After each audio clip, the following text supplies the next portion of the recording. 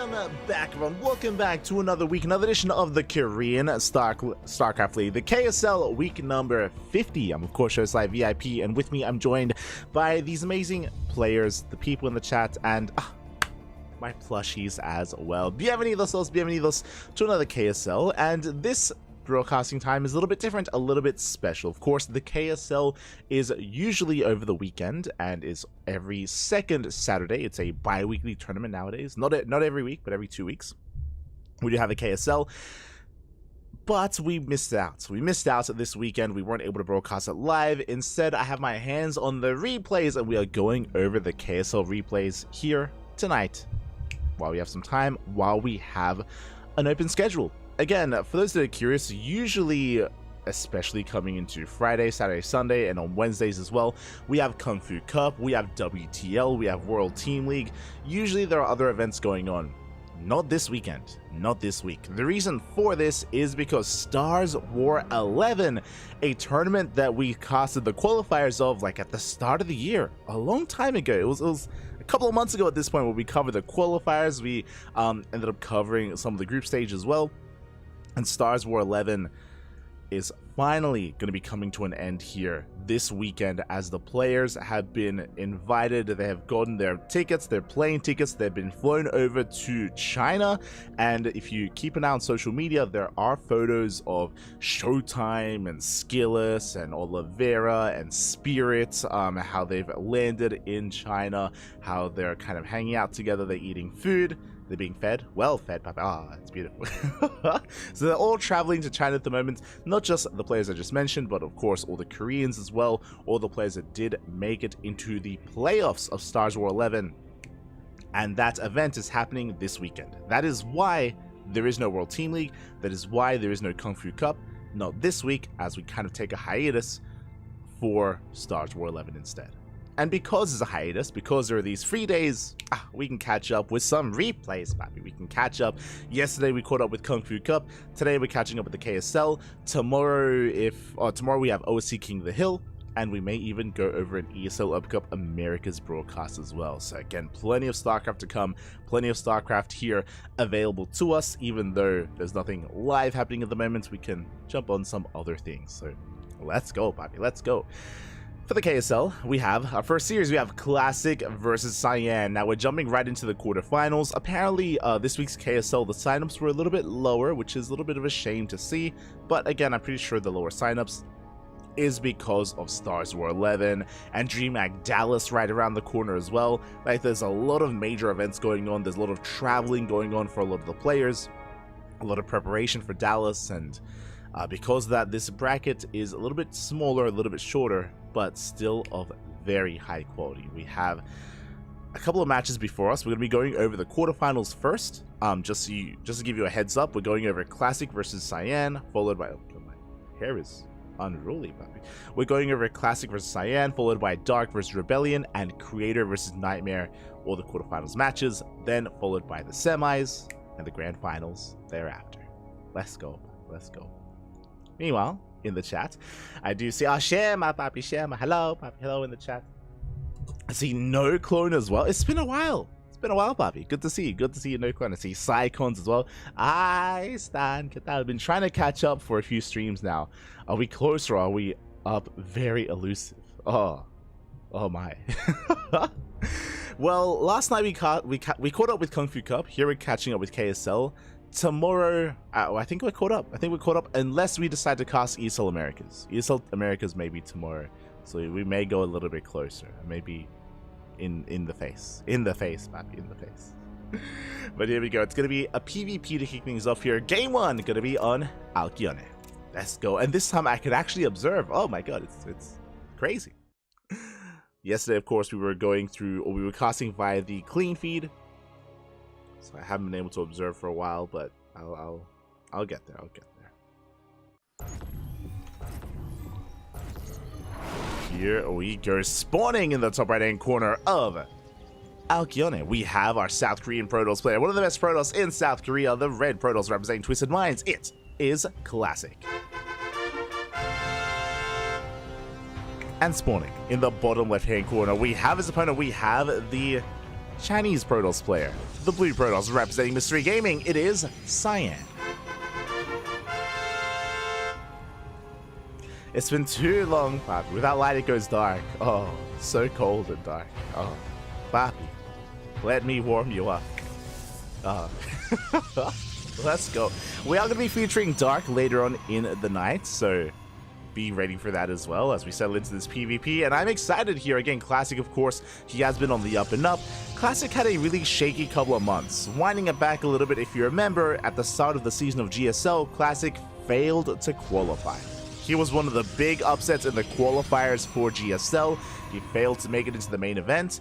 And people were like, yo, this is a pretty big deal to not make it into GSL. Like, is this going to be the beginning of the end for Classic? Does he step away? Like, is he going to take a break? But no, he doubled down instead. He's been competing in WTO. He's been competing in as many online events as he can. And Classic is still very much so looking in form. May not have qualified for GSL, but still brings down the best of the best to their knees before him. Still one of the best out there. Here we go. We do see across the map. Cyan getting into his own 2-gate opener. Oh, I spoke too soon. My apologies here. It's going to be a 2-gate opener from Classic. Cyan setting up for a gate expand. Papi, you have my attention.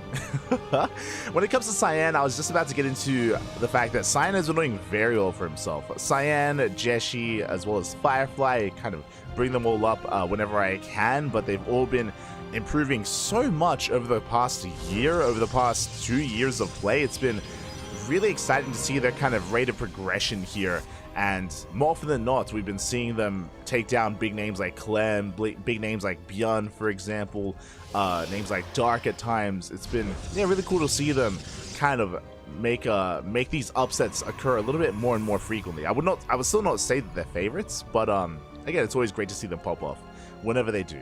Meanwhile, Classic going for an all-in. It was a 2-gate opener versus a gate expand. Cyan is being very greedy, he's being very economic, and Classic is looking to punish that greed with a proxy robo. 1 base all-in from Classic. Cyan, it's on our blue Protoss to defend. Basically, Cyan doing his best max packs impression. Now, to be fair, Cyan cut extra corners. He opened up with a gate expand. He did not go Stargate first. He is delaying his tech, and now he's going for a second gateway. But unlike we would see in another kind of economic opener, there's no Void Raid. There's no defensive Void Raid. There's no defensive Immortal either. We have 2 gateways. That's all great and all, but the reality is that Classic is doubling down, and the Prism is on the way. War Prism's on the way, followed by Immortal production. With the help of this War Prism, the Adepts can shade into the main base and go to the mineral line, and we can wreak havoc in that mineral line. And here come more Adepts. The way this works is that this first War Prism is going to be burying all of these Adepts into the main base, into that mineral line. Sure, we have a shield battery, we have an overcharge, but Adepts can one-shot workers. 2 Adepts. Takes 2 Adepts to one-shot a worker, so the shield battery means nothing. Here come those Immortals, because again, we did mention that it wasn't all in. 3rd gateway has been thrown out, so we can warp in 3 units at a time, and here comes the Prism. Prism does go straight for the main base. 4 Adepts, they have been dropped in. Cyan doesn't see, he doesn't know. Here comes the shade. Cyan does react, does respond, but is it too late? Do manage to catch 2 workers so far. We're getting 3, we're gonna get 4, we're gonna get even more than that, or at least we should. Cyan, he does pull back for a moment, force fields the Adepts in. Ooh, it's gonna be 6, 7 probes going down. We shade towards the natural, we catch extra workers, and we can walk away. We can just walk away. 9 probes go down, and we're not done. Remember, we have those Immortals on the way. The Immortals and the Sentries shade back into the main base. 11 probes go down. 12. And this is getting out of hand. This is getting out of control. Classic now taking a worker lead.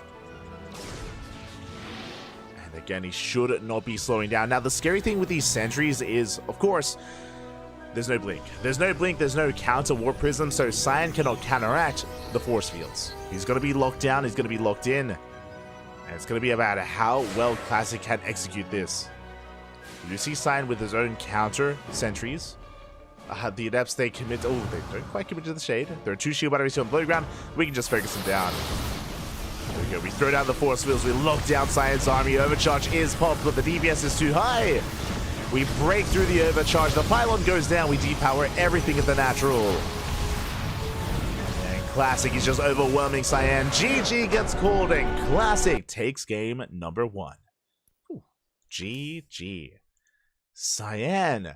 Bold move here. Cyan, he went for, I mean, he did go for a double gas opener, but he went for a straight up gate into Cybercore, into Nexus. Very greedy build in a PvP, and as soon as Classic saw it, he doubled down. He responded with his own all-in. Cyan just cutting a few too many corners there, and I mean, even before that, talking about the execution of the all-in, the Adepts were brutal. The Adepts, they killed so many probes, they killed so many workers, and just like that, despite the more economic start from Cyan, he fell behind in the economy, following it up, of course, with those Immortals, and Cyan just could not keep up in the end. GG. GG, well played. Classic takes a lead in the series, and now we're getting ready for game numero 2. Let's go. Catching up. Emergency body worth apply. Oh no. You're an animal, no, Clint. You're an animal.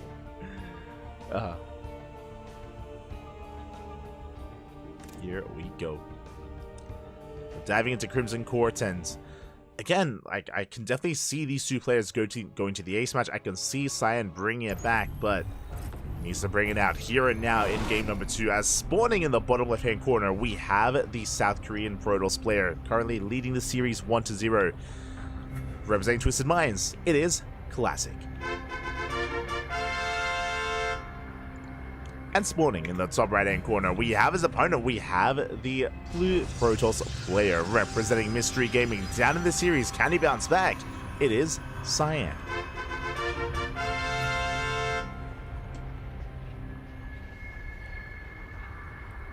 Here we go. Again, the PvP is upon us. And I expect Cyan to go for a double gate opener this time. We saw him punished for trying to expand and trying to be too greedy and cut corners, but we'll keep an eye on Cyan. We'll see where our players do take this. Probes moving out, they do pass by each other. Getting scouts across the map. It's going to be double gases here from Classic, double gas from Cyan. Everything looking normal, everything looking as it should for now.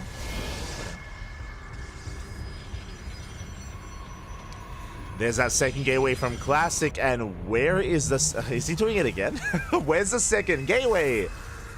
Cyan, he's setting up for a gate expand. 2 games in a row. Oh my god, he's asking to be all in. There's that Cybercore. It's the same build.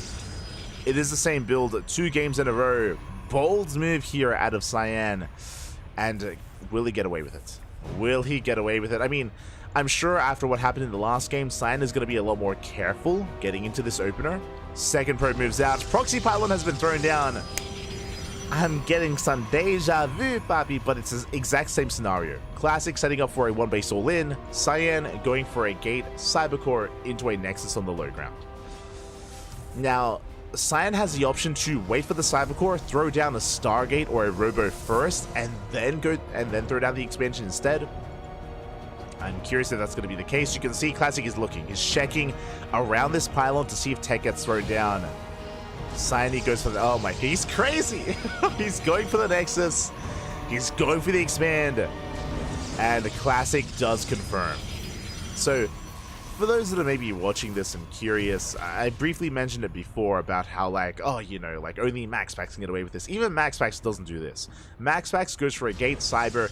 He goes for a Stargate first. Then he goes for the expansion. The reason for this, and if you've seen MaxPax PvPs, you would know that the purpose of the Stargate is to get into Void Ray production early on. To get into Void Ray is to actually defend your natural and to get away with the greed, and to actually survive the early game and get into the mid game.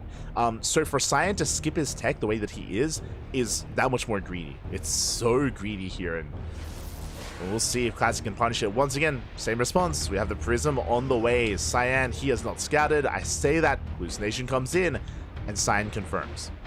Okay, now we know exactly what's going on. Cyan is throwing down a Robo here at the natural location. Ooh, bold move to throw it down to the natural. It's a little bit more exposed, but we need Immortals. We need those Immortals as soon as possible. We have a third gateway in the main base here for Cyan as well, so he's keeping up with the production capabilities of Classic. Adepts are moving in, and we'll see if Cyan can defend his mineral line a little bit better this time. As the Adepts, they make it into the main base. No shield battery! No shield battery in the main, and we're chasing down the sentries. One sentry going to be going down. So far, only one. Going for another warp in. Much better defense here out of Cyan. The probes are still going down. We get 2 workers. We shade on out towards that natural, finding up. Almost another probe.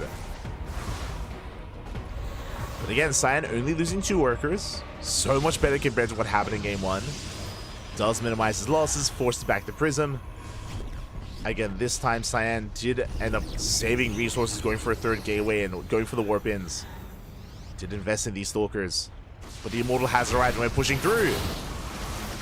Again, where is that overcharge? We are holding onto it. Oh, we need a little bit more time, and there it is. The overcharge is going to be popped. Classic gets forced back. Cyan, he is holding for now. You can see Classic rotating around. He does have the force field available. Doesn't go for it. Oh, the Immortal taking a lot of hits. The Immortal taking a lot of damage. Classic keeping it alive, rotates around. He's up to 2 Immortals. Meanwhile, Cyan has survived long enough to get his own Immortal up and running. Cyan, so far, he is holding on. I'm concerned by the lack of shield battery in the main. There's a big vulnerability here, and Cyan, he misses the drop. Does miss it. We get into the main base. We're going for the pylon. And we depower the gateway. Up. Good control here at a Classic, pulling back, baiting out the shots. Gets extra damage done, and now we're up to 3 Immortals. We're up to 3 Immortals. Cyan, he's down in production. Can't warp in as much. And we're going for the main army. We're going for the natural. Good force fields. We lock down the Immortal. Could pick up here from the Prism. Cyan, the juggling looking decent. Overcharge gets popped. We hold. Cyan is holding. But what concerns me the most is his army. Again, we missed a warp in earlier. And we're running out of gateway units. Classic, not quite committing into the natural, but he's not committing into the main, but he's going for the natural. Overcharge is on cooldown. We're still on 3 Immortals. We depower everything on the low ground as well. The Immortal goes down. Some miscontrol out of Cyan. GG gets called. Lose the Immortal, lose control of the natural, and Classic takes the 2-0. GG. Whew. GG, well played. Classic punishing the greed of Cyan 2 games in a row, both in game 1 and game 2. What I will say is that Cyan, he did fare better in the second game. He was a little more prepared for the all-in, again, just because he faced off against it in game 1. But unfortunately, he was still picked apart. He was still bleeding out a little bit too much. Winding it back, because of the faster Robo, because of the faster Immortal and the Prism for Classic, he had so much more micro potential to be able to juggle backwards and trade units and preserve units. More importantly, he did preserve a lot of Adepts and all of his Immortals, and that just built up over time and eventually did overwhelm Cyan. GG. Again, a much stronger defense out of Cyan here in game 2, but still not quite enough. And Classic takes the 2-0. Congratulations. Congratulations, Classic does advance on to the semi-finals. My condolences to Cyan, as he is going to be eliminated from the tournament. And we have some more quarterfinal matches to come. It was a fast series, but really we're just warming up. We're getting ready here for what's to come. Up next, we have a Zerg versus Protoss, Dark versus Rebellion. Oh boy. Okay. Again, Rebellion, of course, is a long-time competitor in these online tournaments. For those who don't know, Rebellion, he's a Korean Protoss player. He used to go by Gyelzing back in the day. Was very active back in the Olima League days. And it's great to see him competing in KSL, as KSL is almost like the spiritual successor of Olima League. You know, it is a successful community-funded tournament for the Korean scene.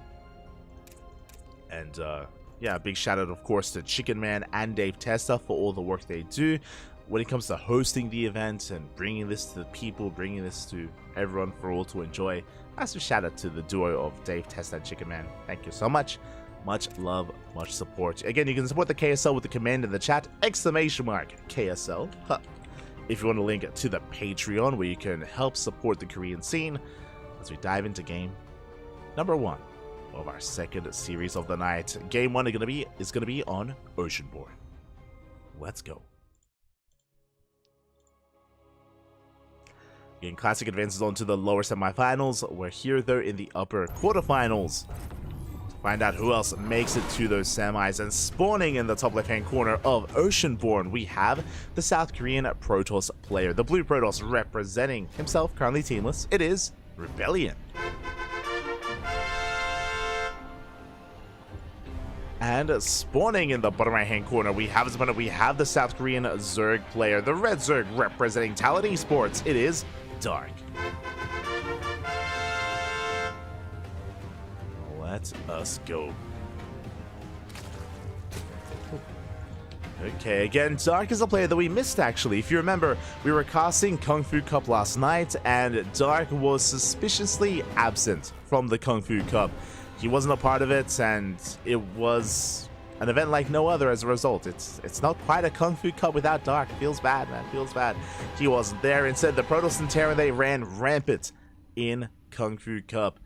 Solo doing his best, of course, to wave that Zerg flag, but could only do so for so long. I do recommend checking out the VODs, though, especially if you're a Terran versus Protoss enjoyer.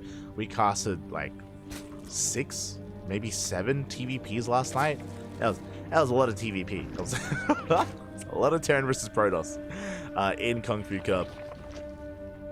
So you can check that out if you wish. Meanwhile, we're here. We're enjoying some Zerg while we can. Dark going for a hatch gas pool. Standard opener here out of Dark. Meanwhile, Rebellion going for the gate expand back at home into Cybercore. Standard opener, and that should lead into the mid game. Yeah, last series was quite quick. You know, it was just straight up one base all-ins game after game. Here we should be easing our way into a bit of a longer game instead. We can sink our teeth into this Zerg versus Protoss. But of course the pressure is going to be on Rebellion. Dark is going to be the heavy Dark is going to be the heavy favorite in the series.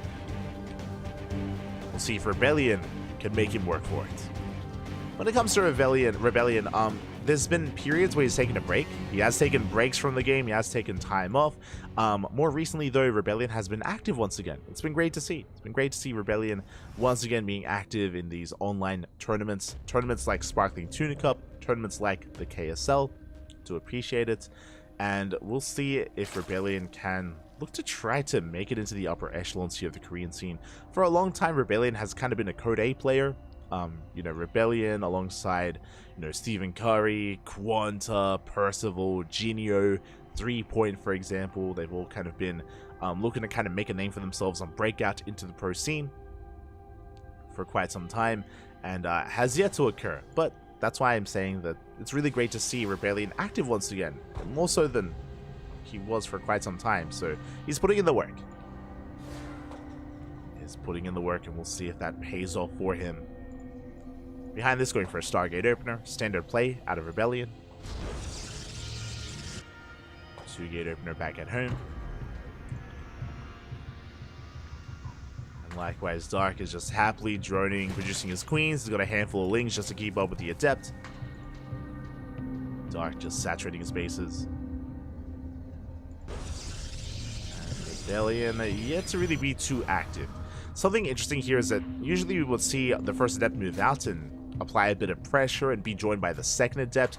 We can see that Rebellion does have his Adepts, sure, but he's still sticking back at home. He's waiting for the Oracle before he's active, before he does move out. And even then, he may just try to expand and still keep the Adepts at home. A much more passive style is what I'm trying to say. Much more passive style here from Rebellion. Lings move out. They've got eyes on the would-be third. Adept goes in, but we have more Lings on the way. We can go for the surround. And there we go. We do dive on the Adept. It does get surrounded. It will be able to barely, not shade away. We're going for the Stalker. Stalker does survive. You can see Dark trying to bait it out. At the same time, we do have the Oracle across the map. We have Queens in position. We do get one drone here in the main. Oh, but that is quite a bit of hull damage. Rebellion forced back. And at the same time, Dark, he still maintains control across the map. He still denies the third. And this is a big delay on the third base. Rebellion, finally, he can expand with that second Oracle, but the Oracle was forced to waste energy back at home. Oh, no, Anki! No. That's 2 tournaments in a row. I love you, Anki. I love you.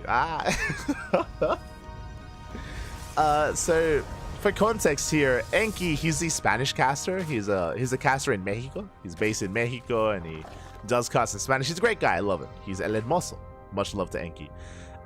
Fun fact, CranKy, he lagged out of Kung Fu Cup last night. He lagged out of Kung Fu Cup, and here he is lagging out of KSL. He's becoming the new Emil. Like, it doesn't happen every tournament, but more often than not, if there's someone lagging, it's CranKy, and I feel for him. I feel feels CranKy, man. Feels CranKy. Shaking my head. As we do see the Adepts, oh, they're caught out on the map. They're gonna get surrounded. 2 Adepts go down. Dark is pushing. More times than not, I have kind of sent CranKy some replays here of like games that he's lagged out of, for example, or something. I mean, I'm always there to help, always, but it's always such a shame. Ooh, as it looks like there's a bit of latency going on, and hopefully it's not another caster. If it is, I'm sure that they will accommodate, as the Adepts are going to be forced back. What was I saying? Oh yeah, can't quite recall. But yeah, CranKy's a great guy. He's a great guy. He's a great guy. Right, that internet unfortunately is something that is sometimes out of our hands, and more often than not, like again, CranKy's okay. You know, he's not lagging out of every game. It's like maybe once a tournament sort of thing. Smooch. He's still hermoso for el internet. Too hermoso, man. It's too much. His internet can't handle it. But now though, we're getting into our follow-up on our 3 bases. We're working towards +1, a blink. Again, this is a pretty stock standard ZVP setup here from Rebellion.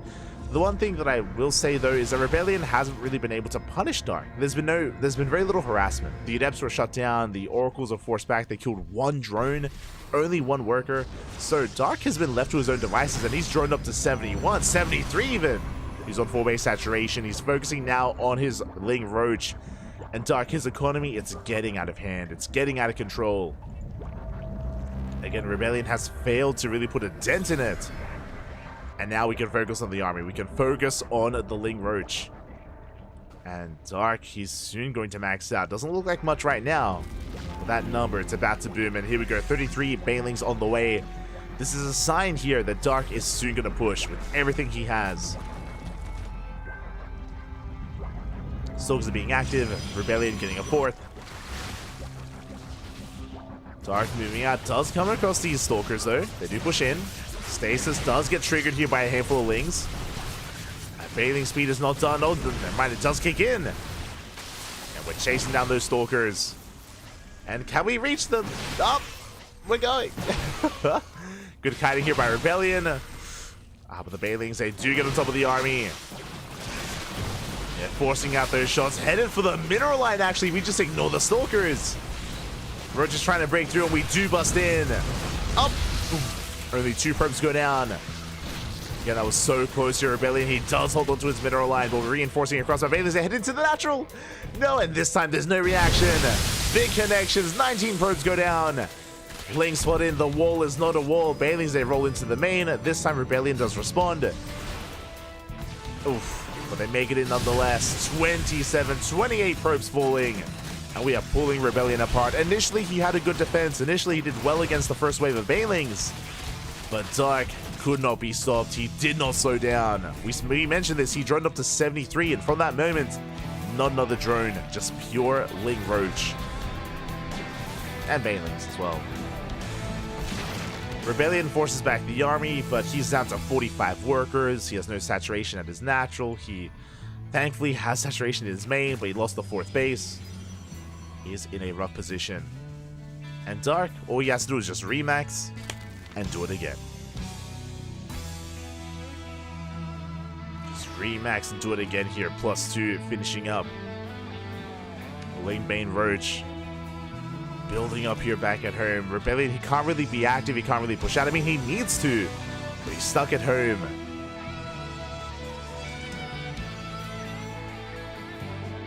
Here it comes, Dark. Again, I'm sure he's looking to deny the 4th base again. It's being taken here on the left-hand side instead. So, as Dark pushes in, there's nothing for him to kill, but he can head towards the 3rd base instead. More Banelings on the way. Stasis trap is going to be going off. Good connection on a lot of Lings. A lot of Lings get caught out. Stasis trap is going to be denied. Bailings, they roll in towards that natural. We're getting on top of the army. Stalkers are going down. We roll in towards the third base as well. We have the overcharge, but it's not going to be enough. The shield battery falls.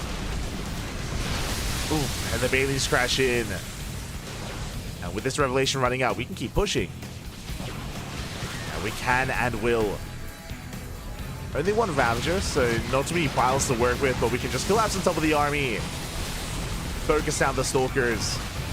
And GG gets called. There's just not enough here for Rebellion. Dark takes game number 1. GG. GG, well played. A solid game there out of Dark. Again, unfortunately, even though the build from Rebellion was sound, like it was a sound build to go triple Oracle into a third base, into +1 Blink Stalkers, like on paper it all sounds good. In execution, remember, his third was delayed. His third was heavily delayed. The Adepts were caught in the center of the map. The Oracles were zoned away, and there was a lot of hull damage dealt. All these little things did add up to the point where he had zero map control. Zero map, sorry, not even map control. Zero map presence there from Rebellion. And that meant that Dark could be as greedy as he wanted to. He just droned up very quickly to 73. And it got out of hand from there. So very nicely done by Dark. And now we're getting into game number 2. Número 2. Game number 2 taking place on Site Delta.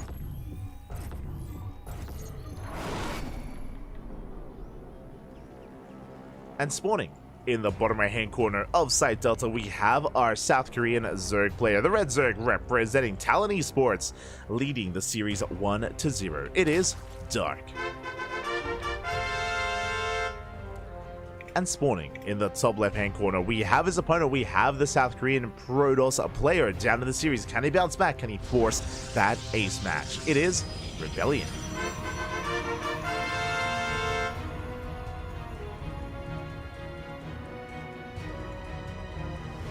And I'll be honest, I haven't seen too much aggression or cheese from Rebellion these past couple of months.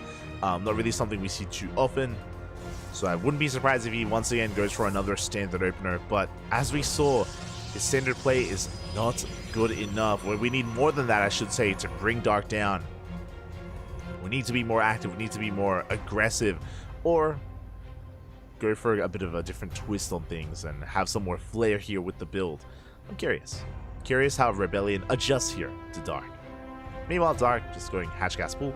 Oh, yeah. Going for a hatch into gas into a spawning pool. Standard opener here from Dark. Nothing too crazy. Nothing too wild.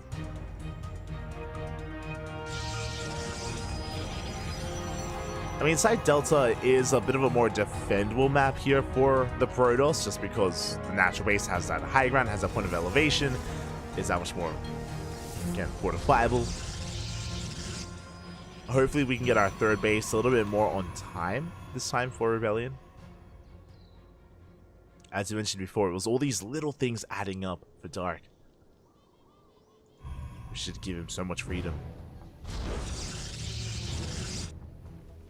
We'll see.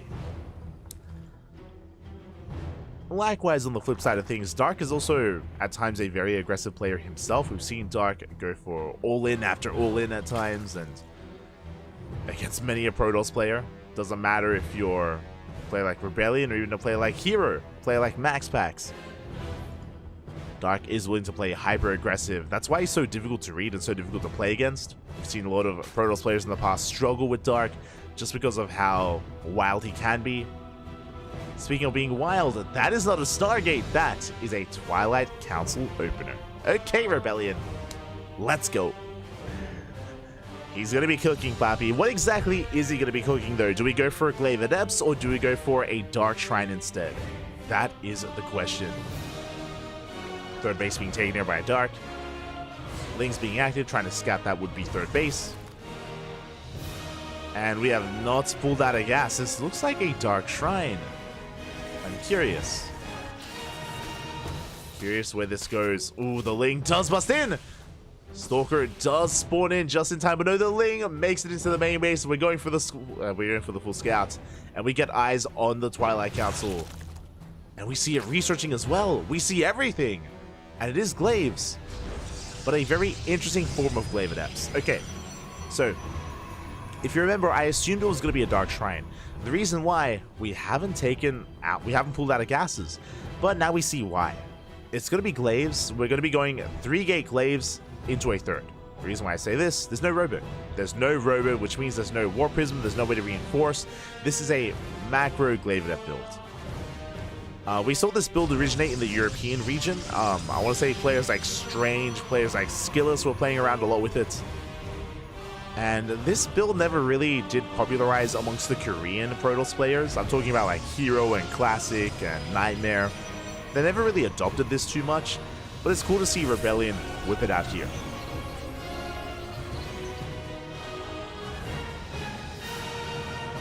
As he's just warping in a wave of adepts behind this to be able to expand, to break out. We can see Dark being active. The adepts will eventually push out. But again, we should be expanding behind this. And transitioning into double Stargate. That I was not expecting. Okay. Rebellion. Having a bit of a different, again, twist to this. Okay. There's that third base that we did mention. Meanwhile, Dark, he's cutting workers. Cutting workers early on. He's amassing Lings. He's amassing Ravagers. The lair has not begun, so it looks like Dark, he's expecting aggression. He's getting ready to receive. The Adepts are moving out. As the Adepts move out, Lings are moving in, and we're going for a surround on the Nexus, and we will force a cancel. Oh, that's going to be a cancel here on the base. Adepts, they turn back around, but for what? The damage has been done. The Adepts, they get here, but it's too little too late. And, oh, okay, I see. We're staying to actually expand, to get our third base up and running. Rebellion is stuck at home. And here comes Dark. Dark gonna be pushing with his Ling Ravager. His ideal is to go for a surround. He's locking down the Adepts, going for the Biles, and the Biles, they will connect. Ooh, we shut the Adepts down. And we're going to cancel the third base for a second time. Behind this, we're going into double Stargate Mass Phoenix. But Dark, he's done with the third, and he's not content. He wants more. He's going for the natural. Pylon taking a lot of hits. It's going to fall. We're breaking into that natural with target firing here on the Adepts. Going for the shield battery. And now there is no overcharge. Phoenix, as they come in, they lift up one of the Ravagers. But there's still so much more Zerg on the ground. The Swarm has arrived. Void Rays are in production. But GG gets called, and Dark takes down Rebellion 2-0. GG.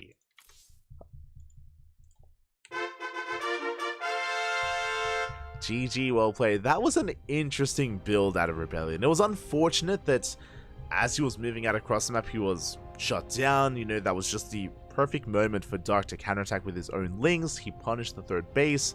And Dark, he was amassing an army expecting Adepts. They did arrive, but they were forced back home. And yeah, Dark, he had to do something with the army that he had amassed.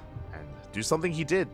Punish the third base, kept on going from there, and Rebellion just had nothing to deal with that army, had nothing to defend. No immortal production, no stalkers, no additional Adepts. He was investing into Phoenixes of all things, and the Phoenixes, they did nothing. They lifted up one Ravager. You know, that was a big investment into 2 Stargates and 2 Phoenixes. And it amounted to nothing there. Really, it hurt Rebellion more than anything, and GG, well played. Dark advances on to the semifinals, and we are here to determine who faces off against Dark in those semis. Up next, we have a PvP between Creator and Nightmare. Oh boy, we're going back to the Protoss v Protoss, and here I would say that this is probably going to be the closest series out of all the ones, or out of all the matches that we have casted so far. Classic versus Cyan, there's a bit of a more skill disparity, same with Dark versus Rebellion, but Creator and Nightmare, I would say, are pretty close in skill. But it's a PvP, anything can happen. Anything can and will happen. Here we go, we're diving into game 1 on Oceanborn. Let's go. Gib.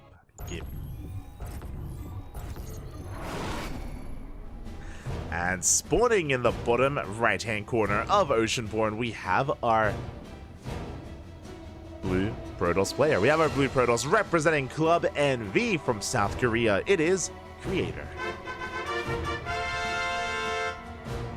And spawning in the top left-hand corner, we have his opponent. We have the other South Korean Protoss player, the red Protoss, representing himself. He is currently teamless. It is Nightmare. Now, Nightmare has been a beast. He's been an animal when it comes to PvP and PvT. There is not a Protoss player in South Korea that has not fallen to Nightmare's PvP. He has been going on a tear. Likewise, in other matchups, he's been popping up as well. I've always said it, Nightmare's weakest matchup is his PvZ. It's been holding him back for quite some time. But even in that matchup, he's been redeeming himself. Nightmare going toe-to-toe with Solar. What was it? Last week in Kung Fu Cup, we saw Nightmare take down Solar as well in the qualifiers for GSL. And he even did bring Dark down. It was a couple of weeks ago in the KSL. So Nightmare, he's had some good moments, but it's all about consistency. It's all about being able to bring those moments more and more often when it matters most in these big events. We'll see if he can. But now 2-gate opener. 2-gate opener out of Nightmare. Likewise, a 2-gate opener out of Creator. No one's going for a greedy build into a gate expand. No one is cutting corners yet. Of course, when it comes to this PvP, I mentioned before that Nightmare, he is a PvP specialist. Arguably has the best PvP in all of South Korea. Arguably. And it's hard to bet against him when he's in a Protoss versus Protoss matchup. But I want to believe. I want to believe in Creator.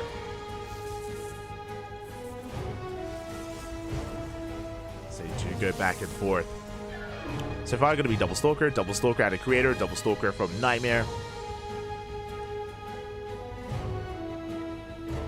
So far, everything looking as it should. No one's going for a proxy. No one is going for any kind of hyper-aggressive setup here. So far, it looks like standard builds. Double Stalker into an expand. Now, one of our players may, or our players, they may opt to go for tech first. We could go for a Twilight Council before Nexus. Or even a Robo. But now we're going for a Sentry from the side of Creator. Double Sentry! Meanwhile, Nightmare skipping those... never mind. I was going to say skipping those initial units, but no, he's going for the Sentry follow-up as well. Island does finish across the map. Creator confirms the 2-Stalker opener. Well, we can see Nightmare skirting around the edge, avoiding that pylon, and is going to intentionally delay that Nexus. Pylon goes down, and there's the base. Interesting choice. So, fun fact, Nightmare delayed his expansion. He intentionally delayed the expansion until the pylon went down to hide it, and Creator may overreact. Shield batteries on the way. I mean, he opened up Sentry anyway. He should be able to scout with the hallucination. Liking the mind games from Nightmare, and you can see Creator, he's looking for proxy locations, being active with those Stalkers. Hallucination is moving out. Behind this, Twilight Councils are on the way for Blink. All those Blink Stalkers. And Creator is not overreacting. He's not going for a Robo. He's not going for a second shield battery. No shield battery set up in the main. Hallucination does arrive. We confirm the tech, and we confirm the timing of the Nexus. So Creator, he has a slightly faster natural base. It's up and running. Probes are being produced. Going to be able to take a slight worker lead.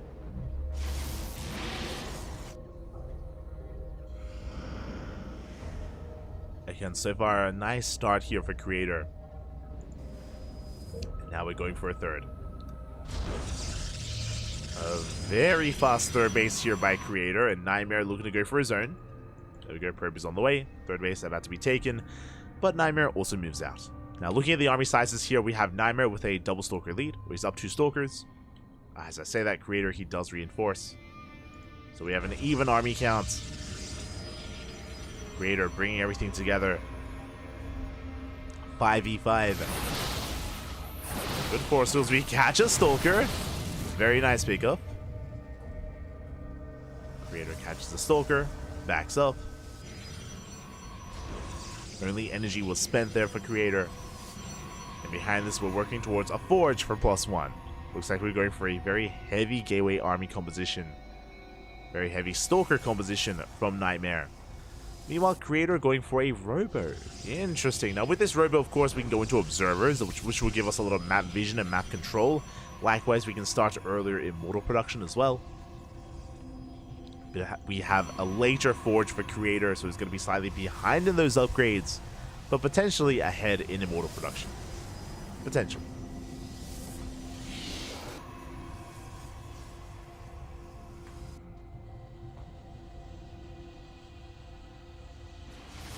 This nation does rock up. We get eyes on the third. We confirm there's no big gateway explosion in the main.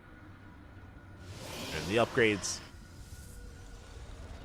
And Creator, he's going to be the first to transition into Charge. Okay. Charge lots are going to be on the way. Delve Reinforce. I imagine Nightmare's going to be doing the same. For now, he's just sticking with his upgrades, sticking with his Blink. No. Oh, we do have a Robo, but no Immortals yet.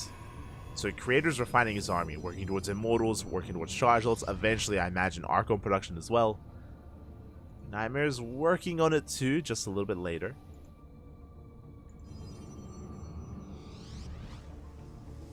And just going for extra Stalkers.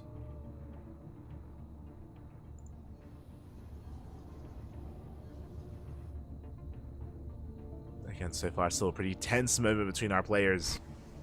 This nation dips in, gets eyes on the third. Nightmare going for his fourth, so is Creator, but Nightmare sneaking up on the main army. I believe Creator he doesn't see until now. And we're going to force a cancel. Big shot's going to be going off. We force a cancel the base. Do we recall? Oh, we're standing and we're fighting.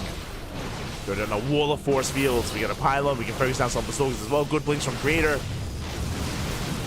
Deep dives for the army. Oh my god. Does focus out the sentries, going for the head-to-head here, and it looks like Nightmare, he's gonna be able to try to reinforce this, but he's being cleaned up. I say that, good blinks, but the army is battered and bruised. Here come the reinforcements from Creator. He shuts down the entire army here. Was this worth it? Nightmare losing everything. Uh-oh. And now we're going for a counterattack. Looking at our trades, Nightmare, he lost 13 Stalkers to the 7 of Creator. A much better fight for the Blue Protoss player. But Nightmare has a fourth. So if Nightmare can survive this counterattack, if he can survive a little bit longer, this fourth base is going to pay for itself, and he will get ahead. Charge is done. Templar Archives on the way for Creator. Creator only poking with Stalkers. He's gonna back off. Creator backs off. Nightmare, he's getting away with his fourth base. It's getting up and running. Just taking a lead. Even catching an Observer. I'm not sure if Nightmare can break into this. It's gonna be close now. With a shield battery with an overcharge, Creator should be okay. Yeah, we collapse on the army, even from behind as well. Ooh, nice snipe on the Prism though. The target firing at a Nightmare. Gets the Prism. Boys are being pulled. Nightmare once again fighting and coming across that fourth base. Gets a pylon. But won't get the Nexus. Not this time. Careful micro here out of Creator. Nightmare at the same time going for a Zealot run by. Does poke in.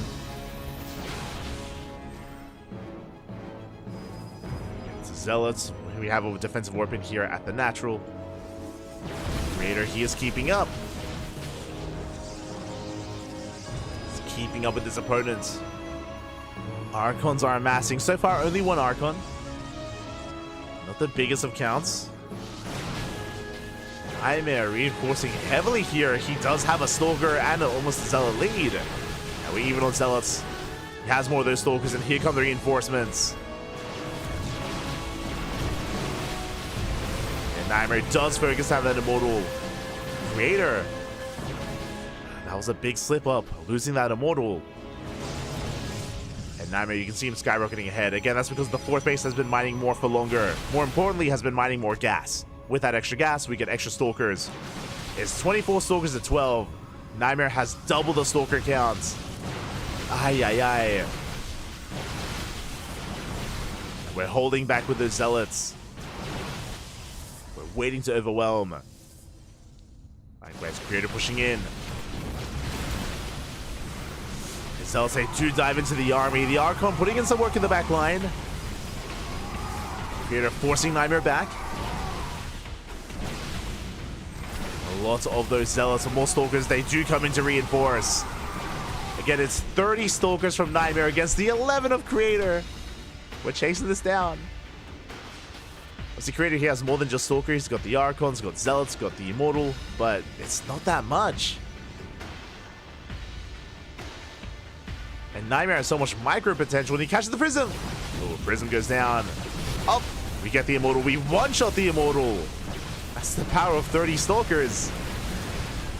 We go for the dive. The Zealots, they do get a lot of damage done here on the front line of stalkers. Some late blinks from Nightmare. But here come the reinforcements from behind on top of those stalkers. And Nightmare, he is breaking through. Gaining ground, shutting down all those zealots. We come in from behind. We get the Immortal once again. It gets focused down. And sure, we have the overcharge, but Creator, he's lost all of his Archons, all of his Immortals, all of his high-tech units, and he's being overwhelmed.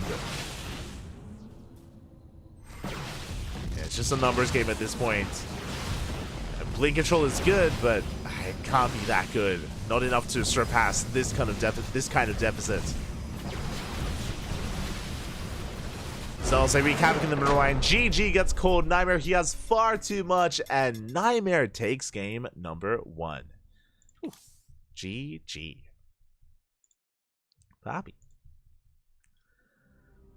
GG, well played. That was an interesting back and forth. Creator, he had his moments, but the deciding factor, it felt like, was Nightmare claiming his fourth. Nightmare being able to cancel the fourth base of Creator, getting his own, and it wasn't just the fourth base, it was also taking those extra gases. Because he had those extra gases, even though the worker counts were the same, the economy was not. It's not quite the same there. We had extra gas income for Nightmare. Because of that, he didn't just have to reinforce with zealots, he reinforced with so many stalkers. He was able to keep them alive throughout the course of those fights, build up over time, and snowball out of control. In the end, again, the micro potential there from Nightmare was insane and was greater than that of Creator. Thanks to those extra gases, thanks to the fourth base, and thanks to the fact that Creator didn't have his own. And now we're getting into game number 2. Número 2. And spawning in the bottom left-hand corner of Alkion, we have our South Korean Protoss player, the Red Protoss representing Club NV. Down in this series, can he fight back here and now? He needs to force that ace match. It is Creator. And spawning in the top right-hand corner, we have his opponent. We have the blue Protoss player representing himself, currently teamless, but deserving to be on the team. Leading the series 1-0, it is Nightmare. Here we go.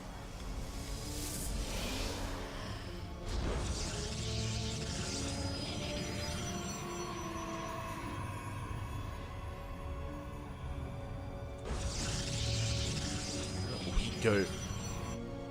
See a Nightmare, he's one game away from advancing on to those semifinals. As a reminder, Dark is waiting for the winner of this series. He's patiently waiting for a Protoss. Which Protoss? Yet to be determined.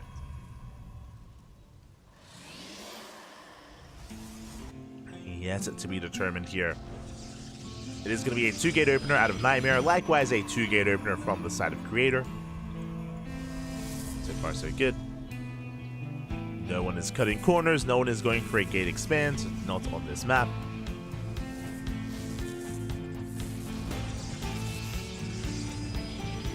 Creator once again going in, just being an annoyance, counting those pylons. Second pylon has been thrown down for Creator, second pylon soon to be thrown down. There it is for Nightmare as well. Basically what's happening here is that both players, they confirm that there's no proxy. Otherwise, this pylon wouldn't be here, it would be out on the map instead. So now we are aware that there's no all-in, or there's no proxy yet. There could still be a one-base all-in, to be fair. They do exist here, even without a proxy. Just slowly ruling things out. It's going to be a double Adept opener from Creator. It's going to be double Stalker from Nightmare. Now, the way this works is that Nightmare, he will have a more robust force. He's going to be looking to try to catch the Adepts. The Adepts are going to be looking to bypass the Stalkers, get across the map, and threaten the mineral line of Nightmare. So a more aggressive opener here from Creator. Now, with a 2-Adept opener, we could go into a 3rd and 4th Adept, and even a 5th and 6th Adept afterwards. And there it is, we're doubling down on Adept aggression, on Adept production. So more Adepts are on the way.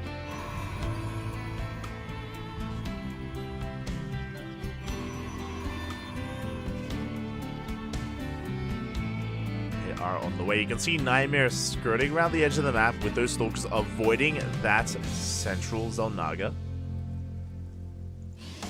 He's moving out. Meanwhile, we're still committing. Oh my god, we're going for a 5th and 6th Adept as well. And we could even go up to 8. We could go up to 8 Adepts. Meanwhile, Creator is expanding, so is Nightmare. Now, what's scary here, in a 2v2, Nightmare would have won this fight, but against 4 Adepts, Nightmare has to respect it. He has to back up, he has to retreat. And it's going to be a Twilight counter open out of Nightmare, it's going to be for Blink. Meanwhile, Robo is on the way for Creator. Interesting. So I would have assumed that Creator was going to be going for a Stargate opener into Oracles and go for Adept plus Oracle Harass. Like, this is a lot of Adepts. That's 8. Here we go. We've done it. We've reached that critical mass of 8 Adepts.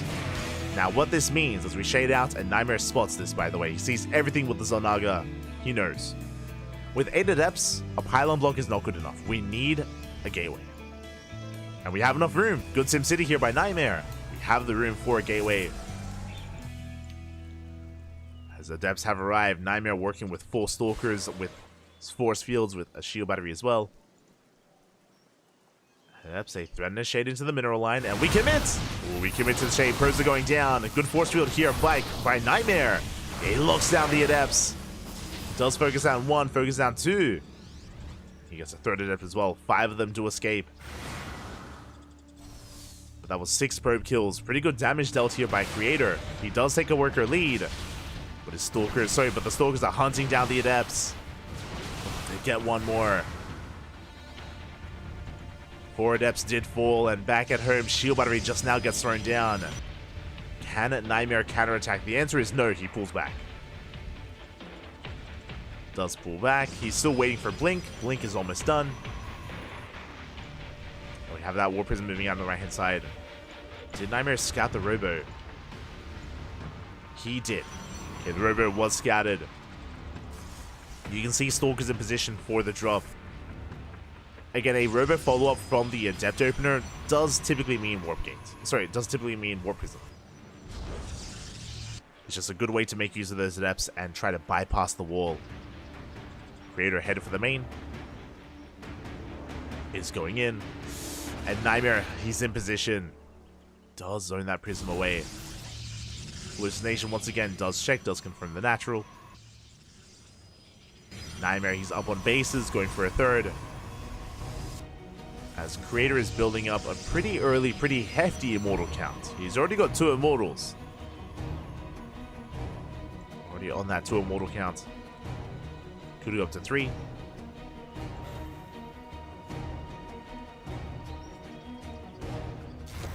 Adepts threatening a shade towards that Xel'Naga. Nightmare will pull back. Does survive. Still no expansion. We throw down 2 more gates. Did I say 2? We throw down a 3, 4, 6 more gates on the way. It's a 2-base all-in. Creator, it's all or nothing here. I believe that's going to be an 8-gate 2-base all-in from Creator. Now going to be pulling back. Gateways are still on the way.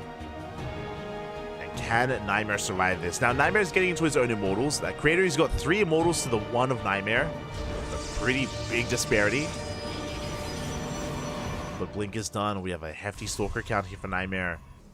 He will have the better economy. The longer this goes on, the better it is for Nightmare.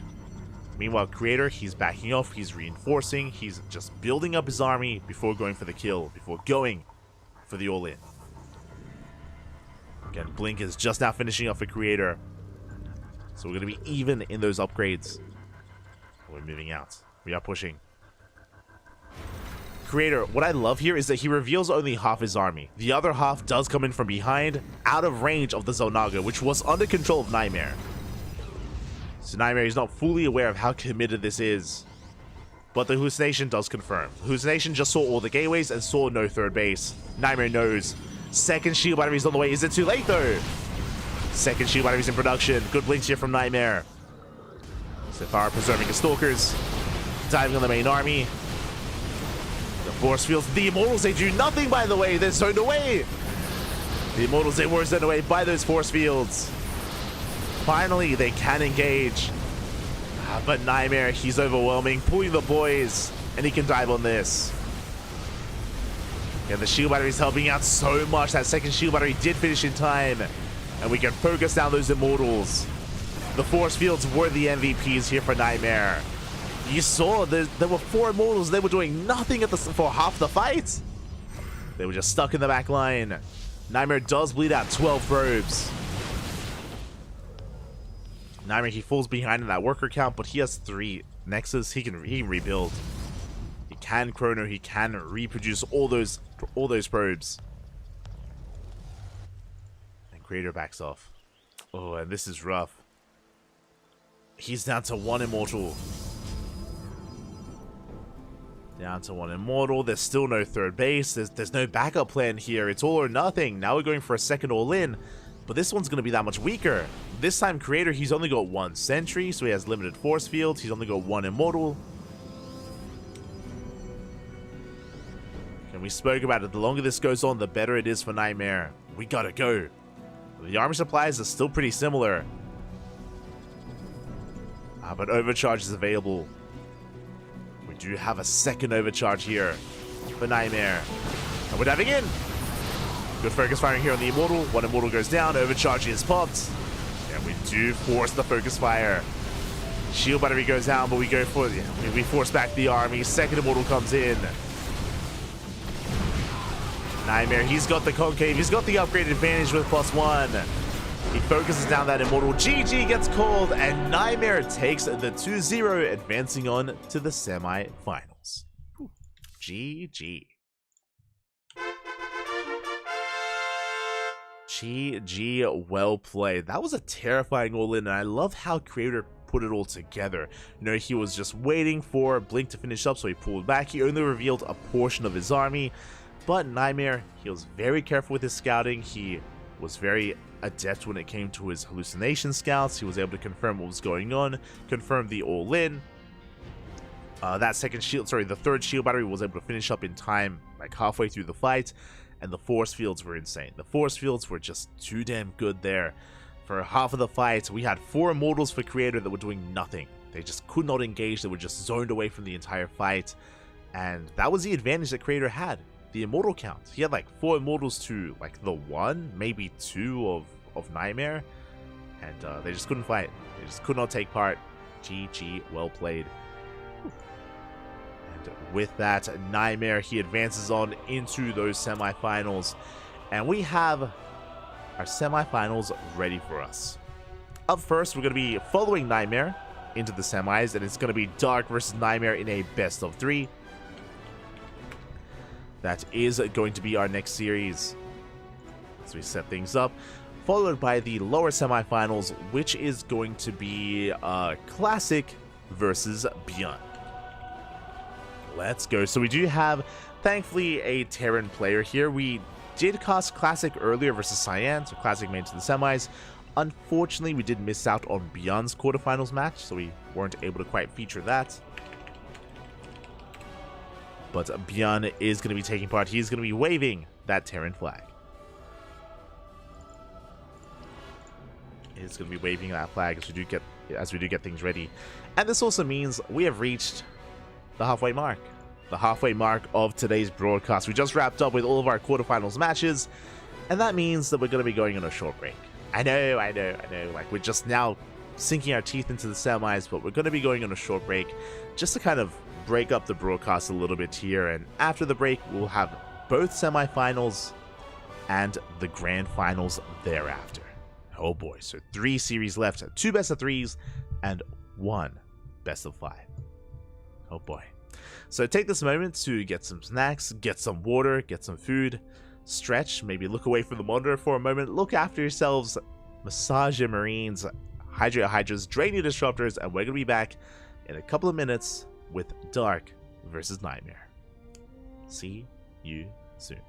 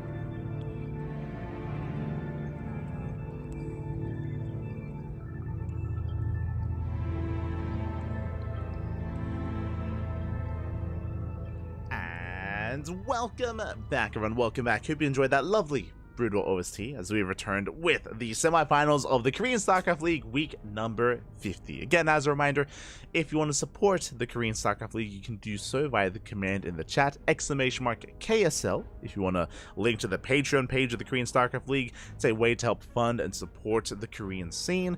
And in general, there's a lot of different ways to do so. You can support the KSL, you can support the GSL as well. The GSL, they also have their own Patreon where you can help boost the prize pool and help keep the GSL running.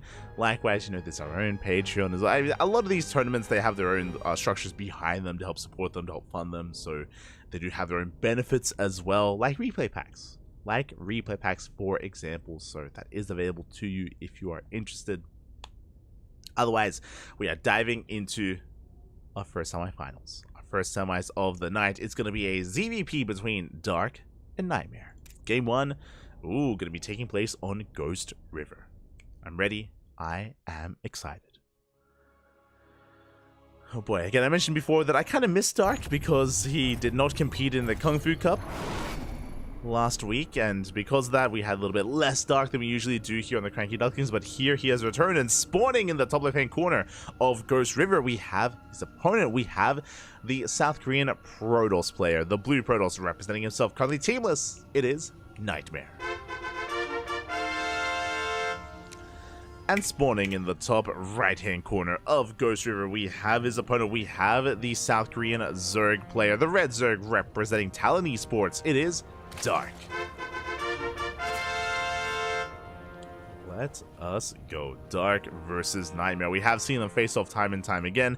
In general, Dark is going to be coming in as the favored player.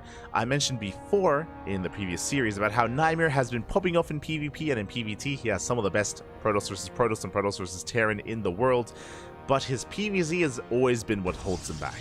It is his matchup that he struggles in the most here, the matchup that he has been working on the most, and he has had some really good moments. I mentioned before that we got to see him go up against Solar. It was 2 weeks ago in Kung Fu Cup number 2 of this season, and he was able to have a really solid back and forth series with Solar. Likewise, we saw Nightmare in the GSL qualifiers, and even in GSL itself, have some good performances. But we'll see how this all comes to a head in the KSL this week. How does it all come together? We see Dark going for Hatch Gas Pool. His natural base was blocked by the probe. Again, we're loading into Ghost River. The rush distance by ground is very short, so the probe gets here that much faster. It's that much more difficult to actually get your base on location. And aggression is going to be favored here on Ghost River. And this goes both ways. Whether Dark wants to go for a Queen Walk across the map for a Roach-based all-in, it gets across the map very quickly. Likewise, we've seen a lot of 3-base all-ins from Protoss players. I'm referring specifically to 3-base 8-gate Blink all-ins. We've seen Glaive Adept-based Immortal all-ins as well. We've seen a lot of aggression here from both sides. Who is going to be the first to be aggressive? But Dark and Nightmare can be very in your face in this matchup. Still waiting for our tech of choice. Cybercore has been thrown down. Warp Gate is going to be delayed, and with that 150 gas, we are going for our tech. We're going for the Stargate, not a Twilight Council opener. Stargate is thrown down. Dark does confirm, of course, that Warp Gate was delayed. That isn't the biggest of tells. We've seen players try to hide this, and as in we delay Warp Gate and we still go for a Twilight Council, for example. That has been done before. But more often than not, this means Stargate.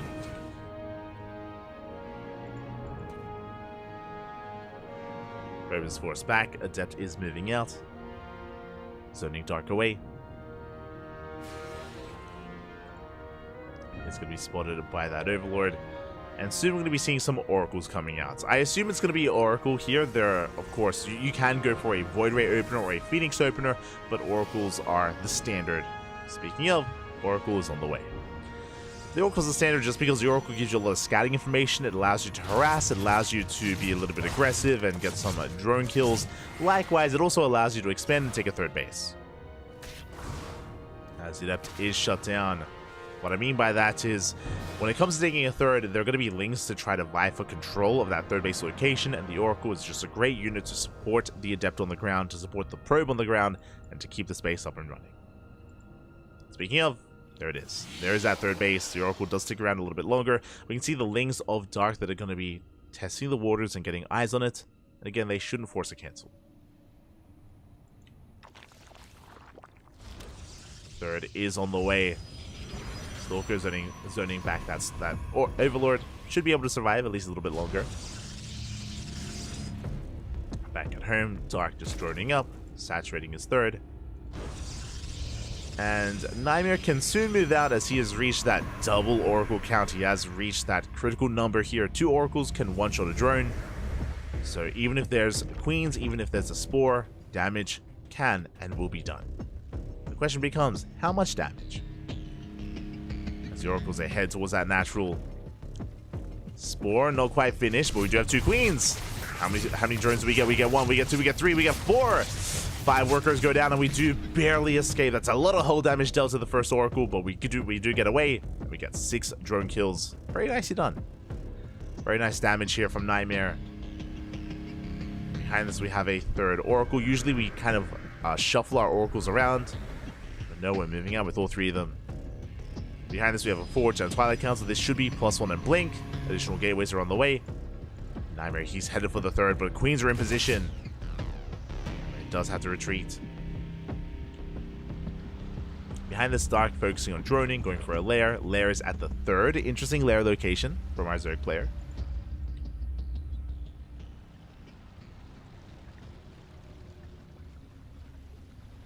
The Oracles, they try to bypass those Queens, but for the most part, we're able to keep up. Again, the vision is good here from Dark. Does zone those Oracles away. Ooh, and Dark, I did notice that he did not throw down a Roach Warren, and we see why. We wait for the lair. We're going for a Hydra Den instead. It's going to be Ling Hydra here from the side of Dark. Is a bold move. Now, if Nightmare goes for a 3-way soul in, that's a gateway explosion, by the way. That's 5 gates. Sorry, that's 7 gates in total. Nightmare, he's not taking his gases at his third. Not taking his gases. The Oracle takes a lot of hits. We're going to be pulling back. And Nightmare, this feels like aggression. Now, we can set up a proxy pylon location here in the center of the map to reinforce. That would be the 8th gateway. Yeah, 5 gates for now. 2 gateways are finishing. Oracle's moving out. And here comes the push. Here comes the probe. And that probe is to set up that 8th gateway in the center of the map. It's a 3-way all-in. We spoke about it earlier. We spoke about how 8-gate all-ins are very common here on a Ghost River. And Nightmare, he's embracing that as well. He got a lot of probe damage done earlier. He kept all 3 Oracles alive. Oh, looks like we had... Enki! No. Feels bad, man. Looks like Enki may have had some latency issues. He does end up stepping out. Feels Enki, man. There's that reinforcing gateway thrown down. And Nightmare is committed. Again, he can warp in 8 Stalkers at a time. And he was able to deal a lot of economic damage earlier. Dark coming in with the Ling Hydra. Good start stepping so far with the Hydras. He off a good amount of Stalkers. How many was that? Oh, that was 1 Stalker going down. Oh, now we get another. So far, we cannot. Good blinks from Nightmare. Very nicely done. Does blink away, going for the Queens. Lings have been cleaned up, and now we can gain access to the Hydras as well. Expensive losses here for Dark. Again, you need that Ling support. That's why it's difficult to get away with Ling Hydra against this 3-way all-in. So looking good. Better concave here from Dark. Additional Hydras are arriving. 20 Lings are now being produced.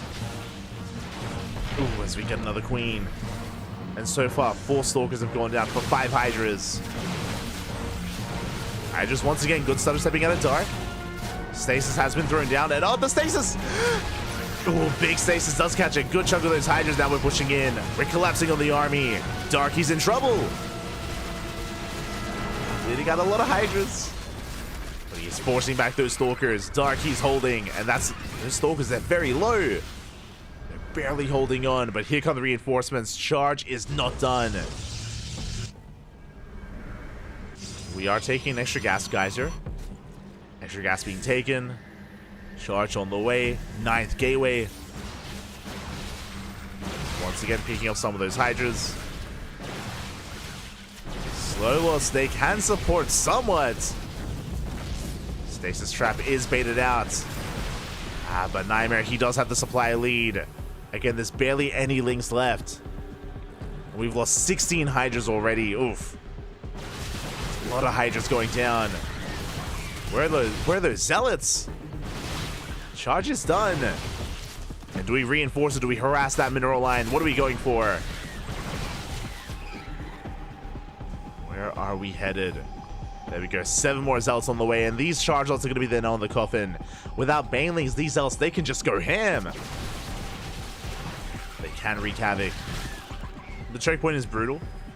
Nightmare rotating over towards the right-hand side again. The mass Charge Lots is building up. I just forcing back the army. That's another Warpin. Gee, how many Zealots do we have? 22 Zealots we push into the main army.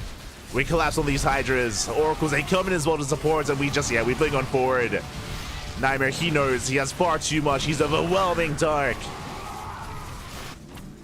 And Dark, he just cannot keep up with this. One Hydra force plummets. Voids are being pulled into the charge. Let's they get annihilated, and we can just keep on pushing further into the main. We're going for the kill. We get the Hydra Den. No more Hydras can be produced. Nice control here, nice positioning here in the mineral line. We go for the spawning pool. Spawning pool goes down. We blink down to the low ground as well. We avoid the Hydras. GG gets called. And Nightmare takes game number 1. GG. Very nicely done here. Again, these 8-gate 3-base all-ins from the side of Protoss have been more and more prevalent on Ghost River in this matchup. Another factor as to why Dark had a hard time defending is he went Ling Hydra. Like, Ling Hydra is a very fragile army composition. For Dark to skip his Roach Warren and to avoid Roach production, if you remember, towards the end of that game, there were Roaches coming out because Dark threw down a Roach Warren like 3/4 of the way through the all-in, realizing that he didn't need it. Again, Roaches, they're that much tankier, they buy more time, it takes a lot more to really break through them. And that's usually the more secure way to deal with something like a 3-base all-in. Going Ling Hydra, it's expensive, it's fragile, it does scale well. Like, the point of Ling Hydra is that it gets you into Lurker Tech. As the game goes on, right, you get into Lurker Tech, you get into Hydra Lurker Viper in the late game, like, it's a really solid way to get there. But it also means that you're vulnerable to these all-ins. So with that, Nightmare does take the first game. Does punish Dark, and now we're finding ourselves in game number 2, but Nightmare has the 1-0 lead. One more game is all Nightmare needs to take the series. Let's go. Now, what I will say, though, is that this 3-base all-in from Nightmare, obviously it works very well on Ghost River. On some of these larger maps, less so. And once we've seen it once, most likely Dark will be playing Roach in the upcoming games. So we'll see what else Nightmare has up his sleeve. We shall see. Us spawning in the top left-hand corner of Oceanborn, we have our South Korean Zerg player, the Red Zerg. Oh my, going for a 15-15, representing Talon Esports. Down in this series, he's the favored player, by the way, and he's down in this series. Can he bounce back? It is Dark. And spawning in the bottom right-hand corner, we have his opponent. We have the South Korean Protoss player, currently teamless, but I'm telling you, he deserves to be on a team, Papi. Oh my god. Representing himself, leading the series 1-0, 1 game away from advancing on into the grand finals. It is Nightmare. Let's go. We're settling into game number 2. Now, as successful as that 8-gate 3-base all-in was in game 1, I don't expect that in game 2. I expect a different build here, but the question becomes, what build? What opener? What else can Nightmare throw at Dark? Meanwhile, Dark going for a 15 hatch into a 15 spawning pool into delayed gases. So a very safe build here from Dark. The purpose of a 15-15 is to get your natural base on location. It means that you won't be forced to expand at a more awkward 3rd base location instead. And no, I feel so bad. It's not been Enki's day. It's not been his day. I think that's the 3rd game that we've seen him DC from. Feels internet, man. CranKy. But yeah, with this build as well from Dark, it also means that the gases are delayed. It means that Link speed is going to be delayed as well, so Nightmare is going to have a bit of an easier time here in the early game. He'll be able to get into his third base without too much issue, or at least he should, but we'll see. See how he mixes things up. Enki is the new Emil. True, true. Feels bad, man. Not like this. Emil. As we do have another Stargate opener out of Nightmare. As a reminder, the opener of Nightmare in Game 1 was standard, right? Stargate into Triple Oracle. But another big factor, and I'm sure maybe even a big reason as to why Nightmare committed to the all-in, was that the Triple Oracle did do a lot of damage. Remember, we killed 6 drones and we didn't lose a single Oracle. That was some good damage dealt by Nightmare. Can he replicate that? Can he do it again?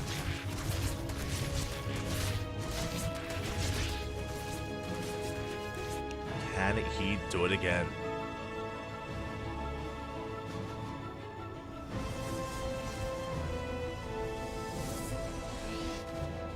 So here we go. We have our third hatchery on the way for now. Dark is just droning. He's amassing his queens. He's got his 1 queen in his main base. He's got soon to be 2 queens here at the natural.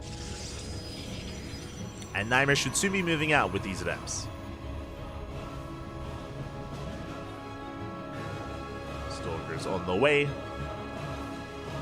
The door is looking wide open. You can see Dark amassing his lings, ready for the adept harass. Here comes that first Oracle. Does move out. Dark getting in position. Get those 2 queens at the natural. The main base a little bit more exposed. Spores on the way in the main to help make up for that. And the Oracle pulls back. Okay, interesting. Nightmare rotating back around, going for the Overlord instead. Third base has been thrown down as well. We mentioned before that Link speed is delayed because of the build, and because of that, without Link speed, we can't really threaten the third base of Nightmare. He can be greedier. Can be greedy, and it will get his third base without any issues. Overlord gets shut down. Oh, that does supply block Dark for a moment, but he's got 3 more Overlords on the way. Should be perfectly fine. Interesting. It's going to be a lair first. Okay, so by the time the lair is halfway done, we'll see if we go for a Roach Warren. We should be going Roaches on a map like Oceanborn, especially after what happened in game number 1. Otherwise, I'm a little bit concerned. There is no Evo Chamber. Gases are being taken. We're going up to 3 gases. There's that first Evo Chamber. Adepts do get eyes on the lair timing. And we should soon be seeing a Roach Warren. As Adepts do threaten the Shade. They threaten that natural. Dark still droning. There it is. There's that Roach Warren now on the way for Dark. So, as we mentioned, especially after what happened in game number 1, after he was punished for trying to go Ling Hydra, this time it's going to be Ling Bane Roach Ravager. A much more standard army composition here at the Dark. No trying to risk things by going into faster Hydras. Not again. Meanwhile, Oracles, they do head in. Do rotate towards that third base. 6 drones go down. Very nice damage dealt here by Nightmare. 6 drones. Pulls back. Oracles do escape. And we even delay the 4th. Up. Let's go.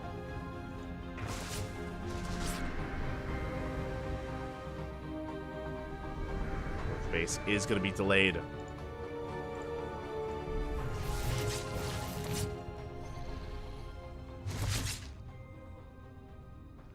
We do get those 7 drone kills. Oracles still threatening that 3rd. Queens are in position, and oh, we have to calm things down.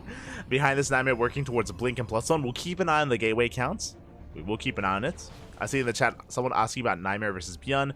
I believe you're referring to GSL. I believe Nightmare versus Beyond is going to be happening over on GSL. They stream on YouTube. They do not stream on Twitch. So if you're looking for Beyond versus Nightmare, that's going to be happening in GSL. Just as a heads up.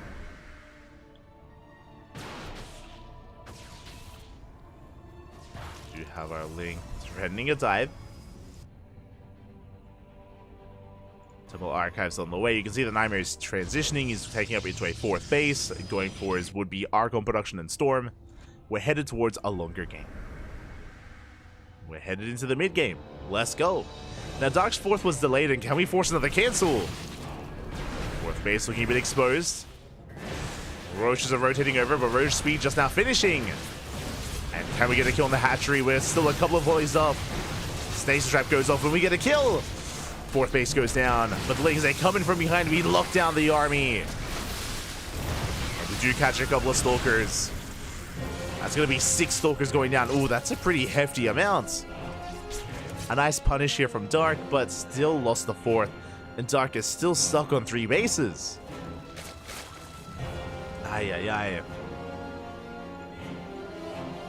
Still stuck on that 3-base setup.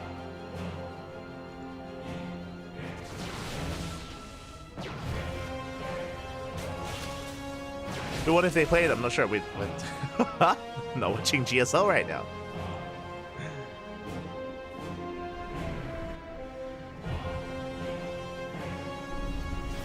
So we go. Dark going to be committing, pushing in with his now massive army bases. They roll into the wars. The middle line.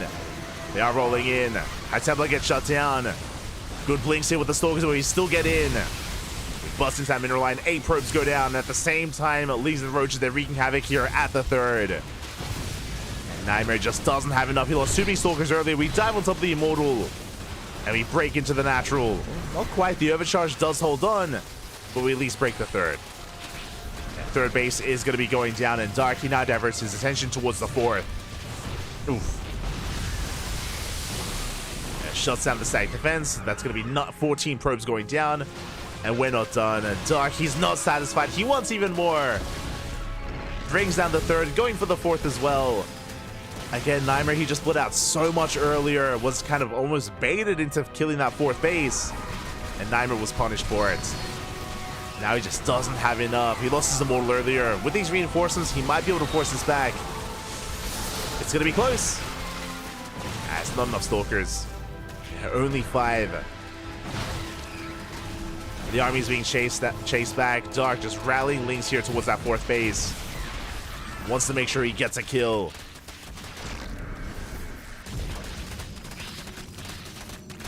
And the Nexus is going to go down. We do get a surround here. The Nexus falls.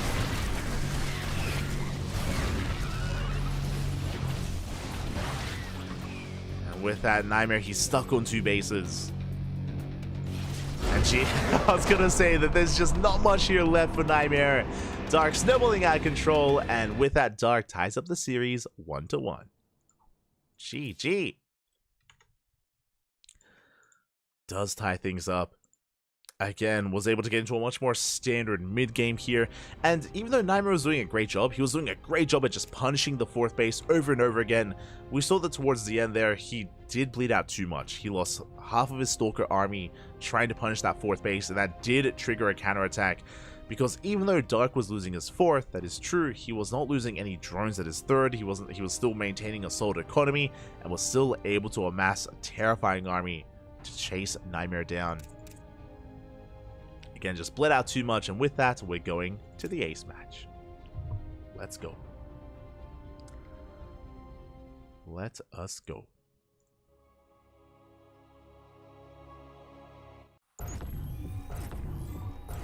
As we're getting into Site Delta. And spawning in the top left-hand corner of Site Delta, we have our South Korean Zerg player. The Red Zerg representing Talon Esports, tying up the series 1-1, forcing the ace match in the semifinals of the Korean StarCraft League. It is Dark. And spawning in the bottom right-hand corner, we have his opponent. We have the South Korean Protoss player, the Blue Protoss, representing himself, currently teamless, being forced into Game 3, but can he bring it back? It is Nightmare.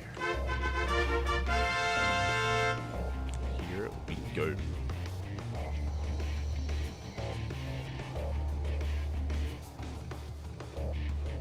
Okay, Nightmare, once again in that last game, he was doing a great job at harassing. If you remember, with his Oracle harass, he was able to kill 6 workers. He was able to apply a lot of pressure with his Stalkers.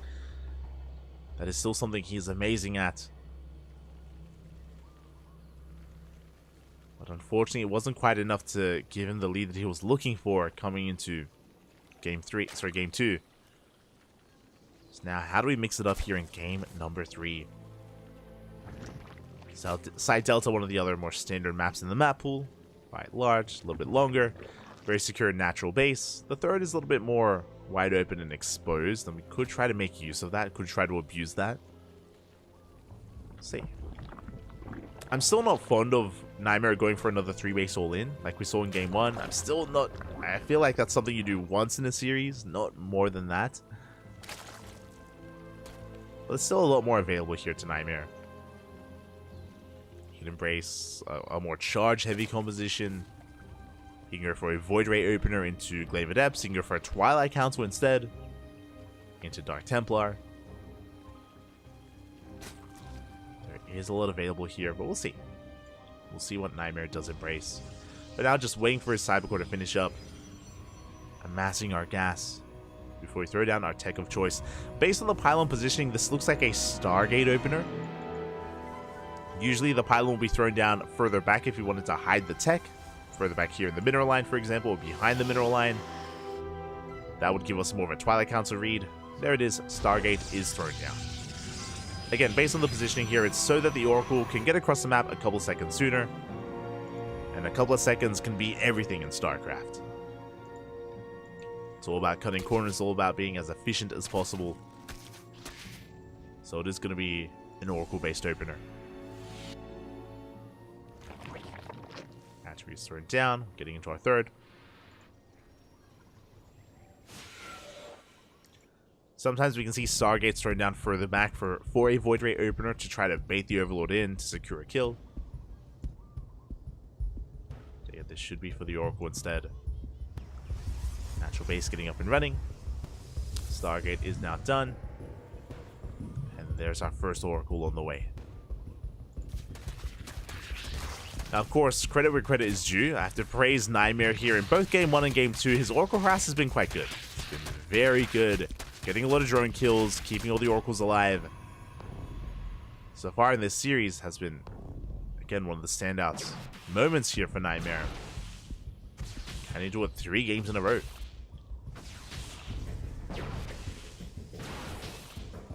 As both in Game 1 and in Game 2, he got 6 workers with his Oracle harass. It's got a lot to live up to. But now getting into his third. As a reminder as well, this time Dark did not go for a 15-15, so he already has link speed. He can try to threaten the third base. But we only have a handful of links, still just focusing on droning. Getting a safety spore in the main, safety spore at the natural. Third base is more exposed, but there's not much saturation going on here, and Queens should be headed in that direction. And there they are. 2 Queens at the third. Dark is ready. Dark, once again, going for the faster lair. It's around a 4-minute 20 lair timing. Interesting. Oracles move out. There's a Roach one here from Dark. A little bit early, actually. Okay, you have my attention. Earlier lair, earlier Roach Warren. That was a 4-minute 30 Roach Warren. There's no reason to have a Roach Warren that early on unless you want to be aggressive. Creep is spreading. With that fast lair, we can go for something a little bit more aggressive here. We could rush into Roach Speed, for example. We could rush into something like Nidus or even Dropper Lords. There's no Overlord speed. The Oracles, they take a lot of damage. Adepts coming in from the right-hand side. So far, Dark is droning. He's taking extra gases. Okay. Gases are being taken. Adepts, they threaten to dive. We can see our transition, plus 1 and blink from Nightmare once again. So Nightmare does retreat. There's that Roach speed on the way. Baneling Nest as well.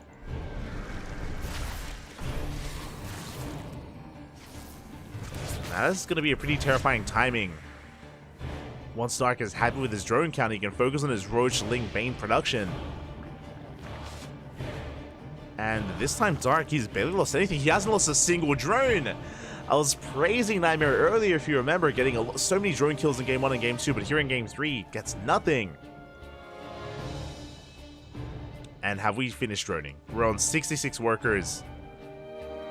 Bit of a supply block here, but Dark, I think he's going to be focusing on amassing his army.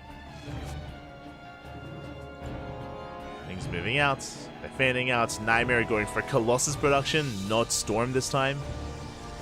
Second River is on the way. The Bay is on the way as well, behind the natural base. And yeah, Dark, he's stopped droning. He's stopped droning. It's going to be a 3-base push. Very committed here on 3 bases. Only droning up to 65. Massing up his roaches, massing up his lings. Soon to be banelings as well.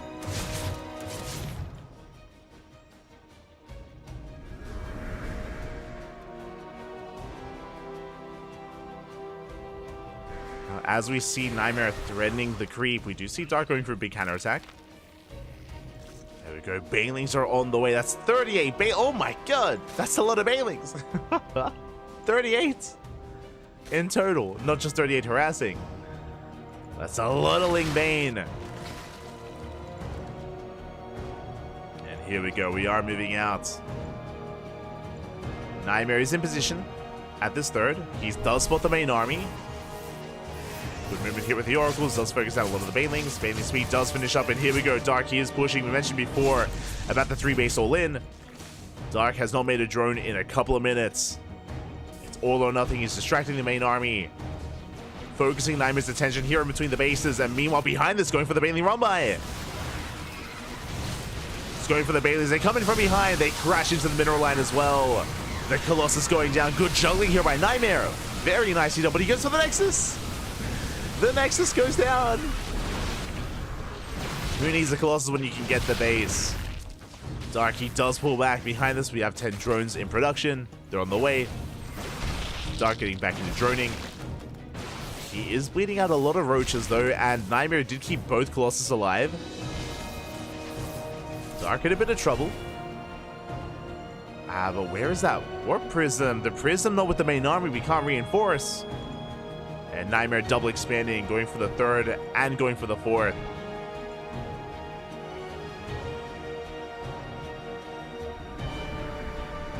Nightmare trying to stabilize. And because Nightmare backs off, Dark, he's free to saturate his fourth and rebuild. Rebuild, remax. Infestation bits on the way, that's going to be for Hive Tech.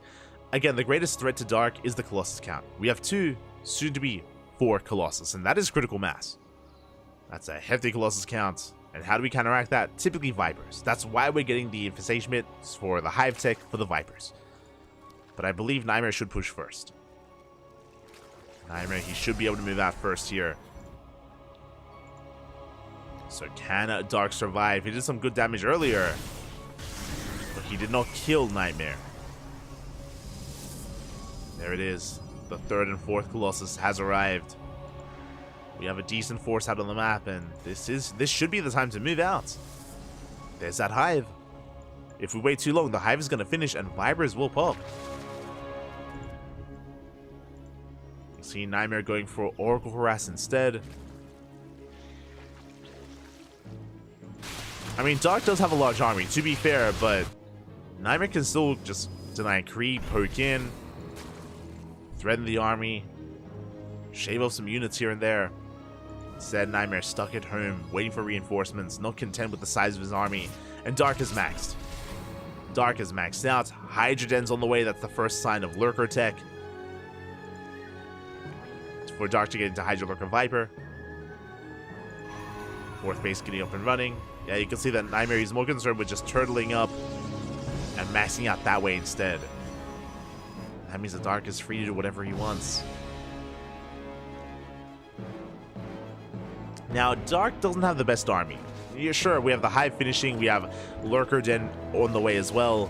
Dark needs to throw away some of the supply, though, to actually make Lurkers. He's going for a split push. Now, Hallucination does spot the army on the right-hand side. Nightmare does respond. Likewise, Nightmare also in position here towards the left. Dark, can he break through?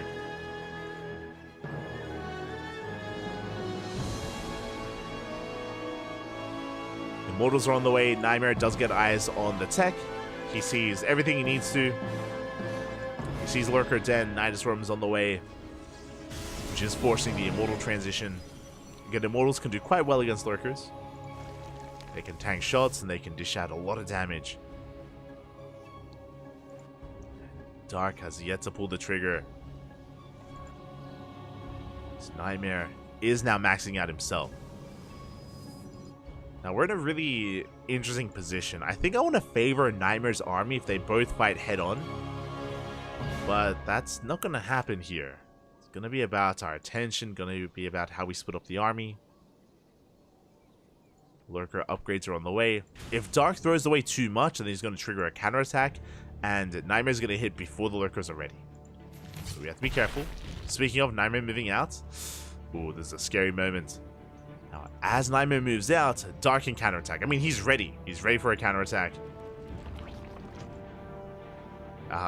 So we're getting ready. We're just walling up instead. Shield batteries, cannons on the way. Let's go. We're working, we're building up, we're walling up towards that late game. Meanwhile, Nightmare moves out, and here comes Dark. The natural wall is solid. We bust in towards the fourth base, though. And the army on the right hand side, very nice force fields. And the Banelings, the Link Bane is trapped, but at the same time, we break the fourth. The workers do survive, and we're going to be able to clean up these Links. Very nice defense here out of Nightmare. Shuts down the Lings, shuts down the Banelings. Nightmare only losing 5 probes. Very nice. And now we need to counterattack because here come the Lurkers. They're coming. They're on the way up. As Darky tries to bust in once again, going for the Nexus, doesn't get the kill. On the right hand side, he does break through the Cyber Core. And you may think this was a little bit desperate here out of Dark. In a way, yes, but he was forcing Nightmare to stay at home. Nightmare, he did pull back to defend his fort, and that means the Lurkers are finishing. That's what's important right now. Sure, Dark, he threw away some Lingbane Roach Ravager, but the Lurkers, they have arrived just in time. Here comes the army. Lurkers, they get in position. We cannot push in. We're going to try it. Storm is done. We have a good amount of High Templar. 4 High Templar with the main army. At least 4 Storms. Ooh, big spine shots going off.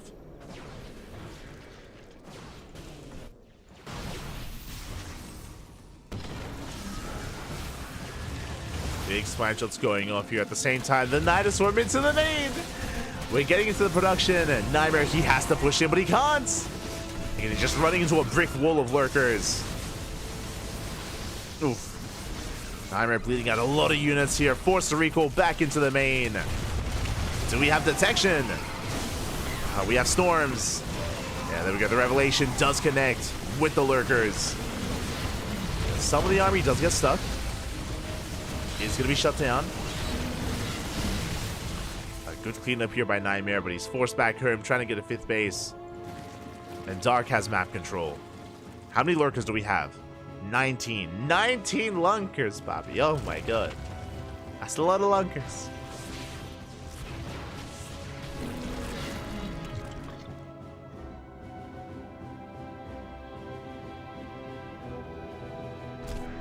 Lurkers here for Dark. Big Zealot counterattack does hit the top right base. This base doesn't really matter. Dark's throwing down more Nidus Worms. Has yet to tech up into any Vipers, so no Vipers here from Dark. This army is still threatening. Nidus Worm finishes up. Army is spotted.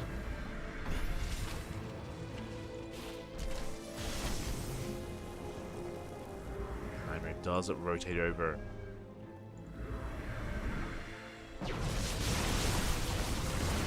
There we go. Blinking on 40. Catches 1. He catches 2 Lurkers. And 3 Lurkers go down. Very nice pickups at the same time. Dark going for a base trade. Going straight for the natural. Lurkers are in position. We came to the production. Going for the Robos. Going for the Cyber Core as well. And there are plenty of Lurkers at home to defend. Ooh. Big spine shots go off. Yeah, the Lurkers are holding. Celadon does break another hatchery. But Dark, he's broken the natural, now he's going into the main. That's 4 Stargates, and they're exposed. Yeah, the Stargates, they're not going to get up and running. We have the Night Swarm to recall back home, or to send the army back home. So the run-by is being cleaned up. We did get 26 drone kills. That's a lot of drones going down. But what about the main base? We depowered the Stargates. We focus them down. The Protoss army is racing back home, but the Night Swarm is done. We can get the hell out of here. Or we can reinforce. Oh my god, so many lurkers!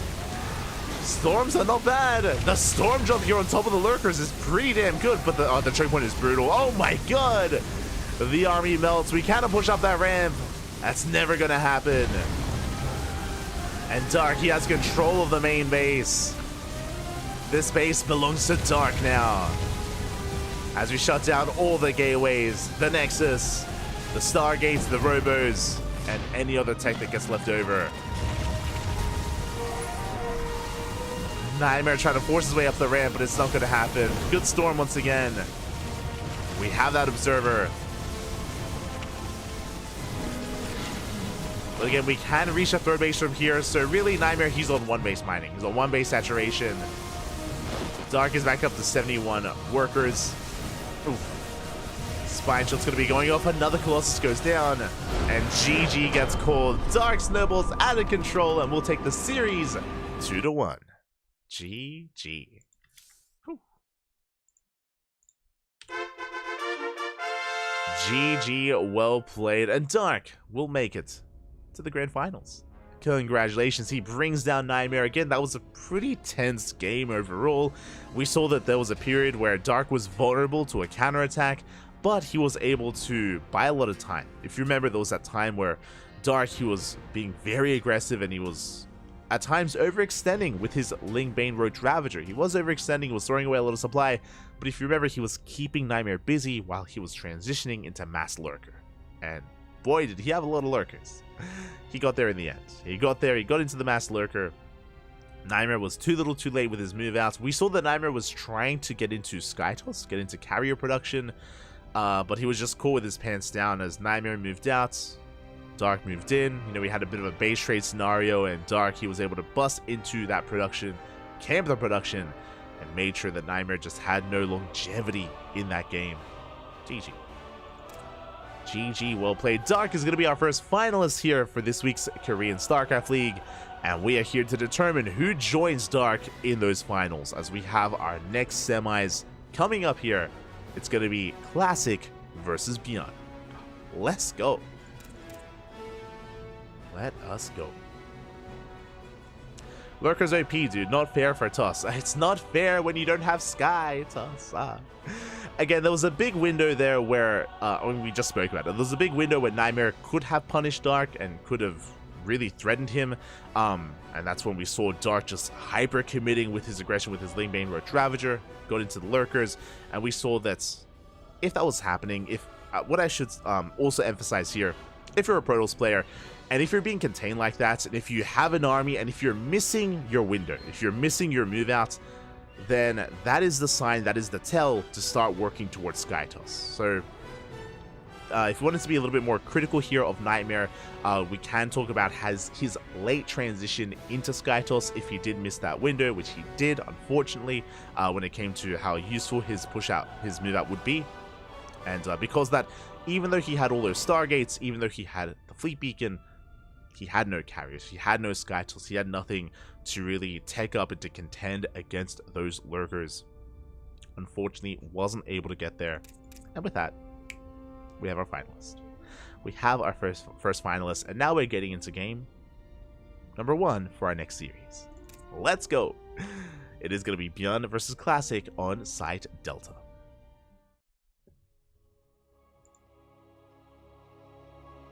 Here we go.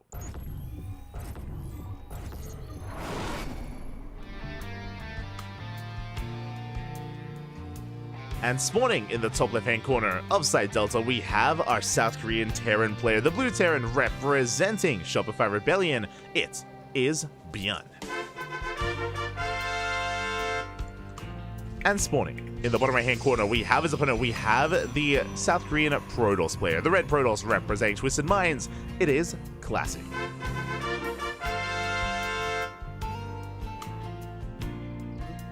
If you're in the chat and if you want to balance wine, then go to like another stream.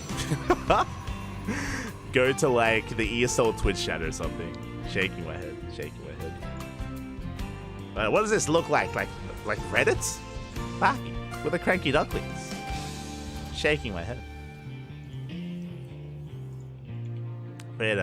As we're settling into our TVP, settling into our second semifinals.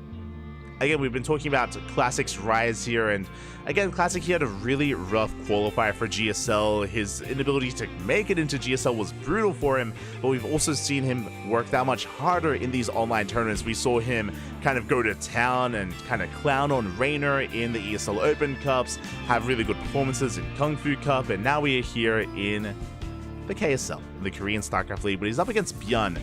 And Bjorn has had a really interesting style here against Protoss players. We saw this and we spoke about this a couple of days ago when we casted Bjorn, and we saw a lot of Banshee-based play from him. We saw a lot of Banshee-based all-ins or even just Cloak Banshee aggression in the TVP matchup. It has been very trendy as of late. Very trendy here. We've seen it from players like Bjorn, like Oliveira, like Maru. As Bjorn is going for a Rax expand into that reactor. Okay, interesting choice here by Bjorn. He does this quite often in this matchup where Bjorn is a little bit greedy. What I mean by this is that Bjorn, no SCV Scout. No SCV Scout and no Reaper Scout either. Bjorn is playing blind, Bjorn is in the dark, going Marine first into reactor, and it's a really risky way to play, but more often than not, Bjorn does get away with this. Because of this, Bjorn is going to be unaware as to the tech of choice here by Classic, whether he goes Stargate or Twilight Council, and we can see it's going to be a Twilight Council open. Let's go. It's going to be a Twilight Council build here by Classic, working towards Blink. Oh my god, and talking about cutting corners, we're going 3CC, 3 racks. Let's go. Another very popular build as of late in this matchup. This is very greedy here, going for the 3rd CC before 2nd racks, before the factory as well, and this will be leading into a 3 racks follow-up into a very bio-heavy composition. The goal here is to rush into Stim. Now, we've spoken about this before. Again, we've seen this like we've seen this every week in a lot of Korean TVP. For whatever reason, you know, Bjorn's been embracing this. I mentioned some of them earlier, Maru, Oliveira. Nickeract has been very fond of this build as well. There's that 3rd Rax, as we mentioned. And this can be punished, but it's so difficult to punish. We've seen this go up against 4-Gate Blink Stalker. It was, oh god, was it in Kung Fu Cup, Bjorn versus Nightmare? Was it against Nightmare or was it against Hero? I think it might have been, I think it was Nightmare. Where we saw 4-Gate Blink and we hit too late. We hit a little bit too late. Stim finished up. As we mentioned before, Stim is going to be prioritized here by Bjorn, and if you can hit before Stim, then you can wreak havoc. But if Stim finishes, then the Blinkstalker army can really struggle here against the Terran army, against the Bio. We can see that it's going to be 3-Gate Blink from Classic, which means he's expanding. He's going for a 3rd base. Classic is not going to be overly aggressive. He's going to be working towards Blink. He's going to be gaining map control and expanding behind this instead. So Bjorn, he's going to get away with this. He's going to get away with this. He won't be punished too much. He should be able to establish a 3rd base and get into his Stim time. And he's going to have a lot of bio to work with. Now, looking at Classic's vision, he hasn't really been able to piece too much of this together. I mean, he's seen the pure bio. For all Classic knows, this could be a 3 racks. This could just be a straight up 3 racks. It could be a 2-on-1 variation. But Classic is still playing safe. Interesting. Going for the Bay before the Nexus. There we go. So a bit of a safer build once again here by Classic. And again, as Classic's playing safe, Bjorn gets away with the green. Stalkers move out. Hitting that natural. And again, because Stim isn't done, we're going to be able to trade well against these Marines. A lot of Marines are going to be going down. Good blinks here by Classic. Barely keeping those Stalkers alive. Very nicely done. I can't say the same for the Adepts, but the Stalkers did all live, did all survive, and we were able to shave off 7 Marines. Very nice trade. And you can see how much potential Blink Stalkers can have, especially if we did open up 4-Gate Blink. We could have done even more and potentially broken the main.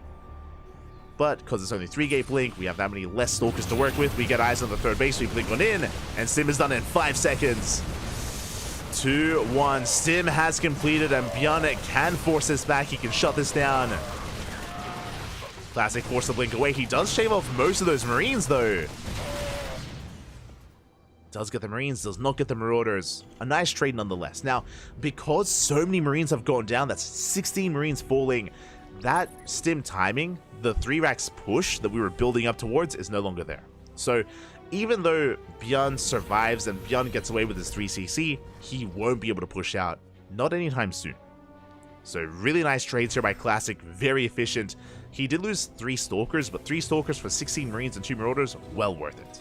And behind this, we're expanding.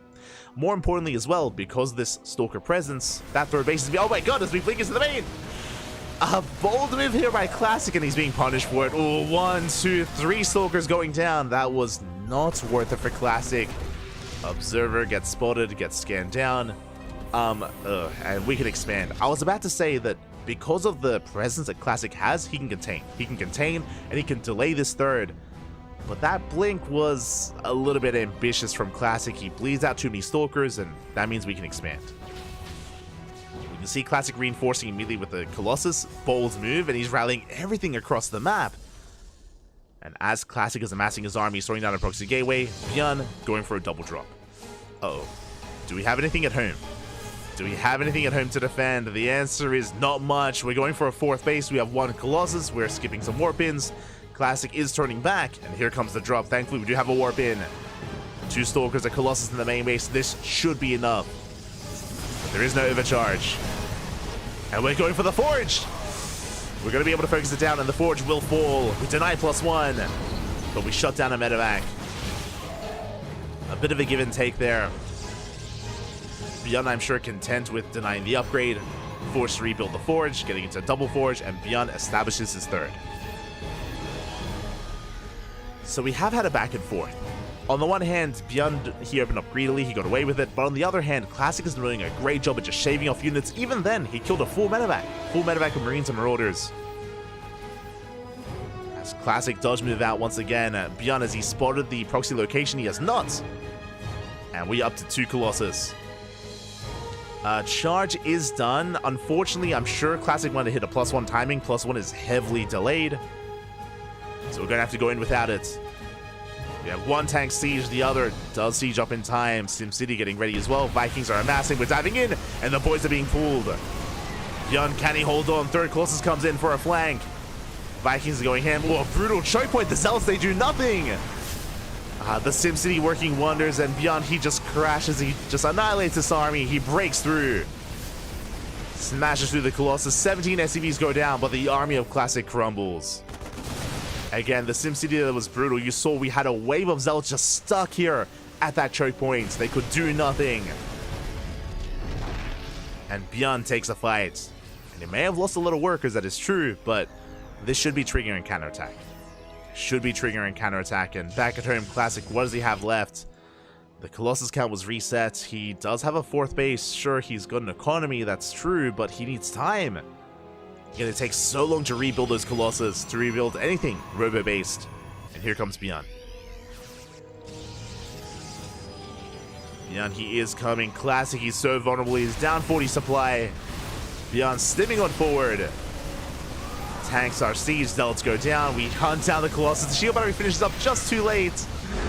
1 second too late there. GG gets called, and Bjorn takes game number 1. Whew. GG.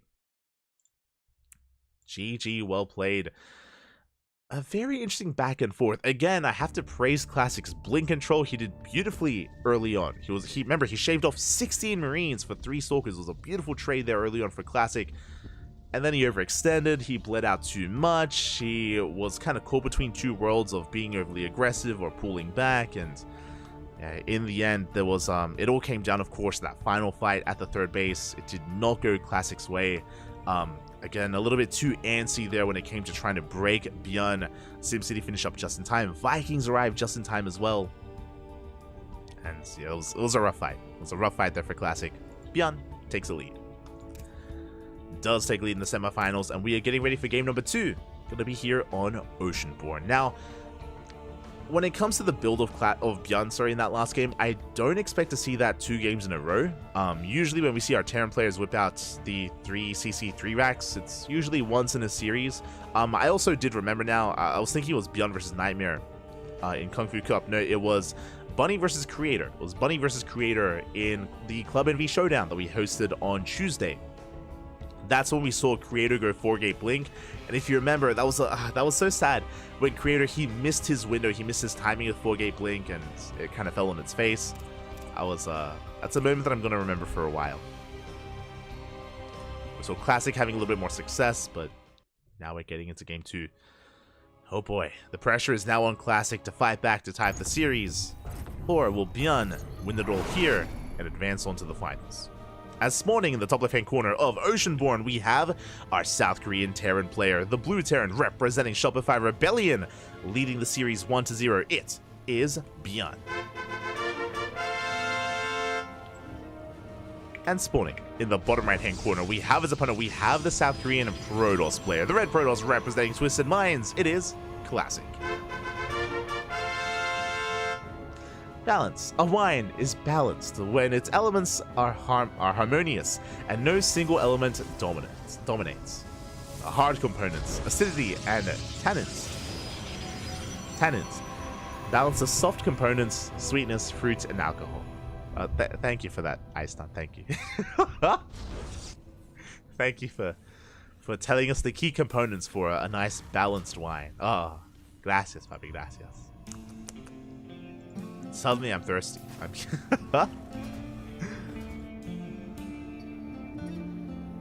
Here we go. We can see Classic actually scouting for any kind of proxy out at the triangular third and linear third location before moving out for his probe scout. So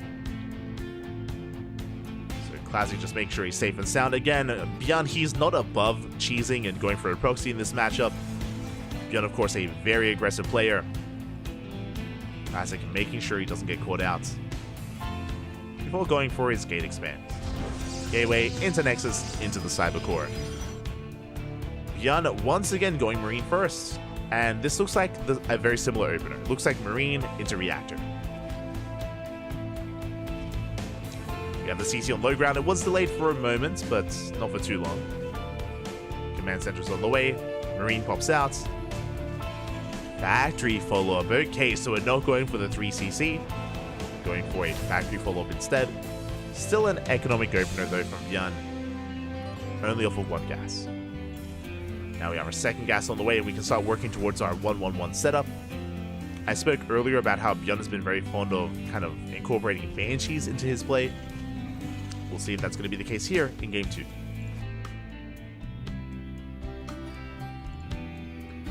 Back at home, Classic going for his tech. Do we see a Twilight Council or a Stargate? And the answer is Stargate. Okay.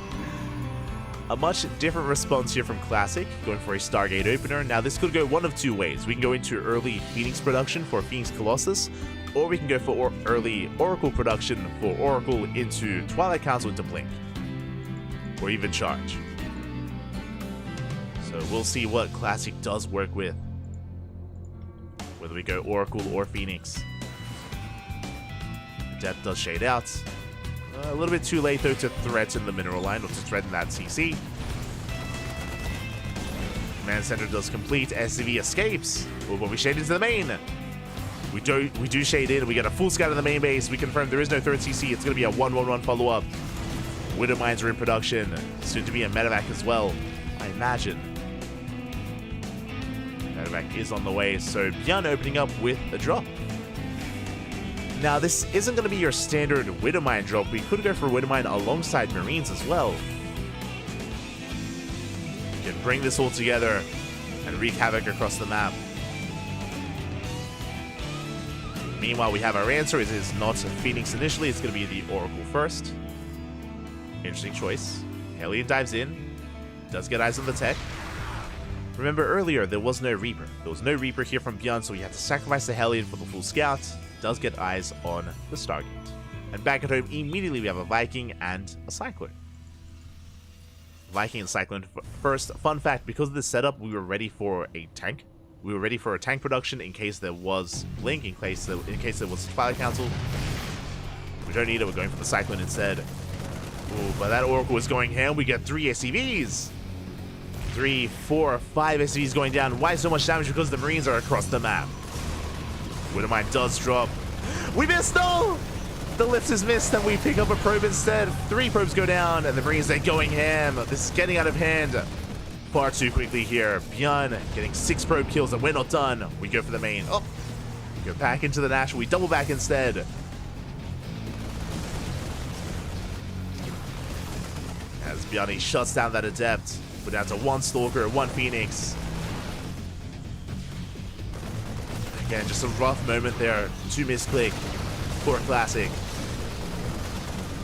The shield battery is helping, as it looks like we will be able to shut down this drop. Medevac getting low, and the Medevac, ooh, is 1 shot away from going down. Medevac will fall. Once again, Bjorn intentionally targeting down as many probes as he can. Gets another 5. Ooh. 5 go down, 11 in total. 11 probes for the Marine drop. Very nicely done. And with that, Bjorn, he reciprocates the damage. He gets even more done. Following this up with tank production, 3rd TC is on the way. Classic, he's stuck at home, rebuilding. Getting into his 3rd and reproducing all those probes. Aye. And we can't really counterattack. Like, the problem here is that there's no Blink. There's no Twilight Council, there's no Blink, there's no heavy Phoenix count either. You can see that, sure, Classic is moving out just for map control, though. You can't really apply any pressure to the Natural or to the 3rd. And here comes Bjorn. He pulls the boys. Oh my god. A couple of boys have been pulled. We're moving out with everything we have. Good force field. Force field here from a Classic. He slows down the push, forces the siege. He just needs to buy some time. There's that 2nd force field.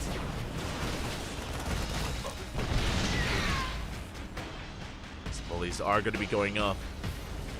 But Bjorn can only be delayed for so long. Behind this, Liberator harassing the Natural. Denied any kind of mining here at the Natural base. And we're going for the 3rd. Focus on the Cyclone. Tanks looking vulnerable. A lot of Marines are going down. Again, sure, we might have 3 tanks, but they need support. They do need those Marines. Colossus has arrived.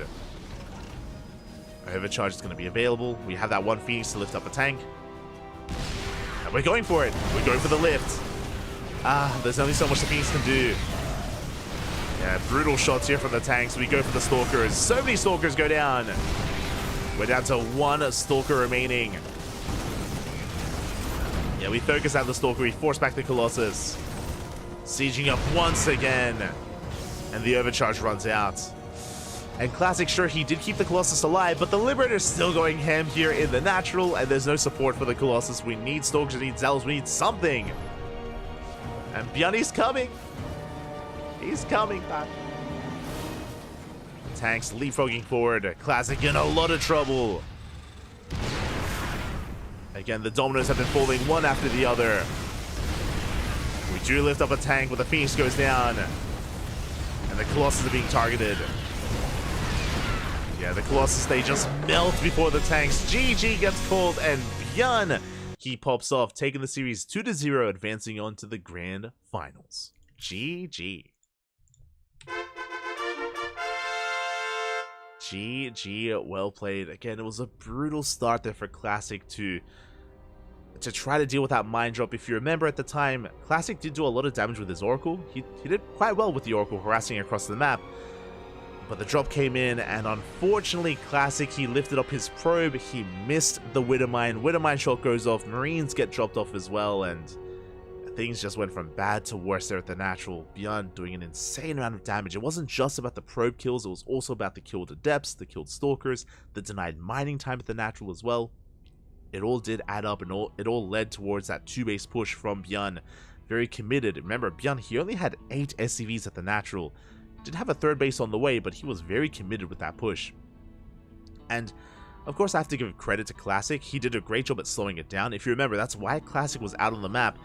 With his force fields, with his sentries, he was able to slow down that push to buy some time, but he just had too much of a deficit there. There was only so much he could do with what he had, and GG. GG, well played.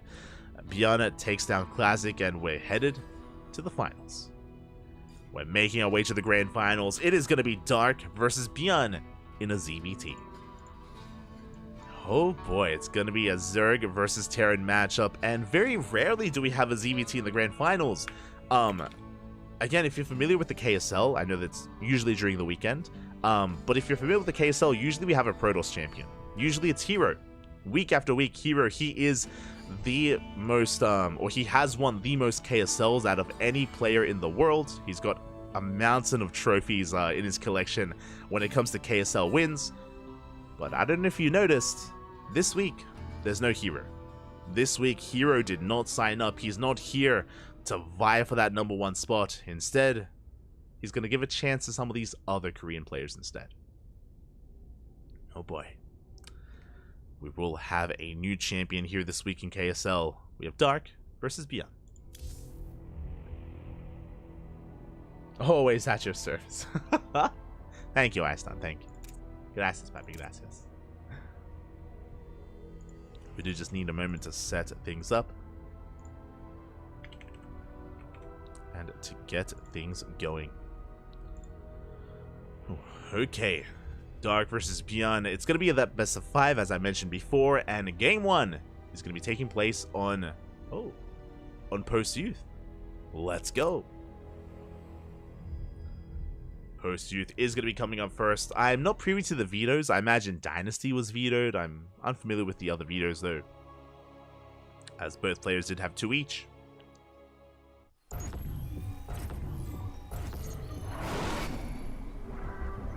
Here we go. Spawning in the top right-hand corner of Post Youth, we have our 2 finalists, by the way. Welcome everyone to the grand finals of the Korean StarCraft League, week number 50. For those who maybe are unfamiliar with the tournament, this is an open tournament, but the time slot here in the server is catered towards the Korean scene, to support the Korean scene, to fund it. If you want to take part, if you want to help contribute and support the Korean scene, !KSL in the chat, and you can do so yourself, and you can even gain access to these replay packs. As spawning in the top right hand corner, we have our South Korean Zerg player, our Red Zerg, representing Talent Esports. It is Dark. And spawning in the bottom left hand corner, we have the contender. We have our blue Terran player, representing Shopify Rebellion. It is Bjorn. Here we go again. TVZs we don't see too often at all in the finals of the KSL, so I'm very happy to see a bit of a shift here in kind of the narrative, a bit of a shift in what we do expect out of the Korean StarCraft League. Again, this week there's no Hero. This week there's a Zerg and Terran in the finals instead. And we're going for a hatch gas pool. Standard opener here out of Dark. Again, we're loading into Post Youth, a map where you can be quite greedy. We did see that Bjorn went CC first. It is Command Center first here out of Bjorn. Something you can do on some of these more greedy maps. We saw this last season on Gressvan, for example, and we're seeing it here. Sorry, not Gressvan. We saw it on Radisson Station. That's it. I don't know why I thought Gressvan. We saw it last season on Radisson Station, and we're seeing it here on Post Youth. CC first, followed by the Rax. We could even go for a fast third CC behind this as well. We'll see where the greed stops for Bjorn. I'll always remember Spirit on Radisson Station going 4 CC before Factory. He was an animal, and he got away with it. That was Spirit versus Dark at IM Katowice a couple of months ago. Disgusting. That was the first and only time I saw 4 CC before Factory. Like, we've seen 3 CC before Factory. That's a little bit more commonplace, especially on those larger maps. But Spirit took it to another level. He's greedy like that. It was Spirit versus Solar Radisson Station during the group stage. Good times. But now, though, we do see that Bjorn, yep, it's going to be a 3 CC before Factory. So this is, I was going to say, the greediest build you can go for. But I did just mention one that was even greedier, which is 4 CC before Factory. But this is still very greedy here. We're cutting a lot of corners. Dark goes in with the Scout, and Dark will confirm the timing of the 3rd CC. But the problem is that on a map like Post Youth, even though Dark sees, can Dark punish? It's difficult. It's difficult to really punish this just because of the defensive nature of this 2-base setup. So Dark gonna have to play catch up instead. He's droning, taking his own 3rd base. A way to catch up is to take the gold. There is a gold available here to try to make up for the greed of your opponent. As the Overlord is zoned away, Bjorn working on his 2nd Rax behind this. We can go into a 3rd Rax as well. 3cc, 3 Rax variation. Going even into double E-base. Oh my god, so greedy here. Because these E-bays are so fast, we're going to be hitting a very strong 1-1 timing, a very early 1-1 timing here from Bjorn. And again, he's doing all this with 1 Marine. Like, that's his army, a single Marine. And now we're getting into our reactor, into additional Marine production. Remember, Bjorn has no map presence, he has no Hellions, no Banshees, no nothing from map control, but Bjorn doesn't care. And Dark, yeah, he's going straight for a 4th. He needs to. As I mentioned before, how do you counteract the greed of your opponent here? Well, you have to outgreed them, or keep up with the greed. So the gold base is going to make up for that. As Dark even double expanding, going for his 3rd, going for his 4th and his 5th base, and do even go for a 6th as well. We are. Show us the hatchery, Bobby. Oh my god, not quite. Okay, not quite. We pull back. But this is insane. From the side of Bjorn, very greedy build. From the side of Dark, also insanely greedy as well. Looking at the units tab, we have 1 Ling. We have 1 Ling here for Dark, and is he going to be punished as Bjorn is pushing? Uh-oh. Dark, he has to come forward here with his queens. Marines are spotted. Remember, Dark, he has 1 Ling for his main army. There we go, 12 more Lings in production. Queens have arrived. So, really what this has turned into is just a game of greed. Like, both Dark and Bjorn, how much can we get away with? How many bases can we throw down before we die? The answer for Dark is he's going for the 6th base. Oh my god. And he catches the Marines before Stim finishes. Oh, Bjorn is punished. It was risky of Bjorn to move out before Stim, and we see why. The Marines go down, Lings are up and running, and we can even try and deny the 3rd. As Dark does not scout, does not see the 3rd base, otherwise he could apply pressure. But regardless, Bjorn going for his 6th. Again, that's a 6th hatchery. That was around, like, what, 510? That was just so early on here. If you're out there, if you're watching this game, if you're out there and if you're going to be laddering, don't try this at home. Even on post-youth, like, this will get you killed. Here's a surefire way to lose MMR. Like, here it makes sense because basically right now, again, as we mentioned before, it's like a game of greed and we're trying to outgreed each other. Chances are, if you're doing this on the ladder, you're just gonna die to like an all-in or to like a push or something. Like, it's like, yeah, this needs like a disclaimer, like warning, like this is, you know, a game done by professionals, Yeah, behind the stim is done. 1-1 has completed, working towards 2-2. We mentioned it before, a very strong stim 1-1 timing, but we're moving out with 6 less Marines. But Medevacs have arrived. Dark, he's on 0-0. He needs a little bit more time for those upgrades to kick in. Bjorn does push forward. There's up some creep. Lings, they go for the surround. Balins, they do try to crash in. They do shave off some of those Marines. Bjorn, not enough room in those medevacs for all the Marines.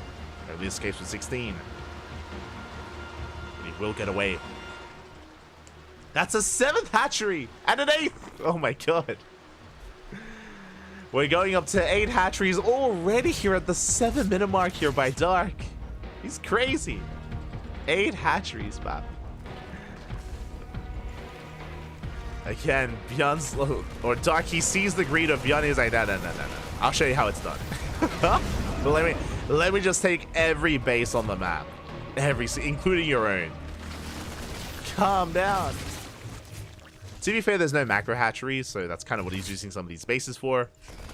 At the same time, Bjorn going for his double drop on the left-hand side. He will deny a hatchery, denies the 8th. But that's 10k, we got 7 more. We can afford to lose a base, and Dark is in position. Mainly speed kicking in, we force back the drop. At the same time, double drop here threatening the main, but the queens are lying in wait as well.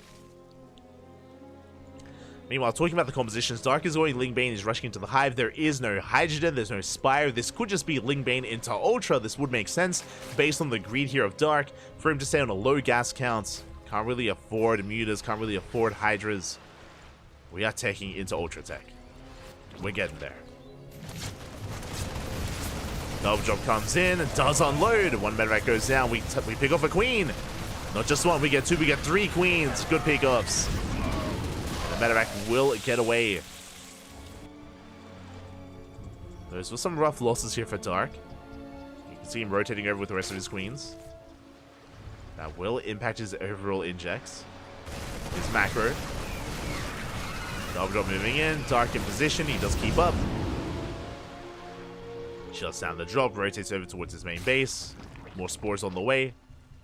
How many queens do we have? 4. Dark, he hasn't rebuilt his queens. That's a little bit concerning. I mean, I guess because of the high hatchery counts, we might not need injects as much. Possible. It's still concerning to me though, as we are missing injects. As the queens are busy here in the main. Meanwhile, the Hive is done working on Adrenal, working on eventual 3-3. I'm still waiting for that Ultra Cabin. Waiting to make use of that Hive tech. Even Vipers as well. That would be a good way to deal with the Metamax. See Dark trying to poke in, but he runs into a wall. Oh my god, Beyond the SimCity here is insane. We have a full wall set up here. We're getting into triple tank production. That is crazy. 3 factories up and running here from Beyond. Making 3 tanks at a time. He's on his 4-base setup. On the one hand, sure, Dark, he's got his side of the map. He's got 7 hatcheries, but Beyond on 4 bases can't sustain himself. Dark rolling in. Crashes through the Marines, getting on top of the tanks as well. Tanks are going down, but we don't get into the mineral line. Oof. Dark just running into a brick wall of Terran, and Beyond holds. Beyond, he bled out 4 tanks, but that was 113 lings. Still an efficient trade here by Beyond. And remember, he's making 3 tanks at a time. He can afford some losses here and there. He can replenish that army quite quickly. And we spoke about it earlier, there's that Ultra Cavern. Again, Lingbane into Ultra makes sense based on the build that Dark was going for, based on his setup. Viper production has commenced as well. The drop comes back in, and ooh, Dark not in position. Drones are going down. Dark down to 71 workers. Ooh, but late reaction from Beyond at the same time across the map. Catch a tank. That's a kill. That's a kill, not a cancel on the CC. Beyond still being active though. He has a drop towards the north. He has a double drop here on the right hand side. Leading out a Marine. He's going to be threatening him once again.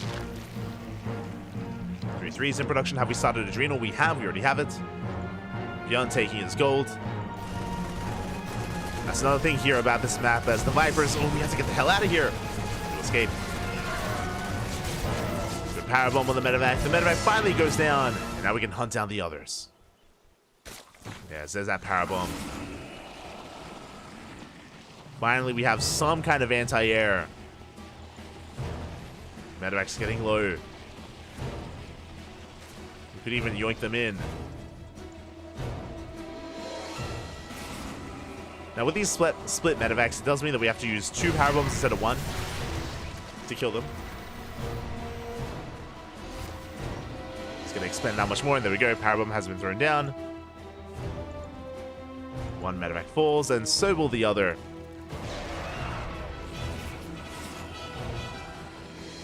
Alright, just regathering all that energy. Meanwhile, the tank counts. Like, the problem here is that Beyond isn't pushing. Like, Beyond, he is waiting for Dark to come into him. Like, this is as turtle as you can get. Like, we're just walling up. There we go. More turrets. Planetaries on the way. The armies. Ghost base. I mean, I'm brought back to Gressvan with this setup. Gressvan was very similar because of the features of the map, because of how defendable it was. Meanwhile, we're going for the planetary. The planetary goes down. The backup CC as well. At the same time, massive Dune drop here into the main base, but the Ghosts are in position. We get 17, 18 SCVs. But the drop is deflected. And we do preserve the infrastructure. Preserve the production. It was a nice move there out of Dark, but again, Beyond was ready for it. He had a sensor tower in position as well. Now, it's very important here that Dark starts mining for these fringe bases. I'm concerned. Like, top left, these bases have been taken, and bottom right is being taken as well, but we're not mining from them.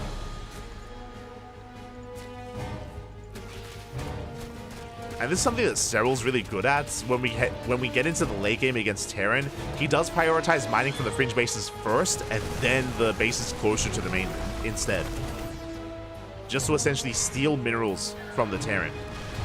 Because eventually, Beyond is going to take this base on the left and the base on the right. Eventually, Beyond will take them. So it's one of those things where Dark has to steal those minerals before Beyond gets there. Speaking of, hatchery is going to be denied by the soon-to-be CC. Bit of an awkward moment. Both players trying to expand. Here comes the tank army. Here comes Beyond. Slowly pushing forward. Drone is going to go down. This is going to be a big moment here. If Beyond can establish his base, if he can expand, oof, that is going to be huge. But, like, how does Dark push into this? I would say the CC is a little bit more vulnerable at the moment. Dark has potential to try to punish. But at the same time, here comes a double drop. Oof. That's a lot of drones going down. 5 workers full. Dark, though, is on 91. Jeez, that's a high drone count. There are those planetaries finishing up. Both on the right and left-hand side. More CCs, more turrets on the way. And you can see Dark is getting ready here for Broodlords. Going for 1-1 upgrades with that Spire.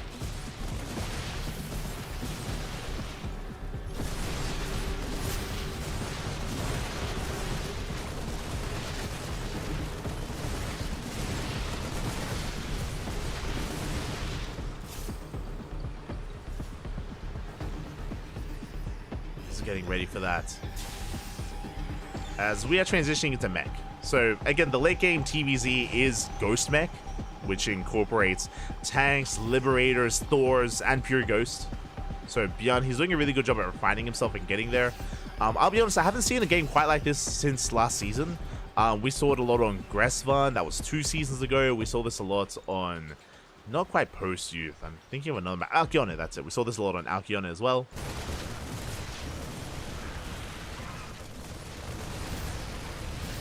Wall of turrets is upon us. And once Beyond establishes a presence like this, like Dark can't really stop these bases. You can't really push in, not with this kind of army. Now, the goal right now, if you're curious as to what Dark is doing, and at this point he can't really contest the fringe bases, he's just trying to buy time for Broodlords. What I mean is he's trying to buy time for all these upgrades to finish to get into well-upgraded Broodlord tech. And transition to spellcasters. Pure Link main like this doesn't scale well. It doesn't have a lot of longevity here in TVZ. We do take down a planetary. Oh, barely not. We defend on the right-hand side. Hatchery barely does survive. You can see that Dark, he's spread thin. He's spread very thin, and he just hasn't been able to mine here from the bottom right-hand base. Hasn't been able to mine at all. We have Blue Flame on the way. We have advanced servers. We spoke about it. Again, mech is the ideal late game here for Terran. Ghost mech. Good snipes on the Banelings. At this point, we can't make any ultras. Like, ultras don't do well against this. If the tank count gets lower, then we can go into ultras. Thors are on the way. This is what's scary. Thor production is to counteract Broodlords. So, Beyond, even though we don't have any Broodlords yet, we're getting ready for that. Ahead of time. Time to go for the Banelings. 1 Baneling left. No detections, so yeah, the Invisible Man, the Invisible Ghost, they do just push forward. Dark just can't quite engage.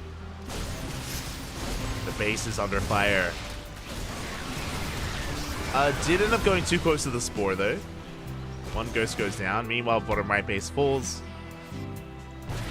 Dark's still stuck with the main. Going mass muta? Ooh, that I was not expecting. I was waiting for the greater spire, but no. We're going for a muta switch. If we didn't have Thors, I would like this. It is only 3 Thors though. Only 3 Thors, only 2 Vikings. The anti-air is limited. There is potential. There's potential with the muta switch. Oh no, we split the mutas! Not like this. More turrets being thrown down the mutas. They have been seen. Yeah, we see a massive wall of turrets here on the left-hand side and on the right. 11 turrets at a time. That was a really crucial scan for Bjorn. And that was a big gas sink. Like, these are expensive. To rush into 32 mutas. My god. They are 100 gas each.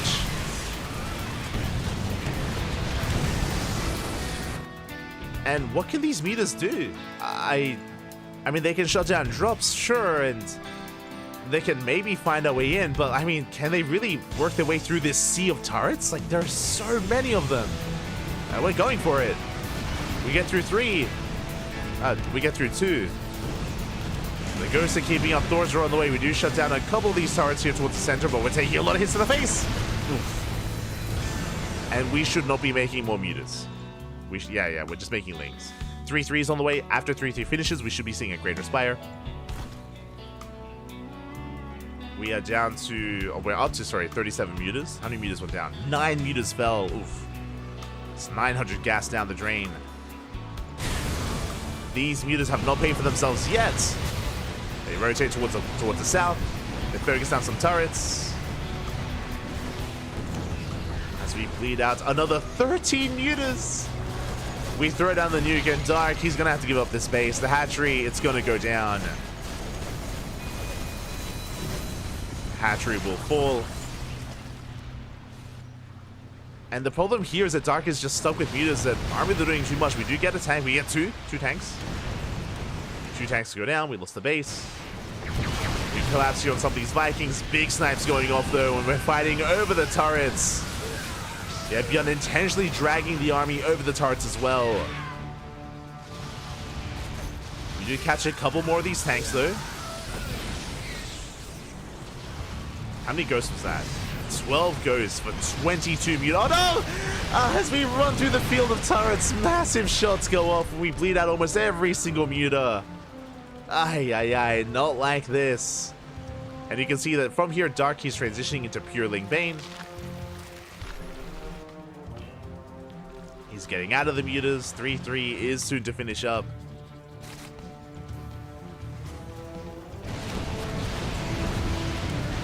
But the problem is that because he went muta first, he's forcing out all these Thors. Mainly they crash in, they take down a planetary. They try to. Oh, the repairs, are they barely good enough? They are! The base lives. The base survives. Beyond holds. And what I was going to say is that because of forcing out so many Thors, now would be a good time for Ultras. And there it is, 6 Ultras at a time. I do like this from Dark. So the way this works is that you have to be very fluid with the Zerg army, with what you're making. And the mutas force out Thors, so now is not the time for Broodlords. Tanks have been getting picked off, so now Ultras are that much more viable. Now, with the arrival of these Ultras, it's going to force Bjorn to make more tanks as he bleeds out Thors, and then you switch into Broodlords, right? Like, there's this kind of rotation they have to go through, depending on what the Terran has. Bailey Rumbai comes in, we finally get the Planetary. Planetary goes down. Like, the Zerg player has to adjust depending on how many tanks there are and how many Thors there are. How many mutas do we have left? We have 14. 14 mutas. Nice snipes here from Bjorn. He's taking one of Dark's bases. This is what we spoke about earlier. How it was so crucial to take advantage of that base. Good blinding cards. We do find some of these Thors. Here come the Ultras. The Ultras, they have been revealed. And where are the tanks? There's one tank in position. But the liberation zones, they have arrived. The mutas, they try to go in, but they're coming into turret range. Yeah, the libs are going ham. Thors are being shut down. So are the Ultras. Big chunk of Ultras do fall.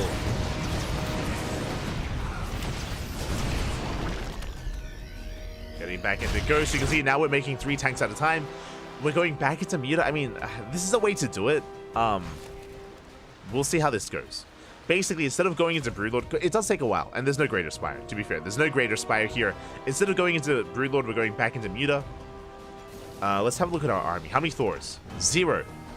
0 Thors right now, and we're going into pure tank production with Hellbats. Now is a good time for Muta. Bearing in mind as well, how many turrets do we have?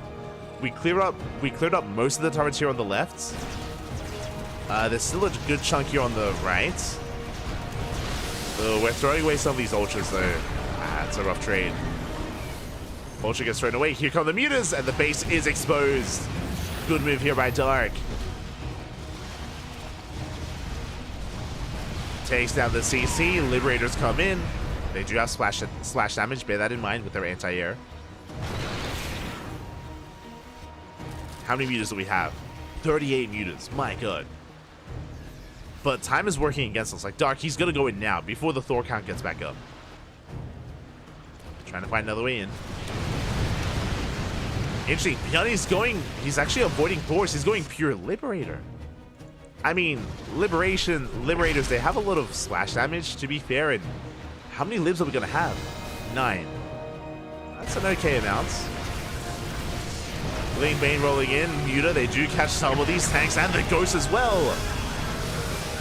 Very nice pickups here, but Dark, oh, he's bleeding out a lot though. He's committed. Does focus out a couple more of these Ghosts, but more Ghosts, they roll in. They force back the army. Big snipes go up. And Dark, what's his response? 21 more Mutas. I'm pretty sure the reason for this is because we still don't see any Thors. Still no Thors. Is this Liberator gamble gonna work? Oh my god, that's a lot of splash damage. Yeah, Liberation has arrived. Liberators, they shoot up and they shoot down. They can counteract the Thors. Sorry, they can counteract Ultras and Muta. The Mutas are very low. And this is all we have. Dark, he's burning through a lot of his bank. Remaxing with the Mutas. Pushing back in. This time where the Liberation Zone, where the Liberators. They're not here. A big catch here. Dark diving on top of those Ghosts. Here come the Libs, and we're out of position. Now, with these Liberators, once again, Dark is going to be forced back. We can keep pushing. Oh, yeah, we can just rain down upon this base. No spores, by the way. Oh, my god. A lot of Muta's going to be going down. We do collapse on the Liberators, though. We clean them up. Nice spread from Dark. Oof, they barely shut down the Libs before they got another shot off. And do we start Thor production? Again, Bjorn has been a little bit stubborn here, refusing to make any Thors. Liberator count was reset. Now we get Thors on the way, but now that we have no Liberators, we can get into Ultras. Like, Dark, he's pulling this off. And a big reason for this may just come down to the fact that Bjorn refused to make Thors earlier, and now he has to, but now it might just be too late. Here comes the Ling Ultra. Catch out some of these tanks. 3, 4 tanks going to be shut down. We're going for the planetary. This time we will get a kill. Dark, he does get another base up and running. You can see that Piani's running out of resources. He's running out of his bank. Good snipes. Snipes coming in. We take down another 2 tanks. Dark resaturating his fringe bases. What is Bjorn working with? We've got 3 Thors, we've got 16 Ghosts. But are they in position? Yeah, Thor's here on the left-hand side. Mutas, they come in, they go for the planetary. Planetary goes down. Like, Dark, he's putting in some work. He's getting damage done. Just rotating left and right. And Bjorn is always one step behind. Like, Dark, he's finally had some momentum on his side. Now, to be fair, this Muta Flock is still very fragile, right? Like, if he takes one bad fight, if there are 3 Thors in position and we get some massive volleys off, this army is going to evaporate. That's only if we engage with the Thors. Mutas, they dive in, they catch some more turrets, they catch some more tanks. We're still making tanks, by the way. Beyond still only sticking with a 3 Thor count army. I would love to see 6. I would have loved to have seen 6. Like 3 on the left and 3 on the right. That would have been ideal. You can see that because the Thors are here and they're stationary, Dark is abusing that. He's abusing the low Thor counts.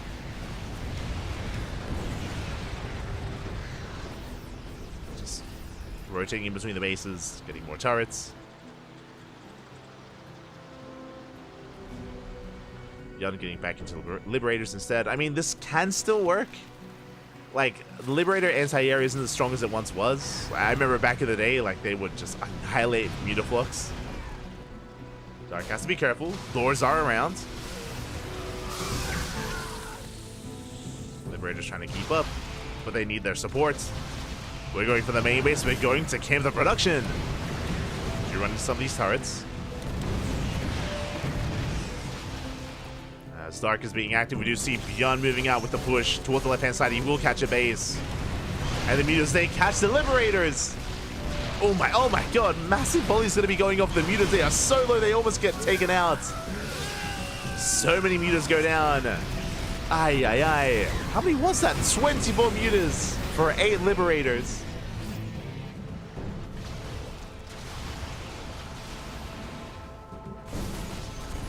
I need to put more respect on the anti-air of Liberators. A little bit more. Like, the Mutas, they still won the fight.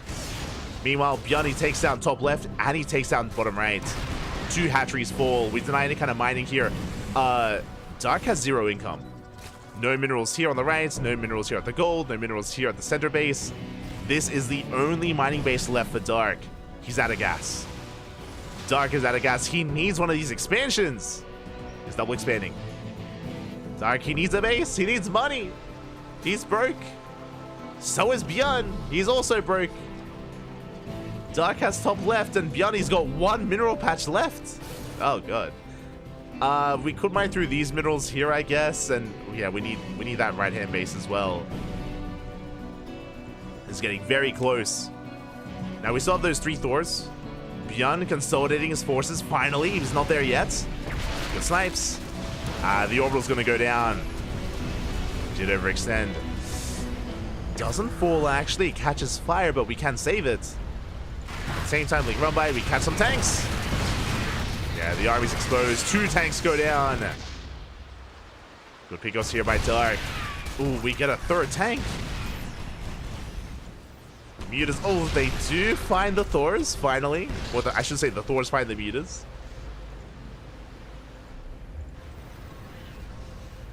Beyond pushing towards top left. Meanwhile, Dark saturating bottom right. It's the power of double expanding. Sure, we lose 1 base, but we get the other. And we're diving on top of the Thors. Yeah, we go for the magic boss. Thors, they're going to be shut down. And Dark, has he finally done it? He shuts out all the ghosts as well. Dark catching out the army, cleaning everything up. Meanwhile, on the bottom right, Beyond shuts down the hatchery, gets the base. Hatchery will fall. Dark does evacuate with most of his workers, does save the drones. Dark did trade out a lot of his army, but he's rebuilding the Lings. Rebuilding some of those Mutas as well. Yeah, Beyond is committed. Do we keep pushing? He's coming back with the libs. He thinks about it. Do we keep pushing or do we turn around? Beyond, I like this. Going for another base.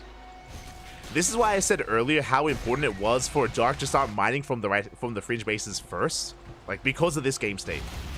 And you can see how difficult it is to expand here. 30 minutes in. Going for the hatchery. Mutas are in position. Oh, I'm not sure if these Liberators can take the fight. They go for a nice spread here by Dark. Liberators do unsiege and the Mutas are going down. The anti-air. Once again, a good spread though. Nah, that was a better try for sorry, a better trade for Bjorn. A better fight. He will lose the Liberators though. The Mutas, the support for the Queens, the transfuse. We kept the Mutas alive. We hunt down the base. Meanwhile, Bjorn takes a fresh mining base. Look at this. We still have 8 mineral patches here. Fresh base versus fresh base. Okay. We have an even economy. Let's go. The last mining bases on the entire map, as we have mined out of top left. I mean, there's still a gas geyser here. There's like one mineral patch here towards the left. We can see that Biani is mining through bottom right. One base versus one base. Let's go. Looking at our army sizes, we have 6 mutas. That's barely a muta army. The Liberators, they did enough. Really, Dark has Ling Bane. Mainly Ling Bane here. Ooh, against Marine Hellbat. We need more Banelings. We need more gas. Uh-oh.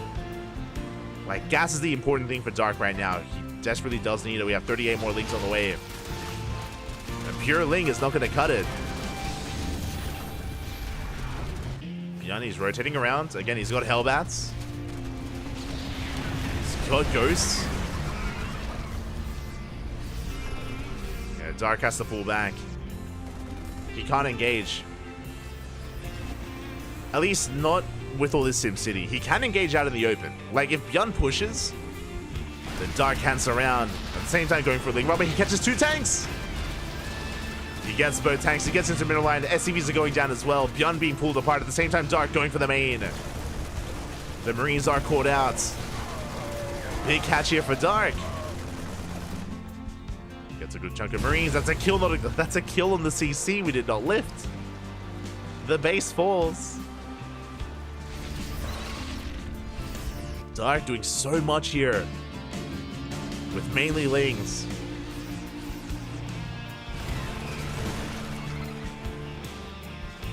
Ooh, but the problem here is that Dark barely touched this base. When he had this base earlier, he barely touched it, so we can see that Bjorn, he has more longevity with this with this CC.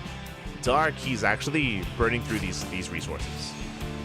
He's going to be the first to run out. Dark is going to be the first to run out, and Bjorn, he will have a little bit more sustain here with this base. The Manix! Oh my god. How did they get in? Jeez, I was caught off guard. 5 SCVs go down. Bjorn. Uh-oh. They're going to the nearest sea. They're going to the main. So what happened is, because the CC lifted, these workers are they're transferring, they're sending their minerals to the nearest base, and yeah, they go to the main. So that was a brutal lift from Bjorn. Oh, we have borrowed Banelings. Let's go. We have some Baneling mines set up here towards the left hand side. Dark taking some of these gas is very important. We spoke about it earlier. Dark, he desperately needs gas, and he will steal some. Oh, actually, never mind. There's 0 gas. Oh, wait, no, there. He will steal some here from Bjorn. Very important. Likewise, Bjorn still has gases left just behind his army. Would come into play. Okay, you can see here we're down to 4 mineral patches from the side of Dark. Meanwhile, Bjorn is still on 5. Sorry, still on 6 even. Jesus. 6 mineral patches. And Bjorn, he's still got that 200 minerals waiting for him. It's still there.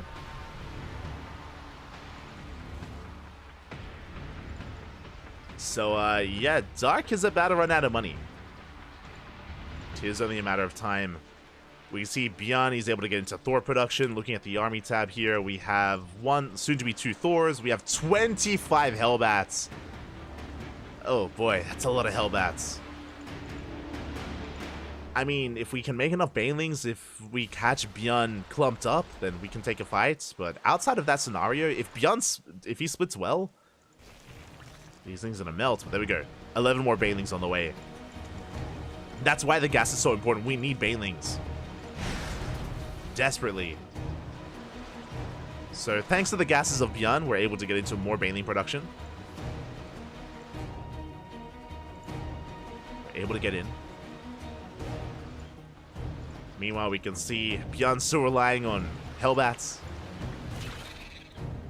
Making Hellbats straight from the factories. Let's go.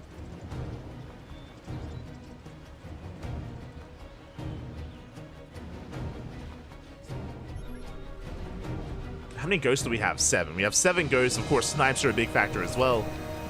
That's why in a head-to-head fight, I want to give the edge and I want to give favor here to Bjorn. But a lot of it depends on where the fight is taken. Like if Dark pushes in and if Bjorn is able to make use of the SimCity and reduce surface area on his army, then Bjorn will win the fight, 100%. If Bjorn pushes out onto creep and if Dark gets a full surround, then Dark can take the fight instead. Like who pushes in first? That is the question. Who is going to be the first to pull the trigger? Oh, we have an Infestor on the way. Let's go. That could be the deciding factor. Infestor is in production for those fungals. At the same time, Bjorn has scans and he has EMPs, of course. I'm whacking the Infestor. Let's go. Do we have Neural? Let's see. We do not. Neural has not been researched. We're getting into 3 Infestors.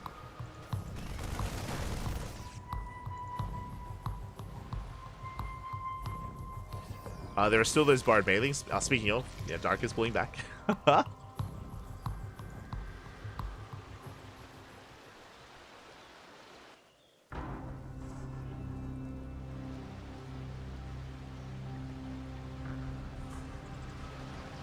Dark, he's going to have Fungals available. He's going to have Microbial Shroud. I mean, that's not going to be a factor. Fungal's going to be the big one. Well, speaking of Neural, there it is. I did just mention that Dark didn't have it, and now we're going for it. And we have seen Dark pop off with some amazing plays when it comes to Borrowed Infestor, and then we Neural the Ghost, and we EMP the other Ghosts. That is going to be a play available for Dark. If he can get his hands on a Ghost, he can take away the EMP potential of Bjorn. Or the Spellcaster potential. Likewise, he can also try to Neural the Thors. That's maybe another option. Even the Ghost. Sorry, even the tank, what I meant to say.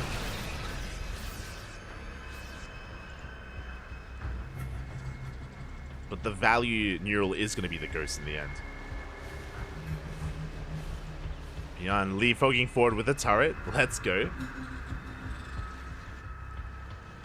Dark still long distance mining. Down to 3 mineral patches. Bjorn. Likewise. Sorry, down to 2 mineral patches, what I meant to say. Down to 1! Uh-oh, Dark, he's running out of minerals. We have 100 minerals left. Aye, we are soon just running out. I mean, there's still that 1 mineral patch here with 100 minerals as well. But yeah, Dark, he's running out of resources. Likewise, so is Bjorn.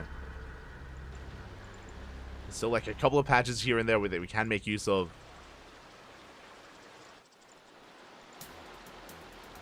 And soon, what you see is what you get.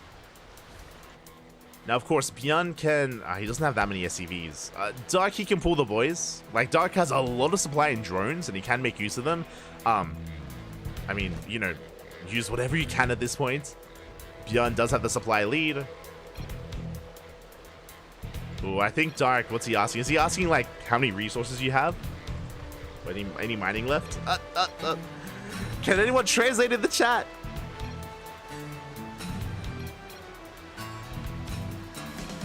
Yeah, I think they're talking about how many minerals they have left. Or, like, to mine, I mean. Oh, heads. Oh, we don't even get the final fight. Hold on, I need to know what they were saying. I need to know what they were saying, as we don't even get the final fight, and Dark, oh sorry, Bjorn taps out. Hold up. I need to see what the hell they just said. I need to know, Papi, I need to know. Give me Google Translate. There we go. Google Translate. Return to game. The hell did they? What the hell did they just say?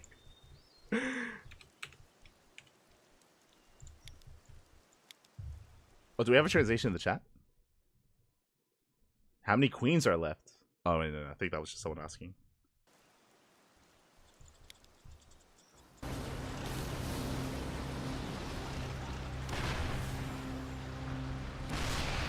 Okay, hold on. This is why we need Inu, Papi. Where's my Inu? Hold on, I'm in the replay. I'm ready. Oh, Dark is asking draw. Oh. No shot.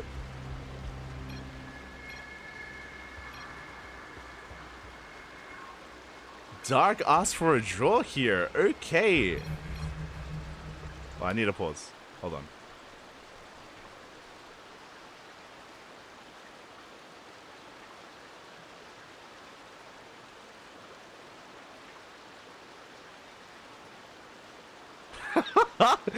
Dark said, I won't go even if you give me 1 million won. Okay.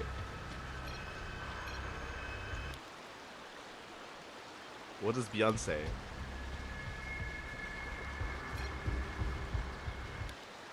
Hold on, I need to. I'm relying on like Google Lens here.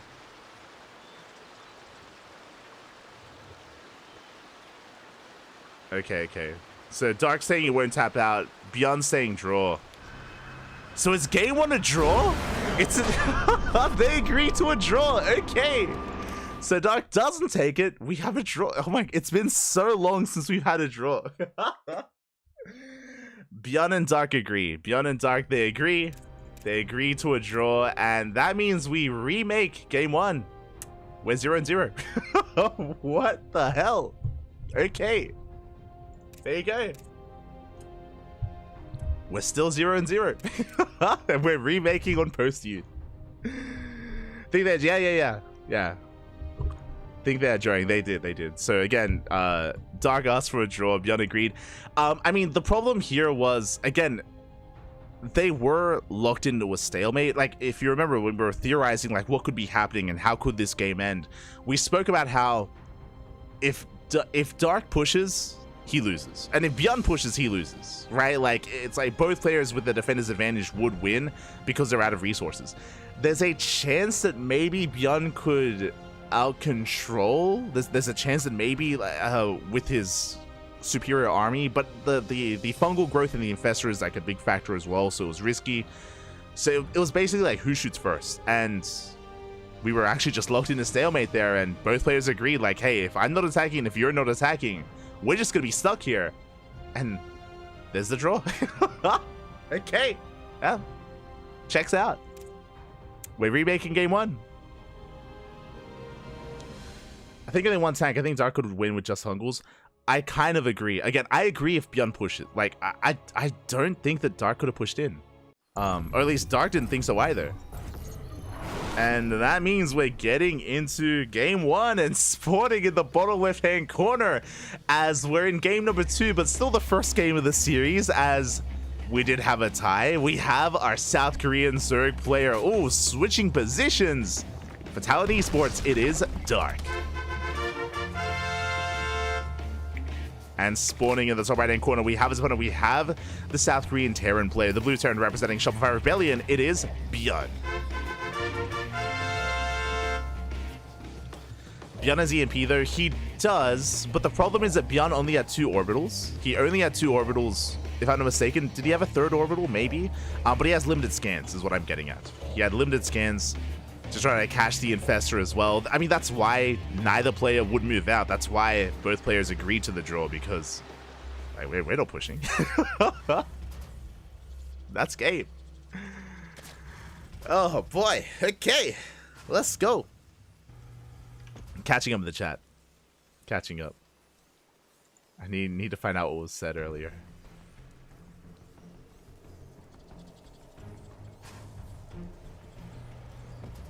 Another 20 meters, another 20, Poppy. That was a wild style out of Dark, by the way. To refuse to go into Broodlord, to switch between Muta Ultra instead of Ultra Broodlord was something you don't see too often. It was very impressive. I mean, Dark was making it work for the most part. I say for the most part. There were some brutal moments where he was caught out by turrets, where he was caught out by Liberators as well. I mentioned earlier that Beyond would have had a bit of an easier time if he wasn't as stubborn when it came to making Thors. If you remember, Beyond, he refused to make more than 3. He's stuck with a 3 Thor count, and because of his low Thor count, it meant that Dark was able to get away with more and was able to abuse Beyond a little bit more and outposition him and pull him apart. There was so much that came into that game, and Okay, we're doing it again. Doing it all over again. Let's go. Do you think the ghosts are why Dark isn't building Vipers? Yeah, like with Dark's army composition, I don't think Vipers would have helped too much. Again, because of that high ghost count. The high ghost count. The fact that, of course, Dark was working with mutas more often than not, then back into ultras. It was a more high tempo style that Dark was trying to go for, instead of like the slower push, which is what Broodlords would have led to, like Broodlord Infestor Viper sort of thing, which is kind of like this slower, methodical, kind of more efficient, yes, but very different kind of play style, which I'm sure Dark isn't fond of. Meanwhile, it's going to be CC first into a Rax factory, into a third CC, so Bjorn is not being as greedy. As a reminder, last game, Bjorn went 3 CC before second Rax. This time, it's a later command center. This is a more standard build out of Bjorn. So, winding it back, if you were here for the beginning of game 1, you would remember that it was a race of greed. Remember, Dark, he went up to 6 bases before the 5-minute mark. He went up to 8 bases sub 7 minutes. It was crazy how many bases Dark had because Bjorn went 3 CC. Like, it was just a race and a game of greed. And we just kind of rush into the late game as a result, and rush into like an insane economy for both players. This time, it's very different. This time, hatch gas pool. Oh, and we're going for an early Roach Warren. Happy. Dark. Okay, so a very different style here. Bjorn going for a more standard build, getting into his 3-rack setup on 3 CC with his factory though, working towards stem. Meanwhile, Dark working towards a Roach push. Now, I don't think this is an all-in. I'm pretty sure Dark is going to be pushing with an amount of roaches. I imagine 7 to 9 roaches, but we're going to be droning up behind it. I imagine. Yeah, gold base is on the way. Dark, he's working towards a longer game. Roaches are amassing as we speak, and we should be applying some pressure. There it is, 6 roaches on the way. Into our 7th. We did mention 7 to 9 roaches, and then we should be droning. There we go, the roaches are arriving. Behind this, Bjorn did not open up Banshees, so that's a little bit concerning. He did delay his starport for a long time. He went 3 CC into a 3-1-1 setup instead. Roaches move out, but the Hellies, they slip by. Bjorn barely did slip in, but doesn't get much done. Does at least scout the roaches, and here comes the push from Dark. Typically, there would be a Banshee to deal with this, but because of the build of Bjorn, there are no Banshees, but there is going to be Stim. We'll see what Dark can get done here. As again, Dark is droning up. Here come the 7 roaches. They move out across the map. And there's no shot that we can push up this ramp. Yeah, we back off. The Marines are revealed. 1 roach falls, and Darky backs the hell off with the rest of his army. Nice catch on the Overlord. Third base is being taken. Bjorn looking perfectly safe behind this, now going for his own push. Again, that's a lot of Marines, and we have Stim. And Dark, he's amassing roaches behind this to defend. And he should have enough. Get 12 roaches on the way. We bring forward all the queens. We can transfuse. And Bjorn backs off. Upon seeing the army, he knows that he cannot break this. It's not going to happen, so Bjorn does retreat. Behind this, getting into his 5-rack setup, tank production will finally commence. No tanks yet, and without tanks, Bjorn is going to be vulnerable. Ah, boy, droning. Never mind. I was like, if we cut workers at 3 bases, we can push, but Dark is droning up. And Bjorn is able to go into his drop play. Now, the downside of being this roach heavy is you have limited anti-air, right? No hydrogen, no spire. The queens were brought forward. So the drop is coming in towards the main. Do rotate over, and we get here just in time. At the same time, Bjorn going for a split push, headed towards the gold. But roaches have been left behind. Dark is in position. So far, Darky's keeping up with the drop play here of Bjorn.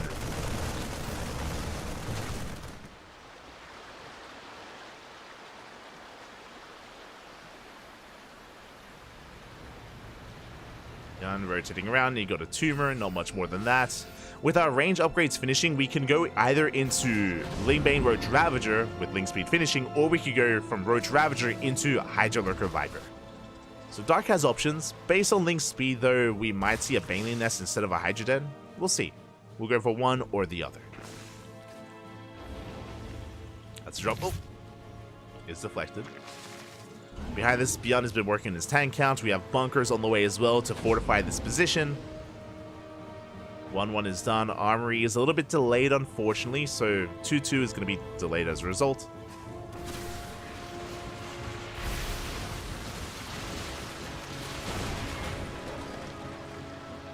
And Beyond is yet to throw down his fourth, but there it is, 4th CC on the way. Beyond is going to be taking a more defensive stance. Meanwhile, Dark is maxing out. He's maxing out on Ling Roach Ravager. 1-1 is about to kick in. We're cutting workers here at 3-base saturation. That's going to be 6-7 workers. Bearing in mind that this 3-base saturation is actually boosted because of the gold. So it's going to hit that much harder, that much faster. And this is a brutal build here from Dark. He's already maxed. A Ravager is caught. But here comes the push. And what do we have to defend? We have 3 tanks on the low ground, nothing on the high ground. We have 2 bunkers as well. And Dark trying to collapse on this from multiple angles. Trying to go for the surround. Again, how good are the battles going to be? And Dark, he does pull the trigger. We're getting on top of the Ravagers. The Ravagers are exposed. Okay, good pickups here by Beyond. So many Ravagers going down, but at the same time, we dive on top of the tanks. We get 1, we get 2, we get 3.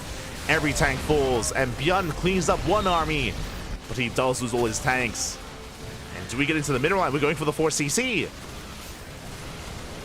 4CC goes down. Beyond does hold, and he doesn't lose his workers. He's still on 70 SCVs, but he did lose his 4th, and Dark, he's getting ready for his 2nd wave. This time with 2-2. 2-2 upgrades are on the way. We're remaxing here with more Roaches, more Lings. And with the tank count getting crippled, with the bunkers not being replaced, can Dark break through? We sim on forward. There's no Bailings here, by the way. Limited Lings as well.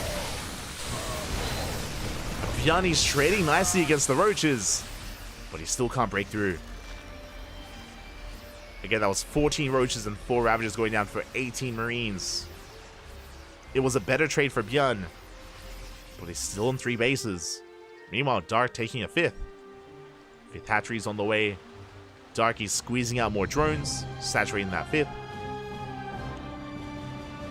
2-2 is on the horizon. Still no Bailey Nest, which is concerning. No Bailey Nest. We're diving on top of the tank. Tank goes down. What about the bio? Yeah, Beyond, he starter steps forward. Sure, the tank falls, so we get on top of the Ravagers. These Marines, they're putting in the work. And 2-2 is finally finishing up. Beyond is held. Beyond is held. Beyond gets away with his 4th base. It's going to be able to land on location. And Dark is in a bit of trouble. This Roach army, the longer this game goes on, the worse it becomes. Doesn't scale amazingly into the mid-game, into the late game.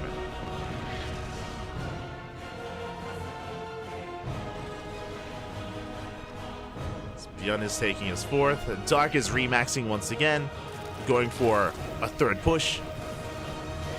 Going for a 3rd wave. We still haven't rebuilt the bunkers though. Bear that in mind. And the tank count is still low. So Dark can pull this off. I say that we are replacing, or we are replenishing it with 2 more tanks. That big tank while he's going up. CC is going to be delayed. We dodge the Wiles, +1 melee's on the way. I'm waiting for that Bailey Nest. I'm not going for it yet though. Dark is maxed.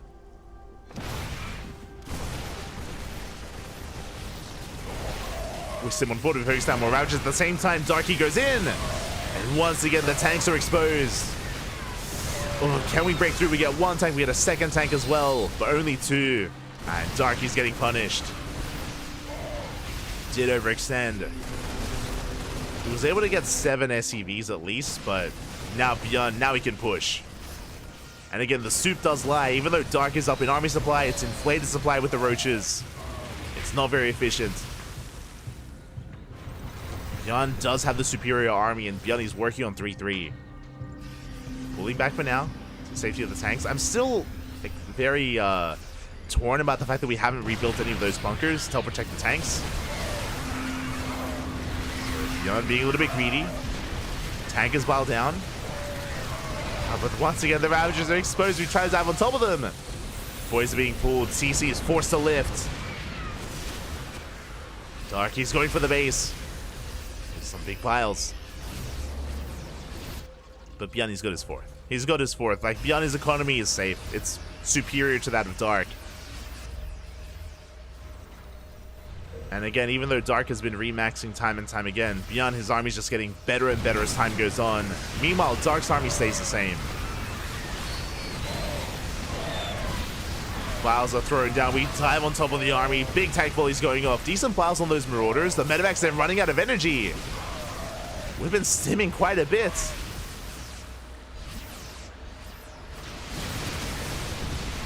But the Ravagers, they need support. We stim forward Lings, they make it here just in time. And with these reinforcements, Dark, he gets on top of the tanks. Brings down 2 of them, brings down 3. And he also gets 14 SCVs. Finally, a good fight for Dark. The best fight so far, getting 14 workers, taking down the tanks. Whew. Okay, Dark, he's still in this. Things are looking a little bit dire for him, not gonna lie. But Dark, he makes that push worth it. Behind this, Viper production has begun. Hive is completed, of course. Dark getting ready for, what is this, the 5th wave? The 5th push? We are getting ready. Beyond trying to fortify himself. How many tanks are we on? 3 tanks. But now we're making 2 tanks at a time. With a 4-base economy, yeah, we can afford that. Oh. Looks like there may be some latency going on here. I'm looking at you, Enki. I mean, but if Dave sees lag and no one else does, then Dave is lagging. That's typically how it goes. So, yeah. Speaking of Enki, that was speaking of, feels Enki, man. Okay. Do see Dark reinforcing with those Vipers. Again, with the help of these Vipers, we can, of course, blinding down those tanks. We're going for the MP, we miss. Good snipe, though. Good snipe on a Viper. The power bomb goes off. We do shut down some of those medevacs. Good damage. That's 2 medevacs going down for a power bomb. But we did lose a Viper. And here come the Banelings. Finally, Lingbane Roach Ravager. Dark, we're fighting his army. Do we have Baling speed? We do have Baling speed. Yeah, not too far behind with his own army supply, though. Dark expanding towards top left, saturating that base. Has yet to take bottom right, though. Setting up for a run by. He's got his eyes on that planetary. 3-3 is done for the Terran. Still +3 melee just starting here for our Zerg player, for Dark. Is forced back.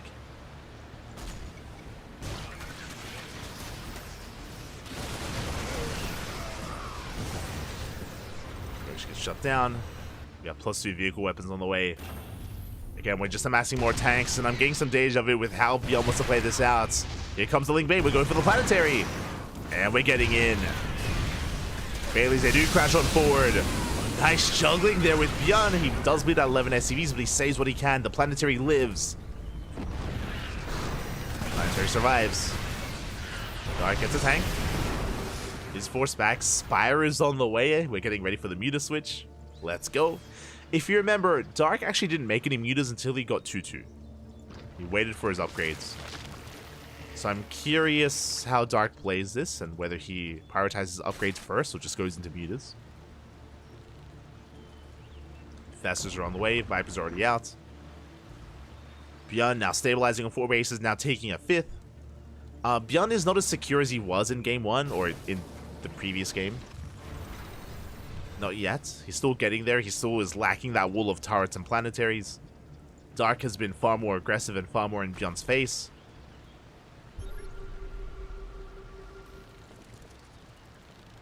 But Dark, he's waiting for those upgrades to kick in. Waiting on 3-3-3. Infestors, Spire. Neural this time is on the way. We do prioritize Neural. The last game, it only kicked in towards the end.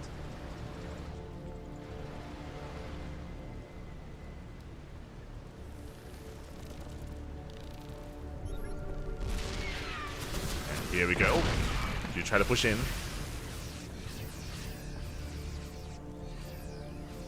You try to push in, and there it is. Greater Spire here from Dark. We saw that Dark avoided Broodlords in game 1 in the last game, but this time it looks like he's embracing it. Tries to punish Bjorn. Gets a ghost. But yeah, I appreciate this here from Dark. He's going for more spellcasters, going for a slower style. Once he bleeds out a lot of his Lingbane Road Ravager, it's going to be replaced here by Broodlord Infestor. It's a slower style, but it is more efficient. Or it can be more efficient. We do roll in. We do take down some of these tanks. That was an interesting trade here by Dark as he plummets in supply, but looks like he was clearing up supply for the Corruptors. Here we go. Corruptors are on the way. Greater Spire about to finish. Now, what's scary and what we have to be careful of is that, sure, like, Broodlords are great. No, we scan, we get eyes on the Greater Spire, and these are 0/0 upgrades for now. Like, we are still lacking flyer upgrades for Dark. So the Corrupted Broodlord is not going to really hit its stride yet. Nice catch from Bjorn. He does pick off, what is that, 5 spores? Jesus. 5 Broodlords on the way. Good surround, but we have the medevacs. We do pick up. We get the hell out of there. The tank does fall. Thor production has commenced. As I mentioned before, because of that scan, Bjorn, he's where the Broodlords. He's getting ready for it. Getting into Viking production, getting into Thor's. Bjorn is getting ready. As he's going for a double jump towards the top left. Oh, the Spine Crawlers are buying some time, but they're all going down. Spine Crawlers are picked off. We get into the middle line. A couple of drones go down as well. Yeah, the Infestors, they're too little too late. Bungles are not going off. And do we catch a Brood? Up! Almost. Whew, clutch transfuse. We keep the Broodlord alive. 1-1 is on the way for those Broods. We catch a ghost. Oh, we get a second ghost as well. Yeah, and Bjorn has to retreat. The Broodlords, they take control of the goal base. And where are those Vikings? Where are those Thors? They're coming in. How many Vikings do we have? Oh, only 2. Only 2 Vikings. Well, we snipe top left. Hatchery goes down. Broodlords, they have their eyes on the planetary. Now remember, there are Infestors supporting these Broodlords with Neural, with Fungals. So we have to take care. Scan does reveal it. Bjorn getting in position. It's going to be 10 Broodlords versus 3 Thors, 4 Vikings. We have 10 Ghosts. Going for the mineral line. Yeah, this is a really abusable position here. 11 SCVs go down. The Broodlord's even forcing friendly fire from the tank. The Viking count still lackluster. Good dodge here on the Fungal. Yeah, the Fungals, they graze the army. A good spread with the Vikings. Yeah, Dark is forced to back up. The Viper's finally coming in.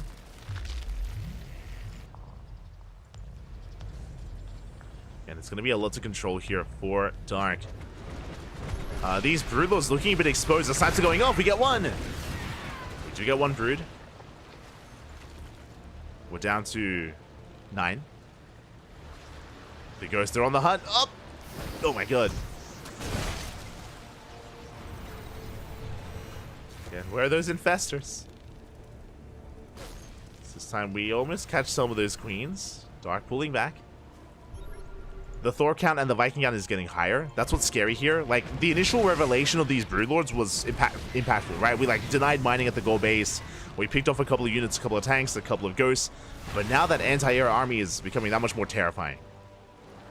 Bjorn is up to 8 Vikings now, 5 Thors, 14 Ghosts. And he's still up against 9 Broods. Oh! Good EMP, we catch an Infestor. We have 3 more though. Shows the Fungal. Yeah, we catch a Ghost, we catch the Vikings. Ooh, the Chain Fungal as well. Yeah, the Baileys, they roll in, they collapse on the Ghost, but here come the Thors, and we're in the back line. Yeah, the Thor Viking forcing back the army. A lot of ghosts went down. Does Beyond have enough? The piles? Ooh, the piles take down the Vikings. Good connections there for Dark. But Beyond is still gaining ground, forcing him back. The power bombs, yeah, the Vikings gonna be shut down as well. The Viking count is reset. And Beyond cannot push. Looking at the trades, that was a lot going on. That was 3 Broodlords going down. Ooh, Dark did lose all of his Infestors. And he has 1 Infestor left. Yeah, 1 Infestor remaining here. The Broodlord count, we're doubling down. The scan does a really important scan here. We spoke about this in the last game, about how in this kind of game state, the power of the Zerg is that if Beyond makes too many Thors and too many Vikings, then we can go for an Ultra switch. We can go for Ultras. So it's so important that Beyond confirms that there are no Ultras on the way, that we still have more Broodlords. So Beyond knows it's okay to keep making Vikings. If he ever sees that the Broodlord count is low and it's staying low, then he has to be careful and, like, pull off the Vikings. Speaking of Ultras, do we even have an Ultra cabin? Ooh, we don't. Uh-oh. We actually don't have an Ultra cabin, so we can't actually go for a tech switch. We're kind of stuck with this. So Dark doesn't have that available, which can become an issue. What do we have? We have the Roach Warren, we have the Bailey Nest. Yeah, we don't really have that capability here. Dark, he's stuck with a Broodlord Infestor, which can still work. And Beyond also doesn't know that there's no Ultra Cavern, so he's always going to be scanning, always going to be checking. Snipe's going to be going up. Oh, leading out a couple of ghosts here. Where are the Infestors? Yeah, the Infestor's a little bit too far back. We break through. We try to at least. At the same time, a Force Shield on the left-hand side. Ling Bane rolling forward, going for the surround.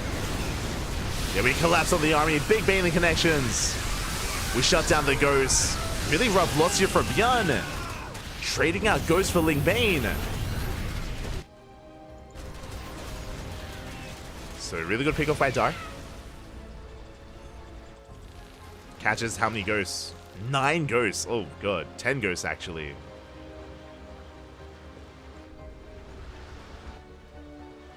Ghosts go down. Beyond has to rebuild. Dark already maxed out. You can see Beyond trying to expand here towards top left, but there is a borrowed Ling being such a nuisance. When it comes to the spellcasters, we have 5 Infestors now, 2 Vipers. A good spellcaster count here for Dark.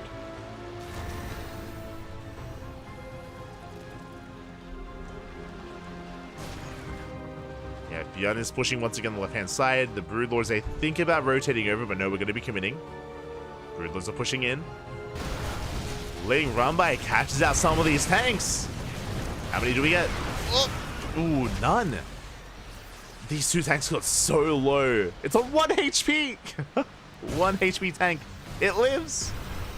So does this one on 8 HP. Okay, good defense here by Beyond. Doesn't lose any tanks.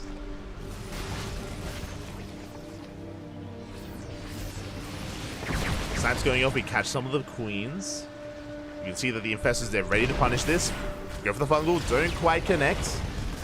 Oh, we do punish Dark there. Broodlord goes down. At the same time, Ling Bane counterattack. Does catch the orbital. No mining. Power bomb here on the Vikings. Ooh, and a late split. Yeah, late split there by Beyond. A lot of damage dealt to the Vikings. Good power bombs while the fight was going on towards the top left. Vikings are cleaned up, forced to go back into more Viking production. Beyond is taking bottom right, but Dark is here to stop that from happening. Going for the caustic spray. I'm trying to.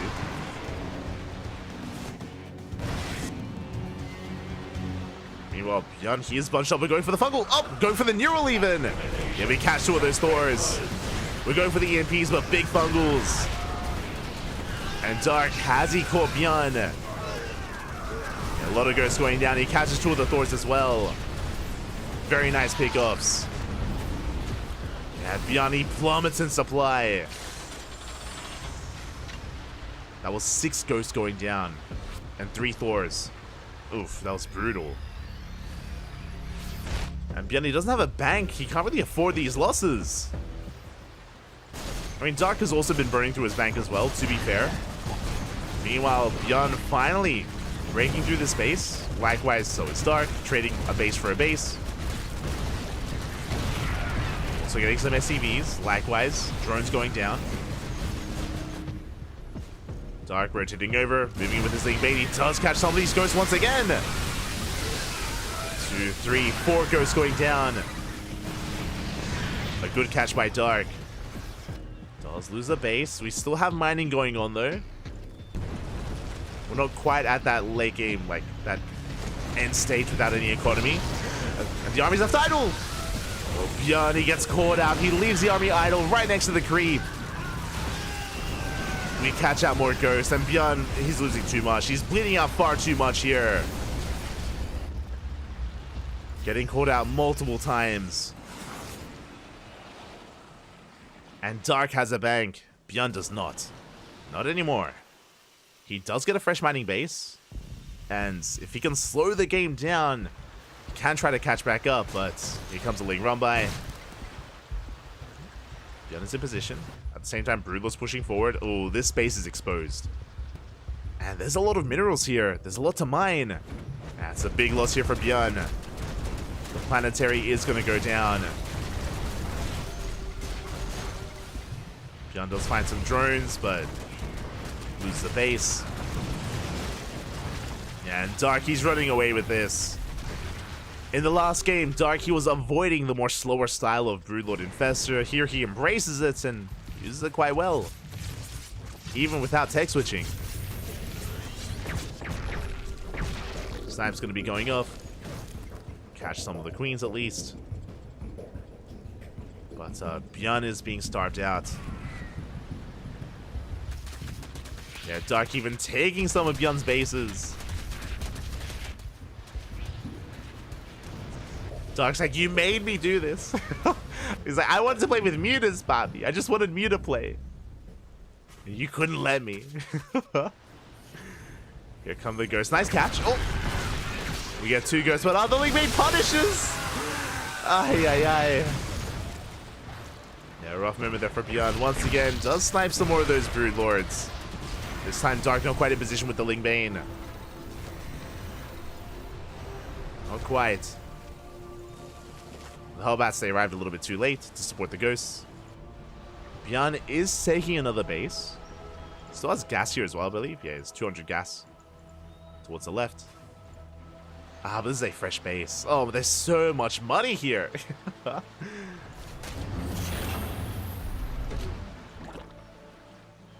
Dark taking both bases on the right-hand side. Likewise, Bjorn doing the same towards the top left. Can Bjorn catch up? It's on Dark right now, because Dark, he's gaining ground. He's pushing towards the production, towards the main bases here of Bjorn. But that also means that Dark, he isn't really punishing these fresh bases. Yeah, because because Dark isn't applying pressure here, like getting 2 bases up and running. Big moment for Bjorn. He's still in this. We have mules.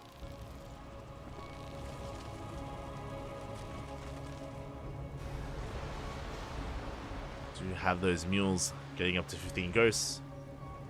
3 Thors, 5 Vikings. And this time we do have a solid Hellbat count to protect said ghosts. And Snipe's going to be going off. Do catch a couple of those Broodlords.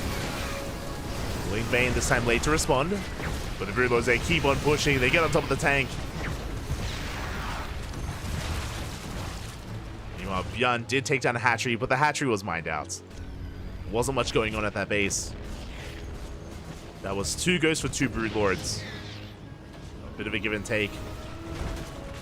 But an even trade is not good enough for Bjorn. No one needs to be behind like this. Dark trying to wedge his way in between the bases. And coming in once again. Vulnerable doesn't quite connect.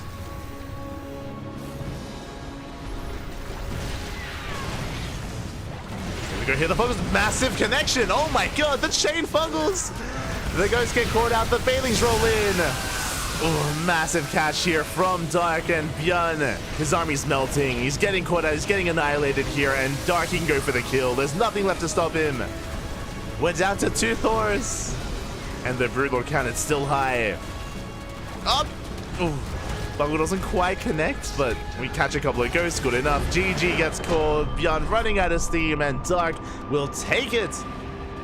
After like an hour, he takes game 1. GG.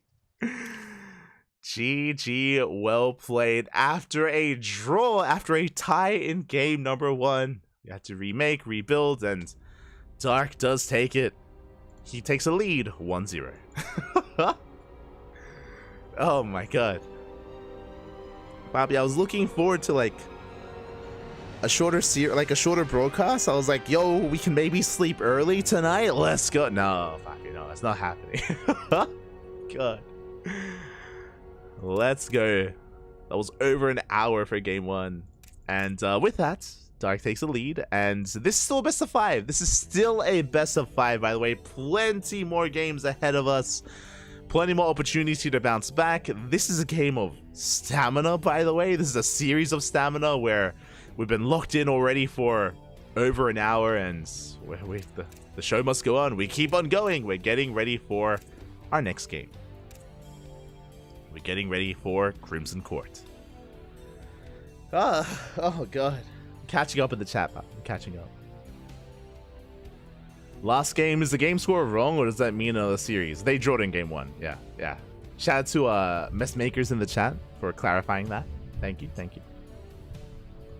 Not another draw. That would have been crazy if we saw another draw. Not again.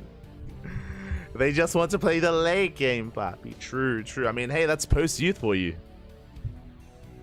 That is post-youth, and with that, game 1 is in the books, and we're getting into game number 2. Whew. Oh my god. Papi.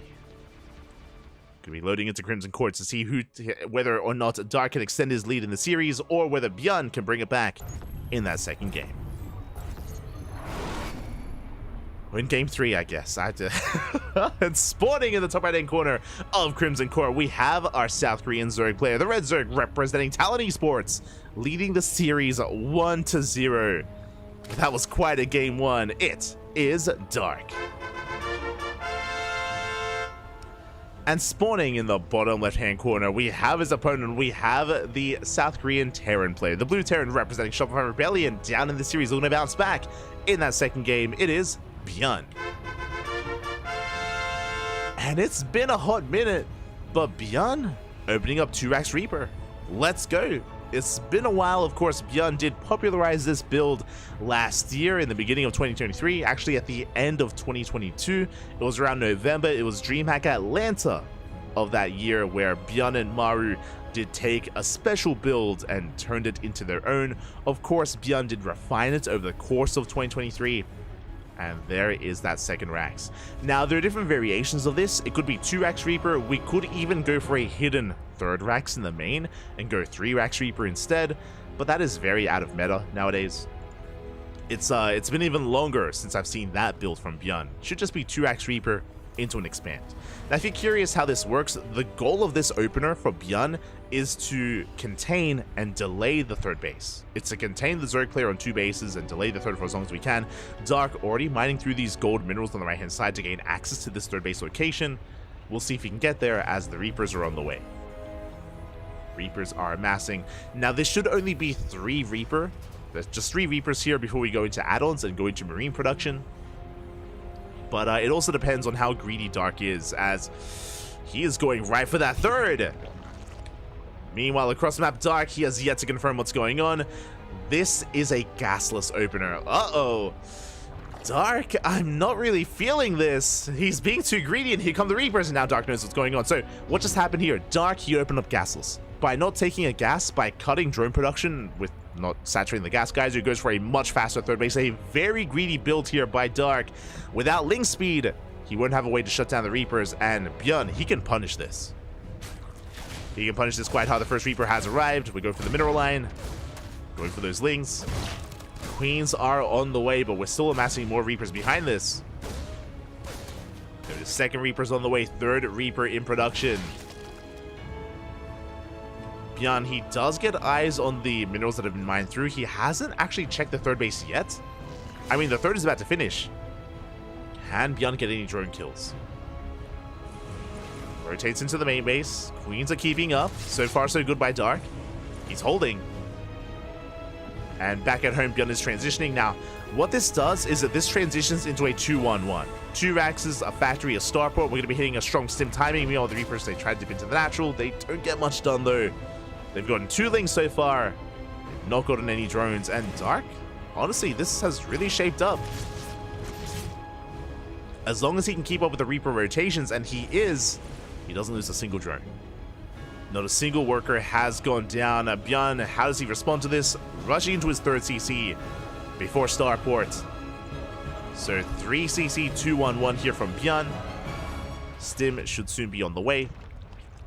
And Dark, I was about to say that usually when you open up gases, because your gases are so late, it's not worth making link speed. It's not worth getting into how late link speed is. We're skipping link speed, going straight into roaches. Okay, so far so good for Dark. He's been able to maintain his 3-base saturation. He doesn't lose any drones. He's getting into roaches. The next big moment is going to be the stim timing. Can Dark defend against this? Roaches, they're pretty hefty units. They're pretty good defensively. So I want to favor Dark here, but it depends on how greedy he is. And depending on the angle of attack, Bjorn could still catch him off guard. Wait, we can't. Interesting. We canceled Stim. Wait, what? Bjorn canceled Stim to start up Cloak. Very bold move. Okay. So Bjorn just restarted Stim instead. Now, this is risky. This is inefficient, and that's why this can work. So, winding it back, when it comes to the meta of StarCraft, a 2-1-1 is what we've scouted. Dark, he scouted a 2-1-1. What that means is usually a 16 Marine, stim timing with 2 medevacs. Off of this opener, you would never see Banshee play because it's inefficient, right? The medevacs, they're not here. Medevacs aren't here, which means the stim timing is going to be delayed, and that's why we canceled. Basically, there's no reason for Dark to have spores. There's no reason for him to have spores. These Banshees are designed to catch him off guard, but oh, he spots it with the Overlord. Bjorn, bit premature. Does reveal his Banshees, and Dark is getting in position. Spores are on the way. Bjorn showing his hand a little bit too soon here. And now Dark knows. Now he's getting ready. Again, I was about to praise Bjorn, saying that, like, going for Banshees here is really out of left field, and it would catch Dark off guard, and there's no shot that he's going to have spores, and if we wait a little bit longer, we can get a lot of damage done. But Bjorn, he showed his hand a little bit too early, and these Cloak Banshees aren't going to do too much. And we delayed Stim for this. We delayed medevac production for this. Now we go for the add-on top. Now we're getting some medevacs. Dark, he's been freely droning. He's up to almost 70 workers. And Bjorn's in an awkward position. Like, these Banshees need to get damage done, but I'm not sure if they will. Uh-oh. There is no sport. The natural, though. Dark. Pappy. What's going on as we skip the spore? Queen goes down. We're wreaking havoc here. And even though we saw the Banshees, there was no spore. 5 drones go down. Okay, Bjorn makes up for it. Now, to be fair, this should not have happened. Dark had a spore at the third and in the main base, but the natural was exposed, so Bjorn finds damage anyway. Thankfully. So we're good. We have a back and forth.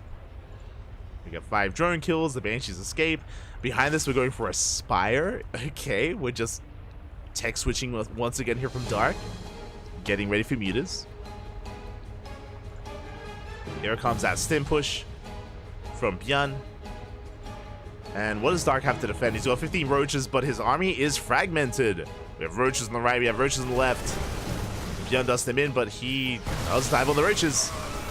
Tries to at least. He gets one. One roach forced to lift up, forced to head into the main base. And Dark does defend. Again, this was a bit of an anti-timing. 1-1 finishes up. just now. Upgrades are finishing up. The Spire has not been scouted, by the way. Quickly just double checking. Yeah, no vision on the Spire. One Banshee goes down. We do get a Queen. Still no Spore, by the way. Dark just trying to cut corners. Ooh, we do not get eyes on the Spire. Banshee falls. Double jump into the main. Lings are keeping up. And we have 10 mutas in production. Their goal to chase down these medevacs and to shut them down.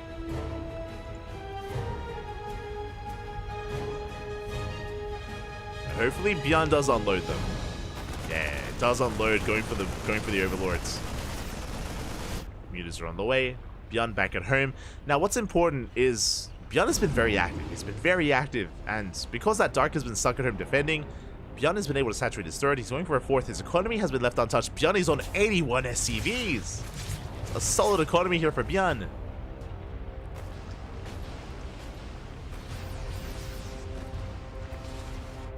Is a solid economy, but the Spire's been unscattered. No turrets in any of these mineral lines, and here come the mutas. 10 mutas, that is more than enough to one-shot SCVs. We could even get the tank. As the mutas dive in, one tank goes down. We get 3 SCVs as well. Good pickups here by Dark. Yeah, Beyond forced to pick up, forced to race back home as well. Again, the trades here, 4 SCVs, tanks, a couple of Marines, for nothing. Dark doesn't lose a single muta, and he can rotate back in. He can find some more SCVs here. This one gets 2. 2 more workers, gets the tower. Gets a Marine. Behind this, he's amassing Linkbane Roach.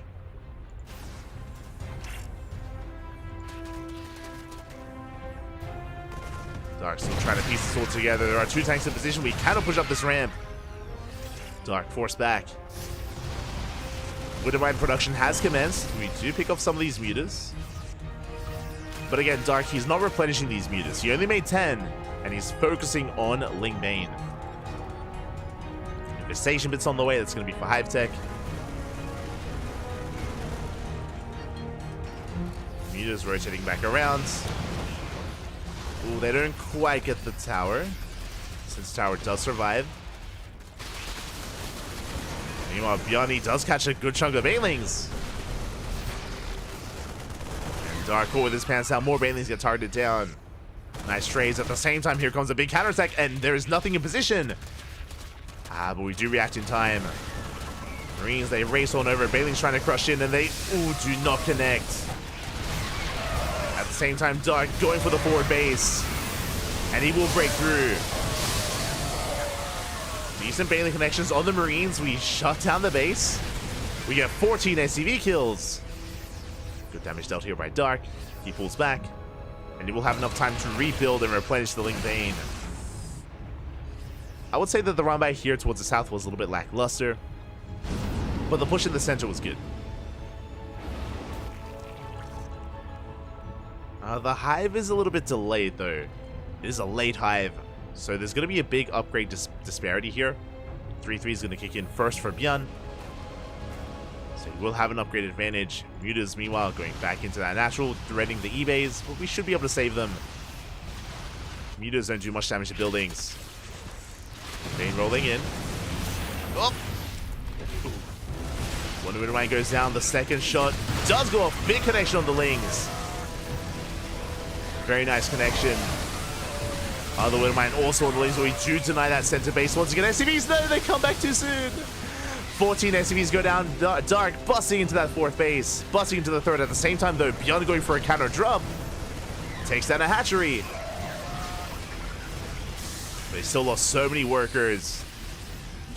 Dark forced to pull back, and Beyond, he's not done. He will catch all these drones. Oh my god, 10, 13, 19 drones go down. Both players' economies are hurting. This drop more than paying for itself, killing a base at a mineral line. 23 drones. And bearing in mind, Beyond has mules. He's still on 4 bases. Speaking of mules. You can be on a lower worker count and still have a better economy, and here comes Beyond pushing right through the center. Dark needs time to rebuild his Ling Bane. The Balings are on the way, but they're not ready.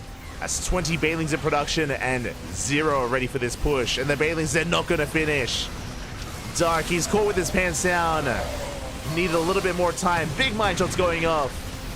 And the Balings, they do nothing. And Dark has nothing left. Yeah, Bjorn stimming on forward. GG gets called, and Bjorn takes game number 2, tying up the series 1-1. GG. A very close game there. Again, Dark was doing well for himself. He was crippling the economy, but that drop on the right-hand side was the MVP, just shutting down a base, shutting down all those drones. And of course, Dark, he threw away a lot of Ling Baners in his aggression, and he was a little bit too late to replace those Banelings. Without them, there's nothing you can do. Without Banelings, how do you stop that bio army?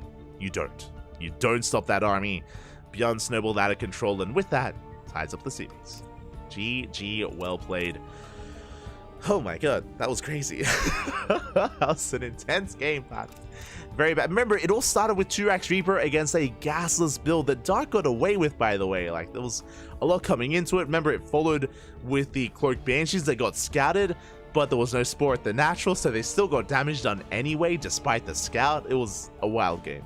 It was a roller coaster ride of emotions. With that, we're getting into game 3 to determine who takes a lead in this series. We're loading in to Oceanborn. That's a mule hammer. That was a lot of mules, Pappy. That was a lot of mules. Ooh, here we go. Game number 3 taking place on Oceanborn. And spawning in the top left-hand corner of Oceanborn, we have our South Korean Zerg player, the Red Zerg, representing Talon Esports.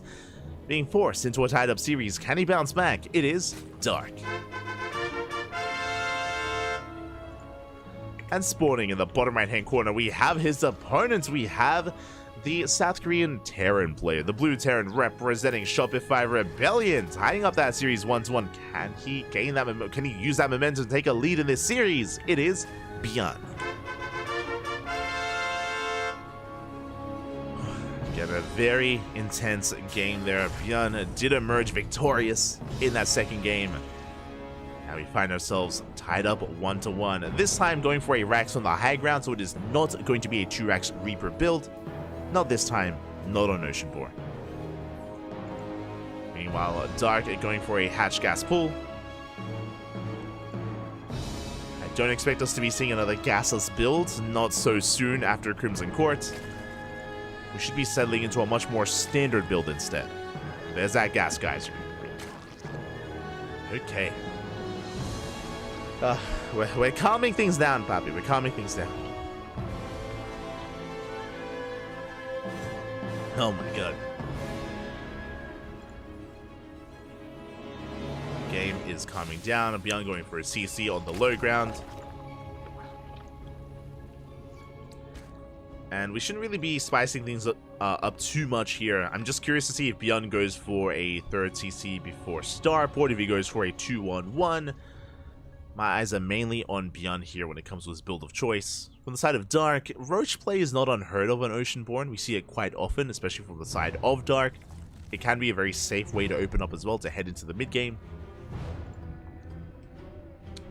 And Dark is quite fond of his Roaches, so I would not be surprised if he embraces Roach play once again, or if he goes into Ling Bane.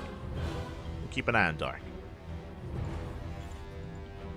Reaper is moving out across the map. Again, just going to be dancing with the initial units of Dark. We're going to pick off a drone if at all possible. Factory is on the way. And the Reaper will threaten that mineral line, going for a drone. Oh, the KDA charge. Very nice movement here by Beyond, getting one drone already. That should not have happened, and he's going for a second. He should not get it. We do force out that gas geyser, but a good start for Beyond. Again, usually you dance with the Lings, you don't really get anything. You maybe get a Ling or two, but a drone is very valuable. As Dark gets his third.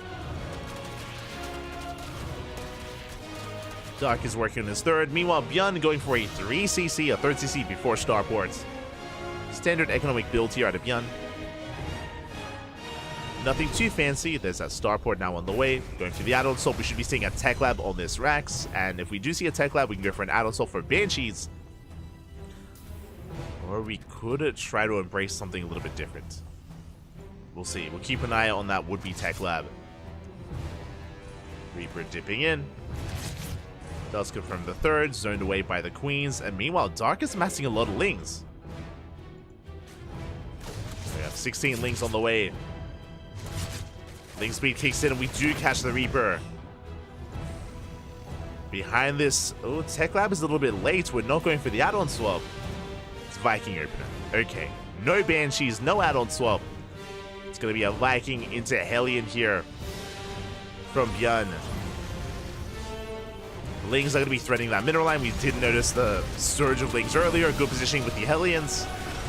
Yeah, Lings are going down. And the whole position on the SCVs, very nicely done.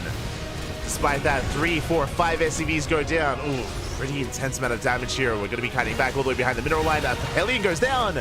We get one, we get both. Both Hellions do fall, but we're running out of Lings. We're running out of aggression. Dark is droning, and he will bleed out these Lings. He's going for one more SCV, but oh, can he get it? Not quite. Not in the main. Does get 8 workers in total. Now there's a bit of a give and take here. On the one hand, yes, we killed 8 SCVs, that's good. True, but on the flip side of things, that was 20 Lings, and most of those Lings could have been drones. Now we are going to be droning up behind this. We're going for a delayed add-on swap. Okay, I see you. Did we spot the add-on swap, by the way? We did not. Viking is revealed. Thankfully, Dark is getting safety spores, but based on the positioning, these locations are for Liberators. We have a spore here on the edge of the mineral line, same here on the left-hand side. This means that the bases are actually vulnerable to Cloak Banshees. Once again, it's a similar kind of mindset to the previous game, where when you open up 2 racks, Banshees are the last thing on your mind. Likewise, when you open up Viking, Banshees are also the last thing on your mind, because your Banshees are going to be late, they're going to be delayed, it's inefficient technically. So it's a good way to kind of subvert expectations. It's a kind of a good way to catch the Zerg player off guard. I know we're pulling Star Wars on Dark. Let's go. As the third base is going to be taken here by Björn. Dark will get eyes on this. Banshees are amassing. Now, this time we're banking up the Banshees. If you remember in the last game, Björn did reveal his hands, and it did mean that Dark was a little bit more prepared for it. This time we're banking up the Banshees back at home. We're waiting for the second Banshee, and we're waiting for Cloak as well. No Spore at the third. Dark double expanding, going for his 4th and his 5th. Getting into Ling Bane. Double Evo Chamber. Again, the upgrades in the Evo Chambers are late because of the Ling Flood earlier. So it did slow Dark down in other ways. And here come those Banshees. I like that the Hellions were just here to make sure there were no Lings to scout. And we can get a lot done. Do we have any detection? The answer is no. No Overseer, no Spores. And we're headed for the 4th base. Drones are going down. And there's no way to stop this.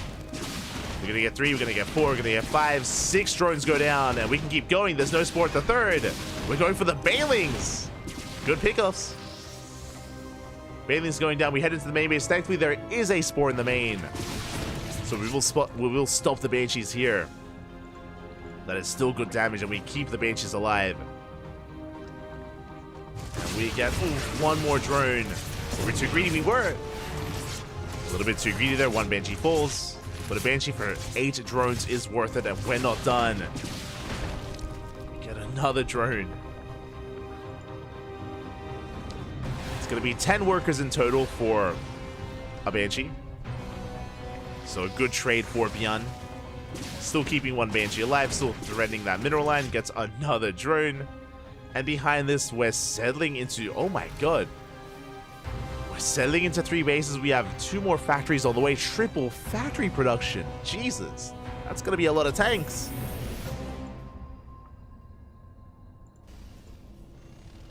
That's going to be quite a surge of tanks available here for Björn. Double drop is moving out. Dark, meanwhile, transitioning into Lingbane Hydra. Hydra upgrades on the way. Dark has a good base count here, and his drone count is now looking solid, but he had to replace a lot of those drones. And of course, he was kept busy by the Banshees, so he couldn't really harass across the map. And here comes the drop. Catch an Overlord. We get the Spore. We can trade against these leagues. Good positioning here behind the mineral line before being forced to pick up. So very nice drop so far by Bjorn. Does escape. Behind this, fourth base getting up and running. And again, Bjorn, he's been on a low tank count for now, but now with triple factory, we're making 3 tanks at a time. You know what that means? That means we're turtling. That's what this means. with making 3 tanks at a time, yep, turrets are going to be on the way, CCs, planetaries. Bjorn, he's looking to wall up. Very similar to what happened on Post-Youth. Oh boy. As we are spreading out our tanks, we have tanks covering the natural, the third, and the fourth. Now, we are spreading ourselves a little bit thin, and Bjorn doesn't have the supply to fully defend both locations at once. No! That was a manual detonation. Oh, I can't believe I just missed that. I mean, I'm kind of happy I just missed that. Oh, that was not good. 18 more Banelings morphed in. But yeah, that was just a bunch of Banelings detonating here on the left-hand side. Aye.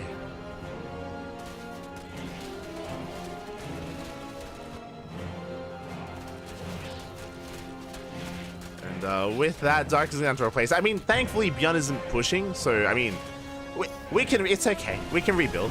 It's fine. We can rebuild this fine. As Dark, he's going to try to collapse on this position. The tanks are sieged up, though. Yeah, forcing way in between the bases. Big tank volleys going up in the Lingbane. Kiting back as best we can. And can we make our way into the mineral line? We can. Banelings, they bust in, and we take down 9 SCVs. And I say 9, 19. 21 SCVs go down. Good attack here by Dark, shutting down the tanks as well and camping the production. Yeah, Bjorn is being broken. Who needs Banelings? We can just detonate them for nothing. It's fine. 26 SCVs go down, and Bjorn plummets in that supply. Now, Dark doesn't have enough to kill Bjorn yet, but he has crippled him. Bjorn, he's crippled. He's on the ground. And Dark is looking to remax, rebuild, and go in for a second wave. So here we go. Rocks are being knocked down.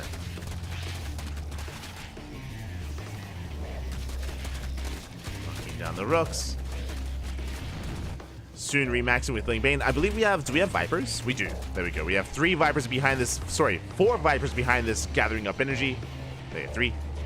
I thought the Queen was a Viper for a moment. They are regathering their energy, getting ready for that second wave. Bjorn, though, I mean, he had so many mules available, and with his mass muling here, Bjorn is almost remaxed. I'm a little bit in shock. He lost 26 SCVs. But with the power of Mule, we are replenishing our army. Oh my god. I'm impressed. Now, what I will say is that Bjorn is still trying to refortify here. We have more depots on the way. The tanks are getting back in position. But just as Dark remaxes, so does Bjorn. He's able to keep up. Bjorn keeps up. Blinding Cloud's being thrown down. Decent Blinding Cloud, but there's a big tank volleys going off. The Banelings once again going for the mineral line. Good kiting here by Bjorn. The Marines survive.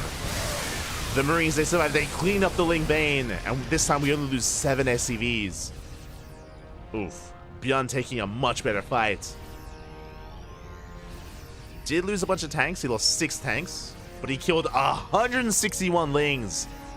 The Vipers, and 23 Banelings. Again, a much more efficient fight here for Bjorn. And now he's taking another base. Now he's no longer contained to 4 bases. He takes a 5th.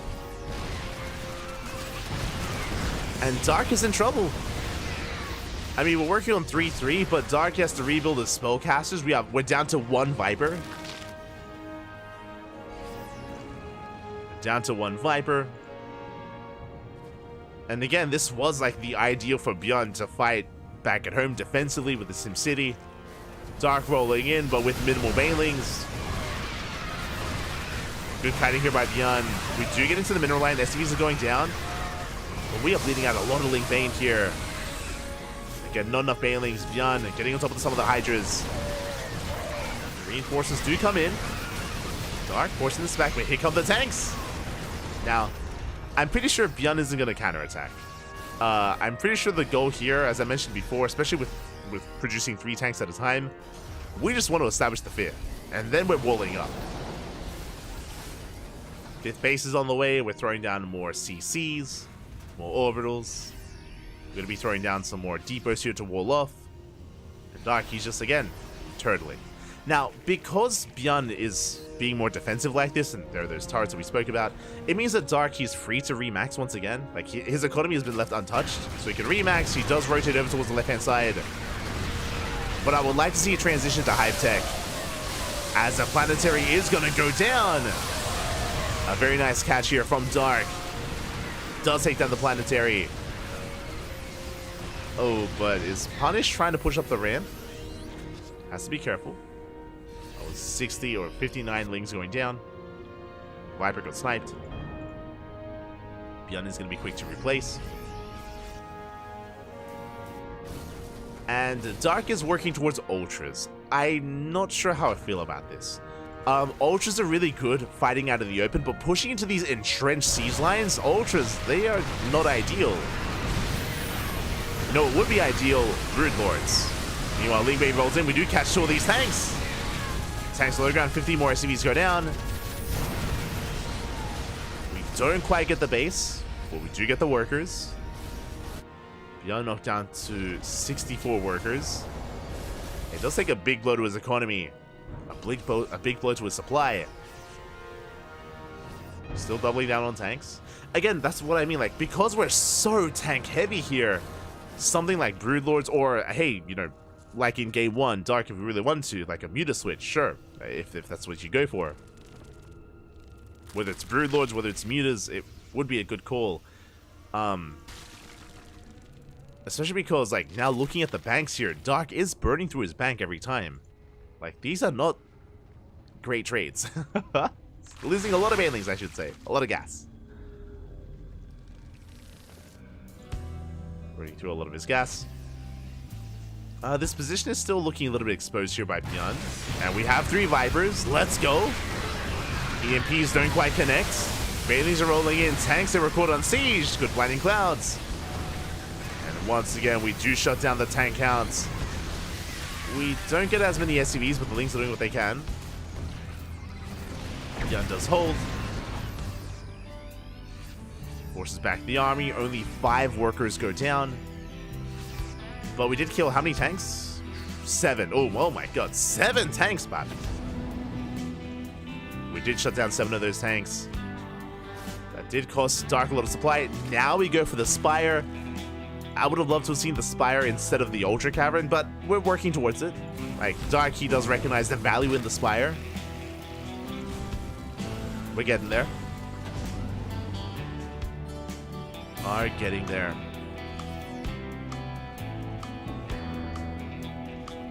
As Beyond still weathering the storm. Now, Dark is taking every base on the map. Every hatchery, or every base now under control of Dark. Hatcheries everywhere, Lings they roll in.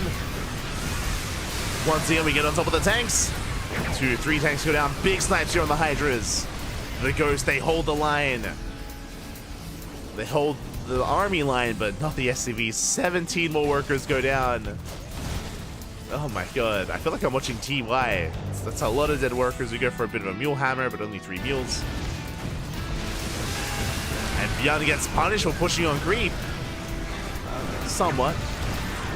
Only losing 1 tank. As Beyond is forced back. When it comes to the army supplies, the armies are quite similar with each other. Greater Spires on the way. We're thinking of Broodlords, not Mutas. We have the potential Broodlord switch. Looking at our economies here, we're pretty well saturated. Yeah, there we go. We're just fixing up our saturation. Dark remaxing. Dark has somewhat of a bank working for him. Infestor's on the way. And it feels like Byun has been like tanking these hits to the face, but he's still standing. Like, it's not been pretty for his economy. I'm afraid to look. How many SCVs have we lost this game? 77. Not as many as I thought, but still more SCVs than we have right now. 77 workers have fallen. Hellbat drop across the map. Let's go. Finally, Byun doing something to the economy here of Dark. Bearing in mind, even though Dark took these 2 bases, he's barely mined. He's barely mined from these bases, so they can technically be taken by Byun. They can be taken. Things roll in. Ooh, they run into a tank line.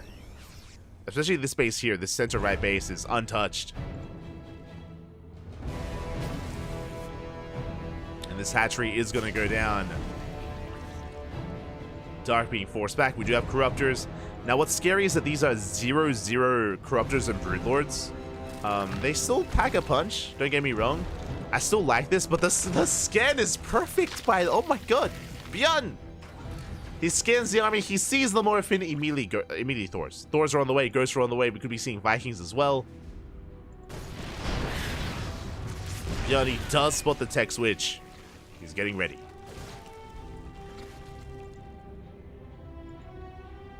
Despite that, Dark is the first to max out, and he's the first to rock up. How many Broodlords? We have 8 Broodlords, 5 Infestors. Broodlords that lead the charge. Fungal does connect. Second Fungal, not as much, but we do get 2 tanks. Sorry, 1 tank even. And a couple of the Ghosts. Good pickoffs here. Yeah, 2 tanks go down, 3 tanks go down. 3 of those Ghosts as well. Oof. Landing another Fungal.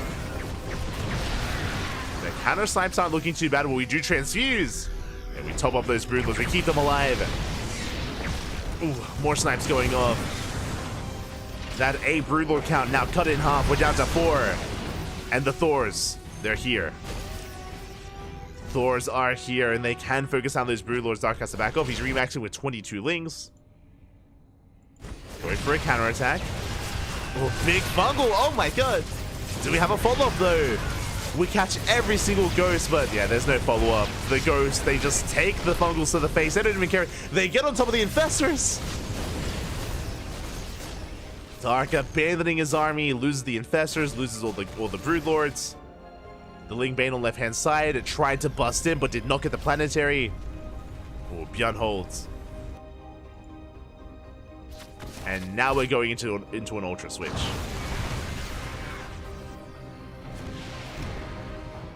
But Byun has been careful. Byun didn't make any Vikings. He didn't make any Vikings. He only made 3 Thors. Like, Byun still has a good anti-Ultra army. Still relying on a lot of Ghosts and a lot of tanks. If he had committed a little bit harder, then sure, the scans are reveal the Thors. Yep, more tanks on the way now to respond against the Ultras. Again, good scouting, good scans here from Byun. We're going to try and roll in. Lightning Clouds do catch the bulk of the army. Break through the first tank line. But we don't get any of the Ghosts. At the same time, Link run back towards the left-hand side. We should get the planetary. The Ultras, they're putting in some work. Base goes down. Ghosts are racing back. They should clean this up. And they take down the Ultras. I mean, we got a base, we got 20 SCVs. Oh, the burrowed. The burrowed Ultras. Meanwhile, Hydras, they push in on the right-hand side. There are no tanks, by the way. But we don't need them. Apparently. And tanks are repositioning. And Byun, he gets a fresh mining base. Gets a fresh base here in the center right. Meanwhile, Dark finally saturating bottom left. Does saturate the base. Is fully mining. Oh, big tank volleys going off. We catch a lot of Banelings. And now Byun can threaten this hatchery, by the way. He's pushing in. At the same time, so is Dark. Dark, he goes to the planetary. He will shut it down. And we trade a base for a base. Planetary for a hatchery. Now, Bjorn did lose all of his workers, and Dark has kept his alive. Drones to escape. As Bjorn is down to 19 SCVs. Oh my god. Barely an economy. No mining, actually. Uh-oh. We're mining out of resources here in the center base. We need top right desperately here. Even here in the bottom left, we only have a couple patches left. Bjorn's running out of steam. He's running out of resources. Dark is remaxing. And the win condition for Dark at this point is to just deny these CCs. If he can deny the mining, then he can win the game. As I say that, Bjorn does reinforce. That's a wall of tanks.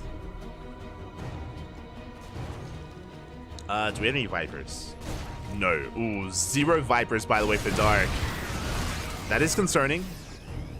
No blinding clouds available, so breaking the siege line is going to be difficult. Dark is going for it. Does catch the ghosts. Whoa, big surround here. Ghosts are going to be shut down. Yeah, Bjorn gets caught out, so now we can go for the tanks. They're left exposed. Who needs Vipers? A nice trade here from Dark. I want to say maybe the most efficient fight out of Dark. He got, what, 5 tanks? He got only 6 ghosts. He lost a lot of lings. Mainly lings. Base is going to go down. We see Dark going for another ling counterattack. Catching more tanks for lings. Lings, they get 3 tanks. And we deny mining. Yeah, Bjorn has nothing to defend these right-hand bases. Pushing in. And we take some fungals to the face. Good spread here by Bjorn. Does fall back to the Thors. We don't have enough lings. We're lacking Ling Bane. Ooh. Dark overextending. And Bjorn is pushing out to one of the last mining bases here of Dark. We'll shut down the hatchery. Dark amassing more lings. Does he have neural? Does not. No neural. It's still on the way. He has fungals. Good EMPs. Good EMPs. We're forced to pick up. We shut down the Thors. The Thors go down. Neural still on the way.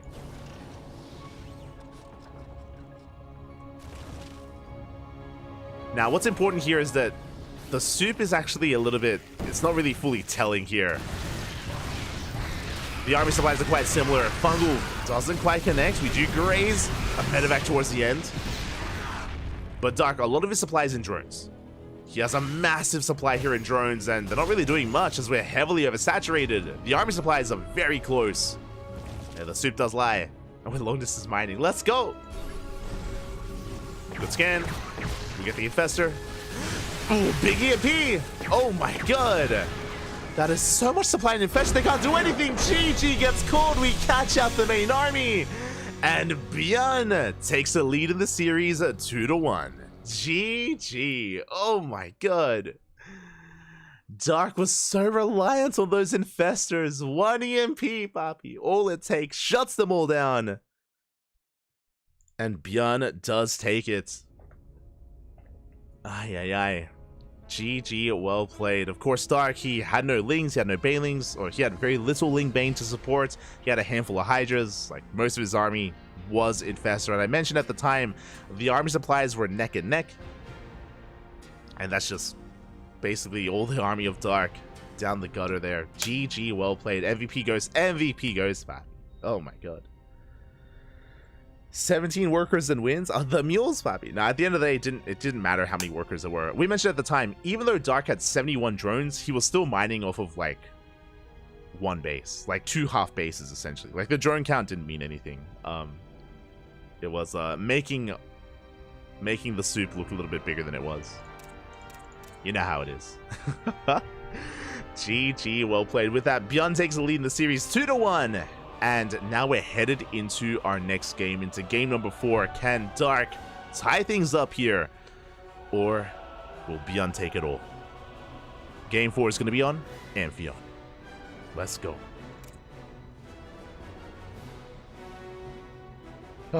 Let us go.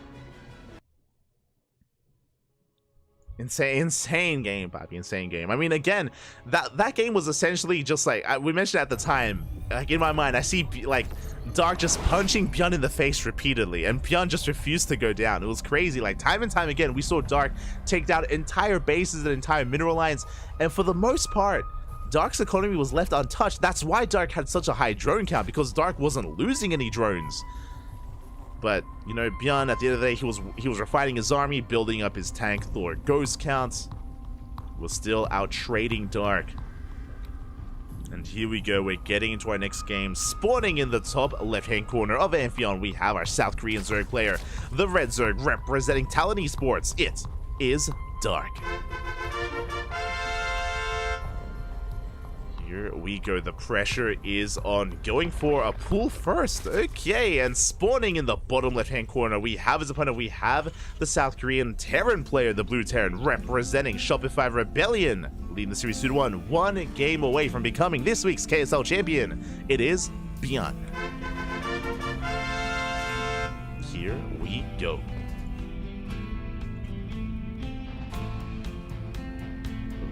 So interesting choice here by Dark going for the pull first. With this, he can try to go for an early Ling Flood. I say early Ling Flood, I'm talking 2 to 6 Lings moving out across the map. The Reaper should be going right through the center, so the Lings can bypass the Reaper, get across the map, and disrupt the opener and the CC of Byun. And we're banking up that larva. There it is, 6 Lings are on the way. So as I mentioned, the goal here is to avoid the Reaper and force a bit of chaos across the map. Byun going for a CC on location.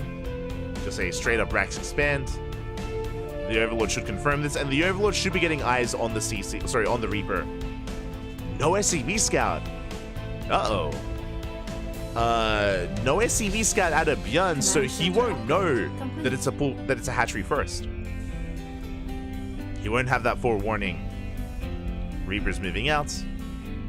And the Lings will avoid that Reaper.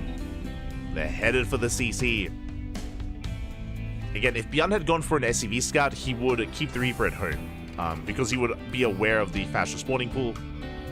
Lings are going to be rolling on up. And we will delay the CC. Reaper turns back around. We're racing back home. CC is delayed. Boys are being pulled. Can we get any SCV kills? That's the question. Oh, so far good moving here by Byun. Very nice control. Zones away with those SCVs. Lings, oh, they misclick on the rocks. Now with the Reaper coming back home, we have defended. We will clean this up, and we don't lose a single SCV. Now, we did delay the command center, at least that, but that was 6 Lings for 0 worker kills. So a very nice defense around Byun, making the best out of a bad situation. And behind this, going for a 3rd CC before Starport. Very standard economic opener. Back at home, Dark redroning. Reaper has arrived. 3rd base is heavily delayed because of the opener. Now it's on the way, but this is a late 3rd for Dark. So Byun's in a pretty nice position. Is in a pretty good position here. Reaper dips in, going for a drone kill. We shouldn't get one though. Oh, goes to the dive. He wants it. Won't get it. Whew. Quick gas trick there from Dark. Queen does come in from the right-hand side. We shut down the Reaper. Very nice catch. Reaper goes down. Byun, has he scouted the main? He has not scouted the main base. For all Byun knows, there could be a fast Roach Warren here. So, bit of a risky or precarious position here for Byun. Behind this, going for a Viking first. No Banshees. Now, bearing in mind, if you remember earlier in this series, we saw Byun go Viking first into an add-on swap into a surprise delayed Banshee push, or Banshee harass, which did do a lot of damage. So that's also a big possibility here. Byun has already shown it once in this series, could do it again, or not. It's a really good way to play out the series, is to have that uncertainty in the mind of Dark. Because once the Viking is revealed, I mean, it could still be Banshee. Viking focuses down the Overlord. Overlord goes in, goes for the dive, and does confirm no tech lab here on the starport.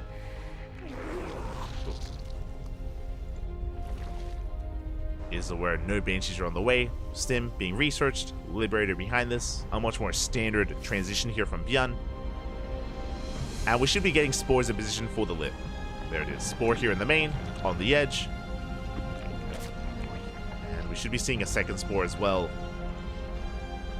Getting into our lair, getting into our bathing nest. Again, the lair is a little bit delayed here just because of the openers. Like, the game has been a little bit chaotic, so the builds are a little bit off, but we're getting there. Just lair first. Safety bathing nest here from Dark. Going into delayed double evo chamber, delayed upgrades. Here comes Bjorn. Moving out with his Hellions and with the Liberator. Going for some multi-prog aggression. We have 7 queens to defend. And we'll see if Dark can keep up. We've got patrolling Lings here towards the natural. Liberator heads towards the main. Spores in position. The Hellions are pulling back. We don't test our luck. Vikings zoning away some of these overlords. Liberator does siege up. We do get 1 drone, but only 1. So good reaction here from Dark. He does barely save the overlord.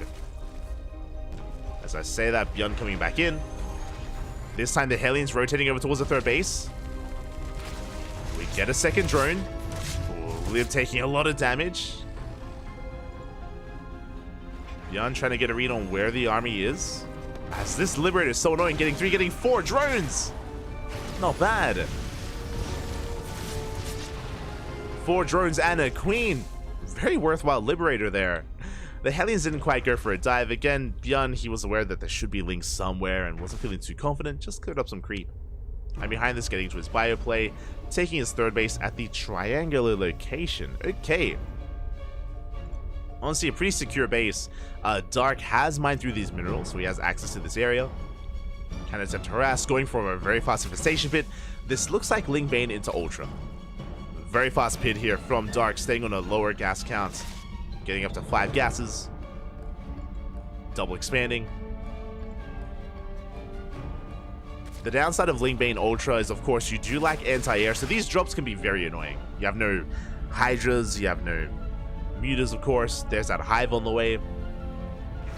And we should soon be seeing that Ultra Cavern once the Hive is done. Meanwhile, Bjorn just fortifying himself back at home. I was dreading seeing like triple factory again, but it looks like it's only going to be 2 factories. Thank God.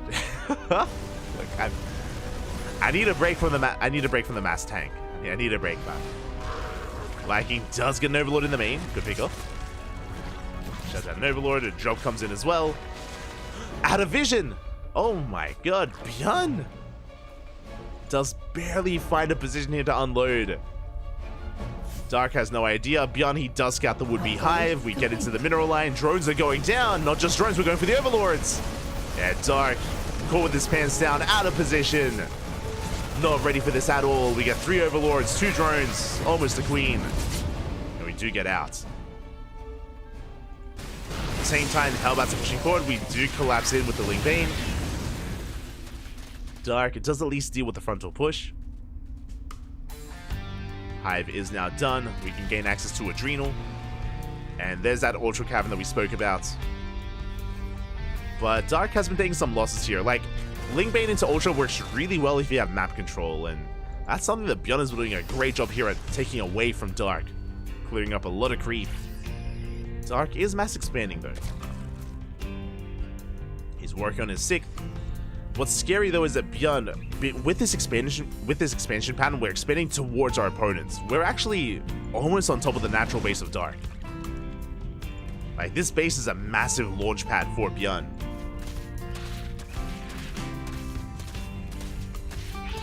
So Dark has to be careful here. As the Ultra Cavern's about to finish, we can then get into, of course, our Ultra upgrades. But it takes time to get into Kindness Plating, to get into Ultra Speed. I keep forgetting what Ultra Speed... I keep forgetting what Ultra Speed is called. It's like Metabolic Glands or something. I mean, meanwhile, drop comes in. And we do catch a base. Not bad. Hatchery goes down for free. Meanwhile, that drop from earlier is still up and running. Finally gets shut down, but a good position here. We do confirm the Ultra Cavern. We trade as efficiently as possible. Meanwhile, Bjorn still being active, going for top right. Dark is in position.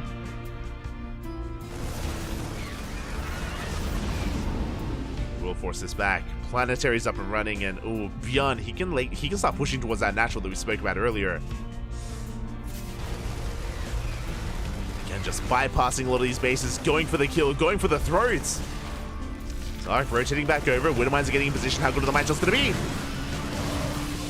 Forcing a bit of friendly fire. Banelings, they do rock up. Good spread here from Dark, but he still takes a lot of mine shots to the face. Double drop still being active. Where are the Banelings? Uh-oh. Without Banelings, Beyond, he can win this fight. Force to pick up. More leads to arrive. And Dark is holding. Dark, he's holding. Oh my god. The drops, they're relentless. Pick off some more lings. Rotating up here towards the center base. And again, we spoke about this. This is the weakness here of this army composition for Dark is, like, there's no anti-air. There's no way to stop these medevacs. Not yet. This should be leading into Vipers. Speaking of, there they are. And our anti-air is going to be power bombs. Parasitic bombs, that's how we deal with drops. But Dark is focusing on the main push. Again, barely any creep here. We snipe a Viper. We do get a power bomb off. Quick split there out of Byun. And he's gaining ground. Dark still a lot of supply here on the right-hand side. And he's going for a counterattack. Oh, the skin reveals the army, by the way. And Byun is turning back around. Bailey's, they crash in. They bust down the front door. Dark trying to force Beyond all the way back home. SCVs are going down. So a good counterattack here by Dark, but oh, there are no Banelings left. He cannot engage with the main army. Does have to retreat. But again, Dark is at least buying breathing. He's getting breathing room here. He's forcing Beyond to back off. Dark able to re-drone, able to get back into his Link Bane. We do have kindness plating. No ultra speed yet. We're also stuck on 2-2. Where is 3-3, by the way? Upgrades are a little bit late here. Oof. Mine shot going up. Do we have Adrenal? We do. We do have Adrenal at least.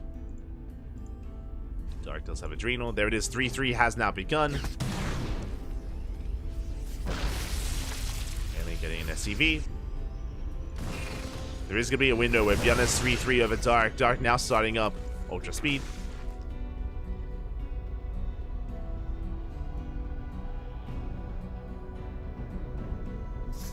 Banelings! Oh my god, as the bar Banelings do connect. Decent connections here on Byun. He's going to be cornered. Dark rolling up at the same time, but Doom drop into the main base. Oh, Dark heavily out of position here. We're pushing towards that hive at the same time, dropping on the right-hand side. Base is going down, and Dark going for a big counterattack, but the mine shots are insane. Big connections. And Byun, he wants the hive, and he's gonna get it. Oh, it's close. Up the hive. It lives. Transfuse keeps it alive. Meanwhile, Ling's wreaking havoc here at the natural. Byun will defend. The E-base, they make it out. 11 SCVs went down, but we killed 9 drones. Very chaotic game here. Dark pushing towards that center base, going for the hybrid. Going for the planetary, and he should bring it down. Oh, I say that, does pull back. There we go. Pulling back because of the drop. The hive falls. Trade the hive for the planetary. Dark knocked down to 59 workers. We're running out of gas. We just made 5 ultras. And Dark burning through his gas bank. Drop still active here in the main base. Again, the hive went down, has to be rebuilt. We can no longer make any Vipers. 14 drones going down to the Liberator harass. 7 kills only on the 1 lib. And the Marauders, they come back in. They just killed the hive and they're going for the Ultra Cavern. Dark, he's being pulled apart. Finally, we have the power bomb. But the Medivac survives.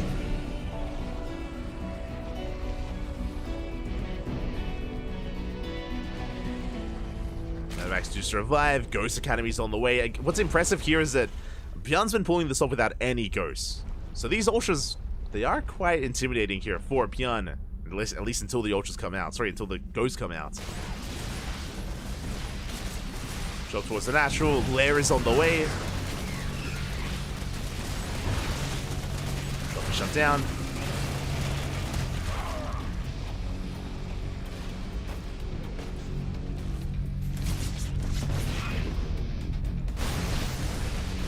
Again, this drop play is just getting out of hand. At least 3-3's already done. Eva Chambers are getting sniped, and Dark, he's just sending everything right through the center of the map. It's all or nothing for Dark. Bailey's being shut down. Oh, the more Bailey's! Oh, will not be connecting. Cheeky move there on the Dark. It's not going to pay off. As he rolls towards that natural. Getting on top of the Ghost Academy with the Liberators. What is the answer to the Libs? Freedom is here. Freedom has arrived, kiting back, taking out the Ultras. We still have control of the main base. The Queens are falling. And Yanni's getting out of control. Getting out of hand here. Spire is now being thrown down, but it's too little too late for that. We finally forced the pick up. Ooh, 37 SCVs go down. We do take down the center base. The center planetary does fall. Bjorn is still mining towards the left-hand side.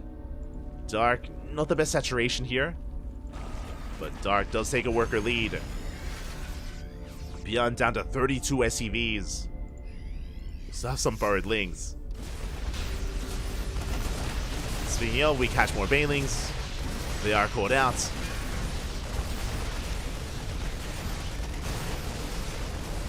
And Yanni actually doesn't really have much mining going on here. He's supply blocked as well, making 5 depots at a time.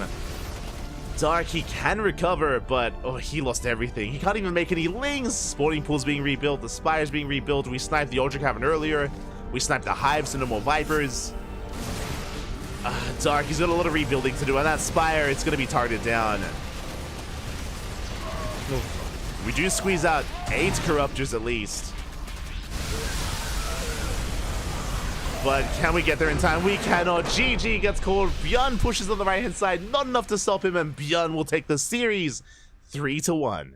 GG, well played. Bjorn is this week's KSL champion.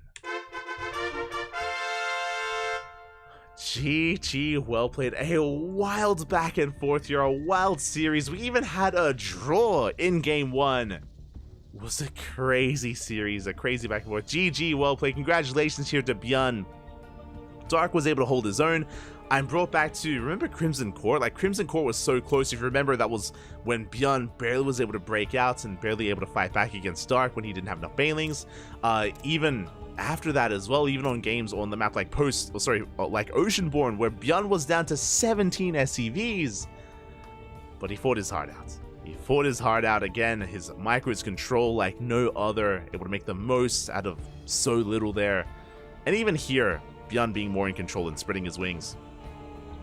We saw again, like, this is the downside of Lingbane Ultra and why we don't see it too often, or I should say, why we mainly see Lingbane Ultra on larger maps where we can gain map control, is because drop play can just pull you apart. As we saw, like, Bjorn, he has drop play like no other, and it just took far too long to get into any anti-air. The Vipers helped a little bit. We got towards Corruptors at the very end of the game, but it was too late by that point. Like, the drop play snowballed out of control there. And it's just a really good way to abuse this style from Dark.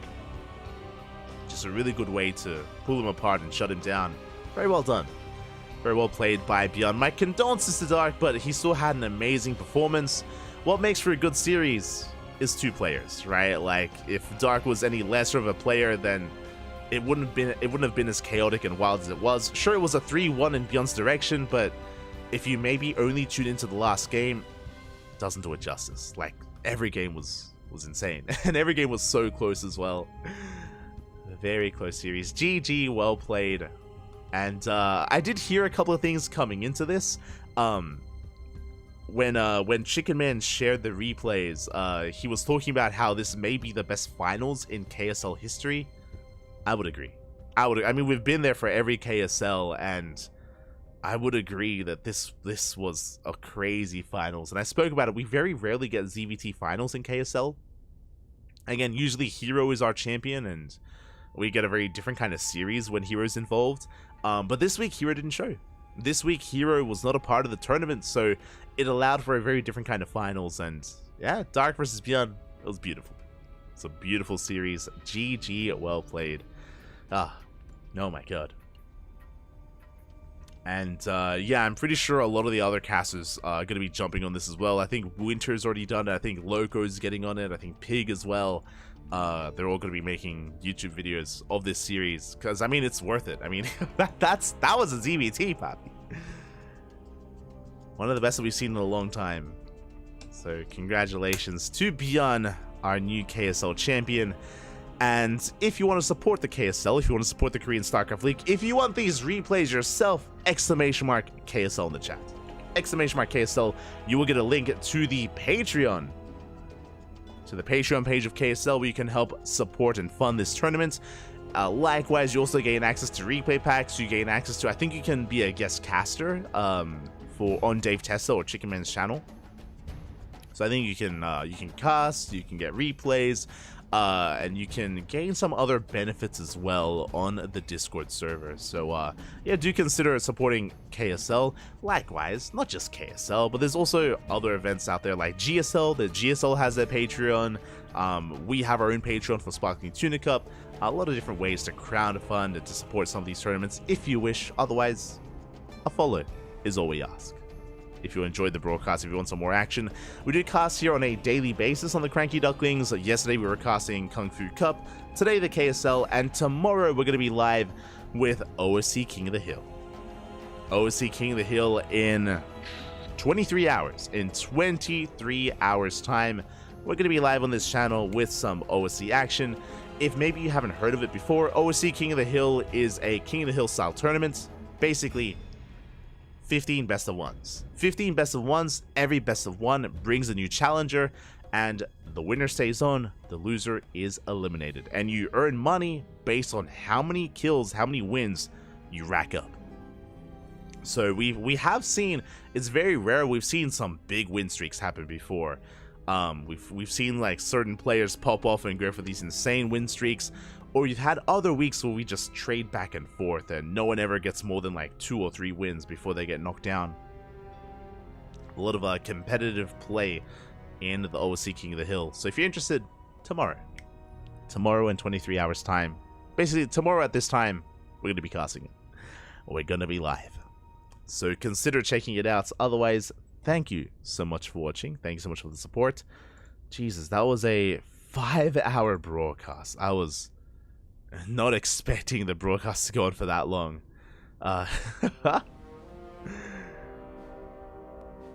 Not expecting the broadcast to be this long, but regardless, I hope you all enjoyed yourselves. Hope you all had a great time. We'll see you tomorrow. Otherwise, the KSL will be returning in 2 weeks. Going to be returning in 2 weeks' time. This is a bi-weekly tournament. It used to be a weekly, but we've had but the funding did actually reduce. There's a little bit less support on the Patreon, so now it's a bi-weekly instead of a weekly. Of course, regardless of where the support is for the KSL, it's gonna run. Regardless, even if it has to turn into a monthly, it's gonna be here. So again, consider supporting if you wish. Otherwise, thank you so much, Papi. Thank you for the support. See you guys tomorrow. Until then, hasta luego, Papi. Hasta luego. Hope you guys have a great evening, a great night, a great day, depending on where you are. We'll see you next time. Ciao, Papi. Ciao. See you next time.